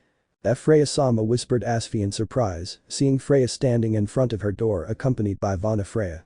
"Hello Asfi-chan and goodbye," said the goddess with an angelic smile. "Why is he saying goodbye to me?" I asked, scared and intrigued. "Why? Because of this." Quickly, Alan, with a bored expression, pulled out a small device from which many streamers and confetti flew all over the place, like when someone wins a prize in a contest. "Congratulations Asfi-chan. You've won an all-expenses-paid trip, including meals and a luxury room for a whole week to one of the most famous tourist destinations outside of Arario. Here's a hint. It has to do with hot springs." "Hot springs? Is this the famous eastern city known for having the best hot springs in the world?" Asfi asked, surprised and with her eyes slightly illuminated. "Exactly. Do you want to get rid of your job as captain? Do you want to get rid of all that annoying paperwork? Do you want to take a break from that goddamn crap for even just a week? Well, this is your chance." Asfi's eyes lit up more and more at Freya's words. She had never told anyone, but she had always wanted to go to that wonderful place. As the captain of a family, she couldn't afford that luxury, but now she was being given the opportunity to go there with everything paid for on a silver platter. "Where do I sign?" I asked, full of excitement. "There's no paper to sign, my little one, you just have to leave right now with your suitcases and without saying anything to Hermes," she replied with an angelic smile. "Huh? But..." "Don't worry. I'll tell that thing you went on vacation. You enjoy this. These opportunities don't come around every day," Freya said, handing the ticket to Asfi. "Well, if you put it that way," Asfi whispered with a small smile. As if she had a pocket dimension, Asfi magically pulled out 2 suitcases and a large traveler's hat, ready to go. "I don't know how to thank you for this, Freya-sama. No one has ever cared so much about me," Asfi said, deeply moved. "Believe me, you're already doing quite a lot by going on that trip," she said with a small smile. Thank you so much and goodbye. I trust you to tell Hermes-sama that I've gone on a trip. Asfi exclaimed excitedly, leaving her headquarters and heading towards the outskirts of Arario. Don't worry, I'll let Hermes know you've gone on a trip, Freya said with a wicked smile. In a week. End of flashback. Hahaha. Isn't it funny? All this time you were like a dog wagging her tail for me, all because of Asfi, and I didn't even have her. Freya laughed heartily. It was the first time she'd had a genuine laugh in days. You should see your face. Meanwhile, Hermes had a blank face and empty eyes, as if he no longer had a purpose in life. Hestia hit him. Freya kidnapped Asfi. The sword princess hit him. Belle hit him. A Latino robbed him. And Freya lied to him. Hermes felt like a used doll. No one in the world respected him anymore. They mocked him and beat him up, even his beloved Asfi-chan was involved in all of this. So many things you could have been, and you chose to be a laughingstock, Freya said, wiping away a tear from laughing so hard. And? Freya was right. He was now the laughingstock of everyone. A mockery, Hermes whispered, a traitorous tear sliding down his cheek. Here you go, said Otter, extending a handkerchief and feeling bad for Hermes. Thank you, she said, taking the handkerchief to dry her tear. Don't cry, Hermes, I'm not laughing at you, I'm laughing with you, Freya said, holding back her laughter again. Don't say anything, Freya, Hermes whispered dejectedly. I think it would be best if I return to the Tenkai. Yes, that would be best, Freya agreed. But I won't give you the satisfaction, I'll cry silently in my room, said Hermes, turning away. Wait. Freya shouted, stopping Hermes. What? Weren't you going to take Asfi with you? He asked with a crooked smile as if he were about to laugh. Hermes just angrily ignored her and started walking towards the exit. Don't feel bad, Hermes, she's just hurt because Belle rejected her and she wants to take it out on someone, Otter said, trying to cheer Hermes up. Hey. Freya shouted, offended. Thank you Otter, I think you're the only one who still respects me, Hermes said with a weak smile. And with those last words Hermes left the room, leaving Otter and Freya alone. Freya-sama went too far, she hurt her feelings, Otter approached. That thing doesn't even have feelings, he said with disgust, returning to his seat. Now that Hermes had left, his bored expression returned. At least I had fun for a while, he whispered, taking a sip of wine. Otter simply closed his eyes in disapproval of his goddess's actions. What will Freya-sama do now? He asked, changing the subject. What will I do? Freya put on a thoughtful expression, wondering what she would do from now on. I guess I'll wait for Mikoto to make a mistake and then, wham. I'll steal it. Just. Meanwhile, I'll be looking for another soul that interests me. I highly doubt there's another like. What's wrong? Otter asked, seeing his goddess's surprised expression. Another pure soul. Exclaimed Freya excitedly, gazing into the divine mirror. Oh really? Yes. No, wait. It has too many black stains around it, it's no good to me, she said, sitting back down on her sofa with boredom. Meanwhile, Otter just let out a tired sigh. It seems that his days would be like this from now on. Meanwhile, on the other side of the pond. At the headquarters of the Hestia family. This already seems like a lack of respect to me, said the goddess of the family with disgust. She was in the headquarters dining room with her other children, but two of them were behaving differently. It was Belle and Makoto, where the latter was feeding Belle and occasionally giving him a kiss or two. Without a doubt, a scene of lovers. How dare you eat in front of the poor Makoto? Hestia asked indignantly. What do you mean? The Asian woman said, confused, after kissing her boyfriend. I'm over it, Hestia-sama, said Lily, who didn't care and just continued eating peacefully. The news that Belle and Makoto were dating surprised the rest of the family, but they took it well, congratulating them. Even Hestia congratulated them with a genuine smile. Although after a few hours it was no longer possible for her to hide the jealousy she felt seeing them act so affectionate. I can't believe all that a love potion can do, Welf said, surprised. It got Belle a girlfriend. I wonder what would happen if I drank a love potion. Let me know when you do that, Welf-sama, so I'll be 20 kilometers away from Arario, Lily said with disgust. Me too, that way I won't leave the room all day, Hestia chimed in mockingly.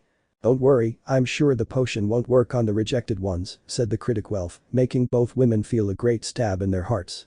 I admit it, that was a good one, Lily whispered angrily. Don't waste your time, Welf-kun. Even if you take that potion, Hephaestus won't listen to you, Hestia retorted, amusedly observing Welf's pained expression. After all, Hephaestus is a goddess, and you're just a mortal. Really? He speaks from experience, right? Welf said with a crooked smile. What was that thing Belle always said? Ah, I remember now, Kami-sama is a goddess, I could never look at her with those eyes he said, imitating the albino's voice. I hope he looks at Apollo-sama when he takes that potion, Lily said angrily. Apollo is a better option than you two rejected pair. Hephaestus already gave Welfcon his first kiss. And Belle has already had hundreds of encounters with Mikoto right in front of her face. Hephaestus has already lost his virginity. And Belle will lose her soon. And guess what? It won't be with you. While Welf, Lily and Hestia were having a battle to see who could throw the most powerful insult, a certain couple had already left the dining room. Courtyard of the chimney mansion. Belle and Makoto were walking peacefully in their family's yard with Makoto lovingly hugging the albino's right arm. "So what will we do now?" Makoto asked, looking at her boyfriend. "Let's kiss," the albino suggested. I don't mean that," she whispered, embarrassed. "I mean, what are we going to do now that we're dating? I guess spending quality time together while we achieve our goals. To be a hero, right?" she said with a small smile as she saw her boyfriend blush. "It seems like a very nice dream." Don't make fun of me," he stammered nervously. "And what is your objective, Mikoto?" "My goal?" she whispered thoughtfully. "I suppose my goal has always been to become stronger, although now I have a new goal. And that would be it. Marry you someday," she replied with a beautiful smile, making Belle's heart leap into a death-defying somersault. "Let's get married," he murmured, embarrassed. "Yep, get married," she said playfully, seeing how red her boyfriend turned. "Hahaha, don't worry, it's still too soon for that." "Phew, that's good, I was getting worried because I didn't have the ring with me," the rabbit thought, relieved. "The best thing would be to enjoy our time together as much as we can and show each other how much we love each other." By proving it, why you mean that stuttered the albino, on the verge of a heart attack. "That?" he asked, confused, though he instantly understood the message. And no, I don't mean that. Well, actually, yes, but it's still too soon. I think. You're a pervert. Look who's talking. The guy who wrote that song. What did it say? I want to touch your. Okay, I understand now. Interrupted the albino, covering Mikoto's mouth. After that little argument, they both let out a weak laugh. "What I mean is spending quality time together," Mikoto said again, blushing slightly. "You know, we don't know when one of us will leave this world, so it's best to enjoy our time together as much as we can." The only response she received was a loving kiss from the albino, which took her by surprise, and seconds later she returned the kiss. "I think it's best not to think about who will die first," Belle whispered, stroking Makoto's cheek. "Let's just let the days pass while we show each other all the love we feel, so that when our time comes to go, we can leave without regrets." "Belle," Makoto whispered, blushing. After those words, they both connected their lips again in a loving kiss where Makoto hugged Belle's neck and he gently took her by the waist. Definitely a very romantic scene. "Look at that, Hestia-sama." They both separated upon hearing Welf's sudden scream. He was at one of the mansion's windows pointing Belle and Makoto at a grumpy-looking Hestia. "That's something you'll never get from Belle. The same applies to you with Hephaestus," Hestia shouted angrily. "At least she kissed me once when she was drunk. And you. I received their love and respect. And what the hell good is that when he doesn't love her? He loves me in his own way. But not in the way I would like. Welf. Hestia.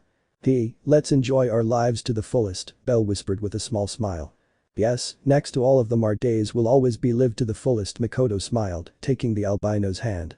Belle and Makoto's adventures as a couple had only just begun. End of chapter. Final chapter. "And that's how your father ended up hopelessly in love with your mother," Hestia said with a smile, sitting on a sofa in the living room. In front of her were two children sitting on the floor, staring at her with excitement. There was a girl and a boy. The girl had hair as white as snow and black eyes, while the boy had black hair and very intense red eyes. They both looked to be about 6 or 7 years old. "I didn't know Dad was so romantic when he was young," said the surprised boy. "Stupid, obviously Dad was acting like that because of that potion," said the girl, remembering every detail. "Exactly. If Bellcun hadn't taken that potion, he would have married me," Hestia exclaimed proudly. "Come down from your high horse, Hestia-sama. Everyone knows that if my dad were given the choice between being in a relationship with you or with a minotaur, he would choose the minotaur without hesitation," the girl said, throwing hurtful words. That's right, Dad respects the god so much that he can't look at her that way," the boy agreed with his sister. "And no, they didn't have to be so direct," Hestia said, hurt by hearing those truths. "Leaving aside our failed love, what happened to that god who gave my dad the potion?" the curious girl asked.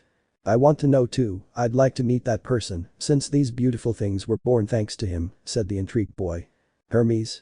Well, he's had a radical change," Hestia said, recalling the conversation she had with Hermes a few weeks after Belle and Makoto became a couple. Flashback. "You get what you deserve," Hestia said, looking at Hermes, who was a mess as he drank beer in a bar. I hope this will stop you from playing with people like they're objects. Don't worry, a dozen people have already made that perfectly clear to me, he said with a haggard expression and a few bandages on his body. He was still recovering from Ace's beating. I felt sorry for you, but I remember that you were the one responsible for Mikoto crying that day, he said angrily. Don't remind me, he muttered, burying his face in the bar. And what will you do now? I asked curiously. What will I do? I don't know, he whispered dejectedly. I'm afraid of everyone I see on the street. I feel like they're going to beat me up, rob me, or kidnap me. It's a miracle I even left my headquarters to drink beer. I'll probably just stay locked in my room from now on. Locked up? What will happen to your family?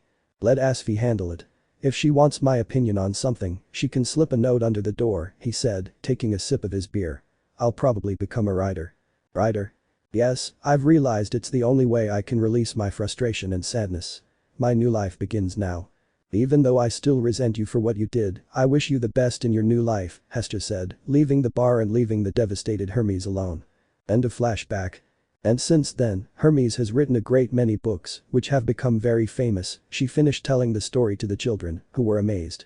An interesting fact is that he wrote the book you like so much, Kaori. What? The girl exclaimed in surprise. Life is a bitch. Did the god Hermes write it? Kaori, if mom hears you say bad words, she'll punish you, the boy warned with a serious expression. The girl quickly covered her mouth with both hands. Don't tell Mama Kaoru anything, the frightened girl whispered.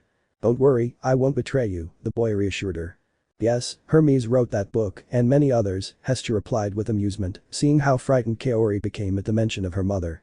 It's curious that his books are always related to misfortunes and failed loves. Love does not exist. Did he write that too? Exactly, I think he still hasn't gotten over what happened to him those days. And what happened to that woman? Kaoru asked, raising her hand. I think her name was Sir. That woman who was interested in my dad and only mom knew about it. Her? Well, I'm not sure. She's still working at Mia's bar, but I think she gave up on having a relationship with Belkun, Hestia said, not very sure of her words. At the top of the Tower of Babel. If I couldn't handle the father, then I'll try the children, Freya murmured, observing Kaoru with her divine mirror. Their souls are beautiful. Freya-sama, that's illegal, Otter retorted. At least wait until they grow up. What kind of person do you think I am, Otter? She asked indignantly. Do you think I'm a pedophile who would go straight for defenseless children? That's true, he replied without hesitation. You disappoint me, Otter, she whispered hurtly, turning her attention back to the divine mirror. And did he give up on bellcranel? The big man asked curiously. Of course not. He replied instantly. To this day, I'm still waiting for Makoto to make a mistake so I can have Belle in my arms.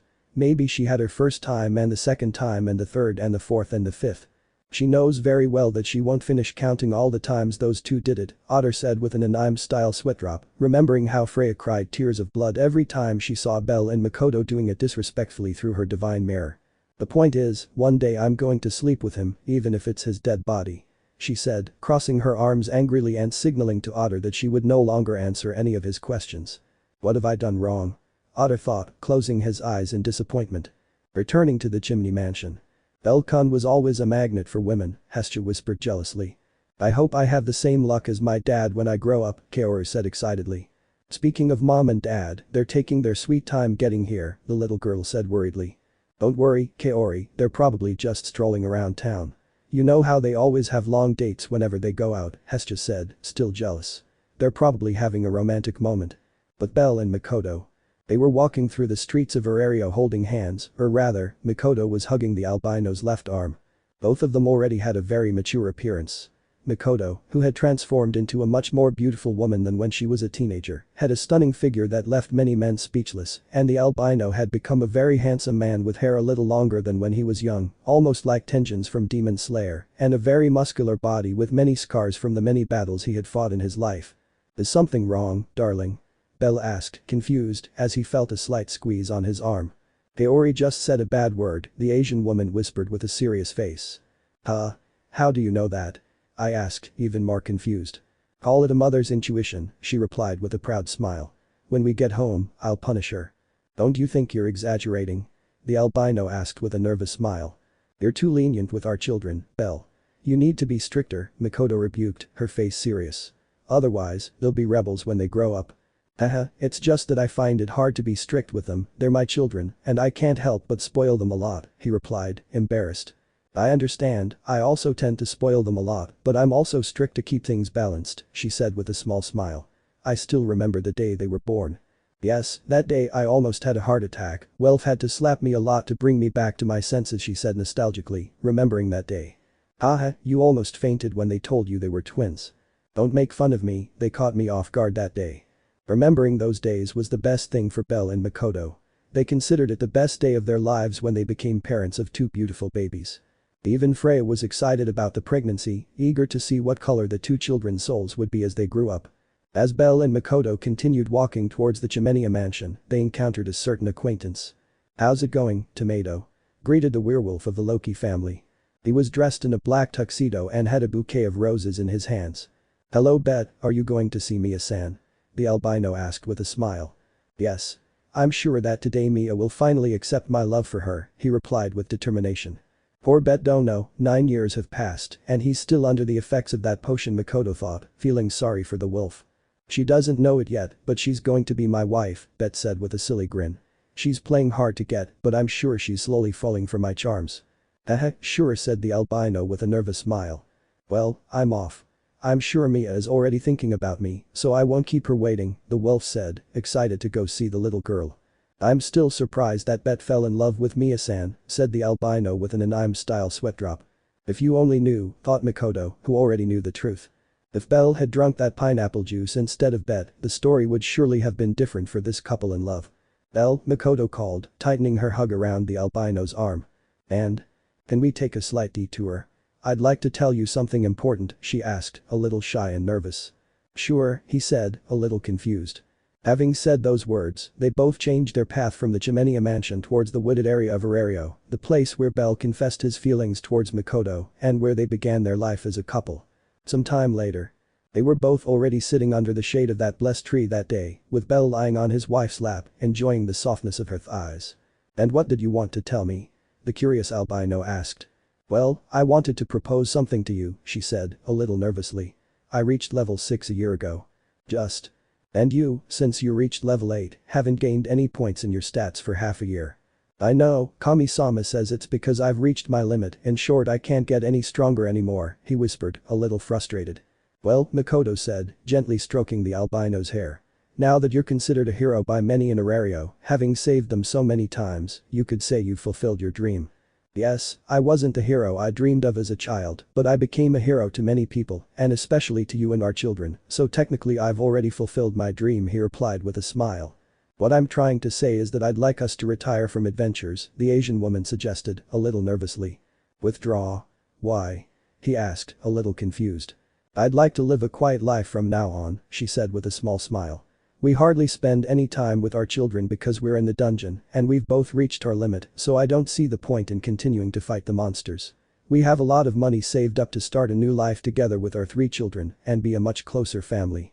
"Well, if you put it that way." Belle's eyes widened in surprise as he realized something. "What do you mean, 3 children? Since when do we have a third one?" "Well, it's been a month now," Mikoto said, blushing and caressing her belly. "We're going to be parents again." A huge happiness began to grow inside Belle because of such wonderful news.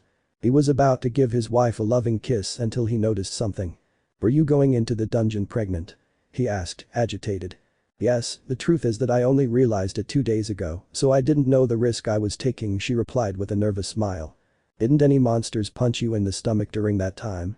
he asked again, frightened. "Are you okay? Let's go to the hospital." "No. It's better if you stay here. It would be dangerous for you to walk around right now. I'd better call Hermes." "Belle," Makoto called with a smile, cupping her husband's cheeks in her hands. "Don't worry, I went to Hermes yesterday and she said there's nothing wrong with my pregnancy, that everything is fine, so don't get upset." At those words, Belle let out a big sigh, releasing all the tension he had at that moment and then lay back down on his wife's lap. "I almost had a heart attack," she whispered, embarrassed. "Haha, the same thing happened to you the first time," she laughed, remembering that day. "So, what do you think about my proposal?" "Well, to be honest, I was also thinking about retiring, and now that you've given me this wonderful news, it's more than obvious what we have to do," he said with a smile, looking at Makoto. "We'll have to buy our own house so the 5 of us can live there." "I was thinking the same thing," she said with a beautiful smile, kissing Belle on the lips. I was thinking about moving into your old house before you came to Arario, or maybe moving to my hometown, or buying a house here in Arario. It doesn't matter, as long as the four of you are with me, any place will be perfect, she said with a silly smile, while stroking Mikoto's belly. We'll have to buy lots of toys and lots of clothes. What will it be? A boy or a girl? Don't get ahead of yourself, darling, there's still time to find that out, she said playfully, seeing how excited Belle was. Kaori and Kaoru will be thrilled to learn that they will be older siblings. You can say that again, I just hope those two little terrors don't teach them to do mischief. Without a doubt, Belle and Makoto were the perfect couple. They were made for each other. Together they had to overcome many adversities to get where they were, but they could say that every single second was worth it if it meant living happily with the person they loved. Falling madly in love with you was the best thing that ever happened to me, Belle said, caressing Makoto's cheek.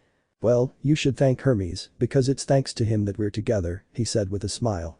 You're wrong, our destiny was always to be together, that potion only gave us a little push to realize the feelings we had for each other. Belle, the Oriental woman whispered, a blush rising to her cheeks. I love you, he whispered, bringing his face closer to Mikoto. I love you too. And with those words, they joined their lips in a loving kiss, bringing this story to an end. The story of how a potion made an albino fall madly in love with an Oriental girl. And above all, how this lovely couple gradually fell in love with each adversity they faced together. The cute couple that unfortunately will never be canon. And let me know in the comments below if you guys want the next part. Also check out my other video that has been shown and left. Thank you for watching. If you enjoyed this video please like and share this video. And have a fantastic day. Bye.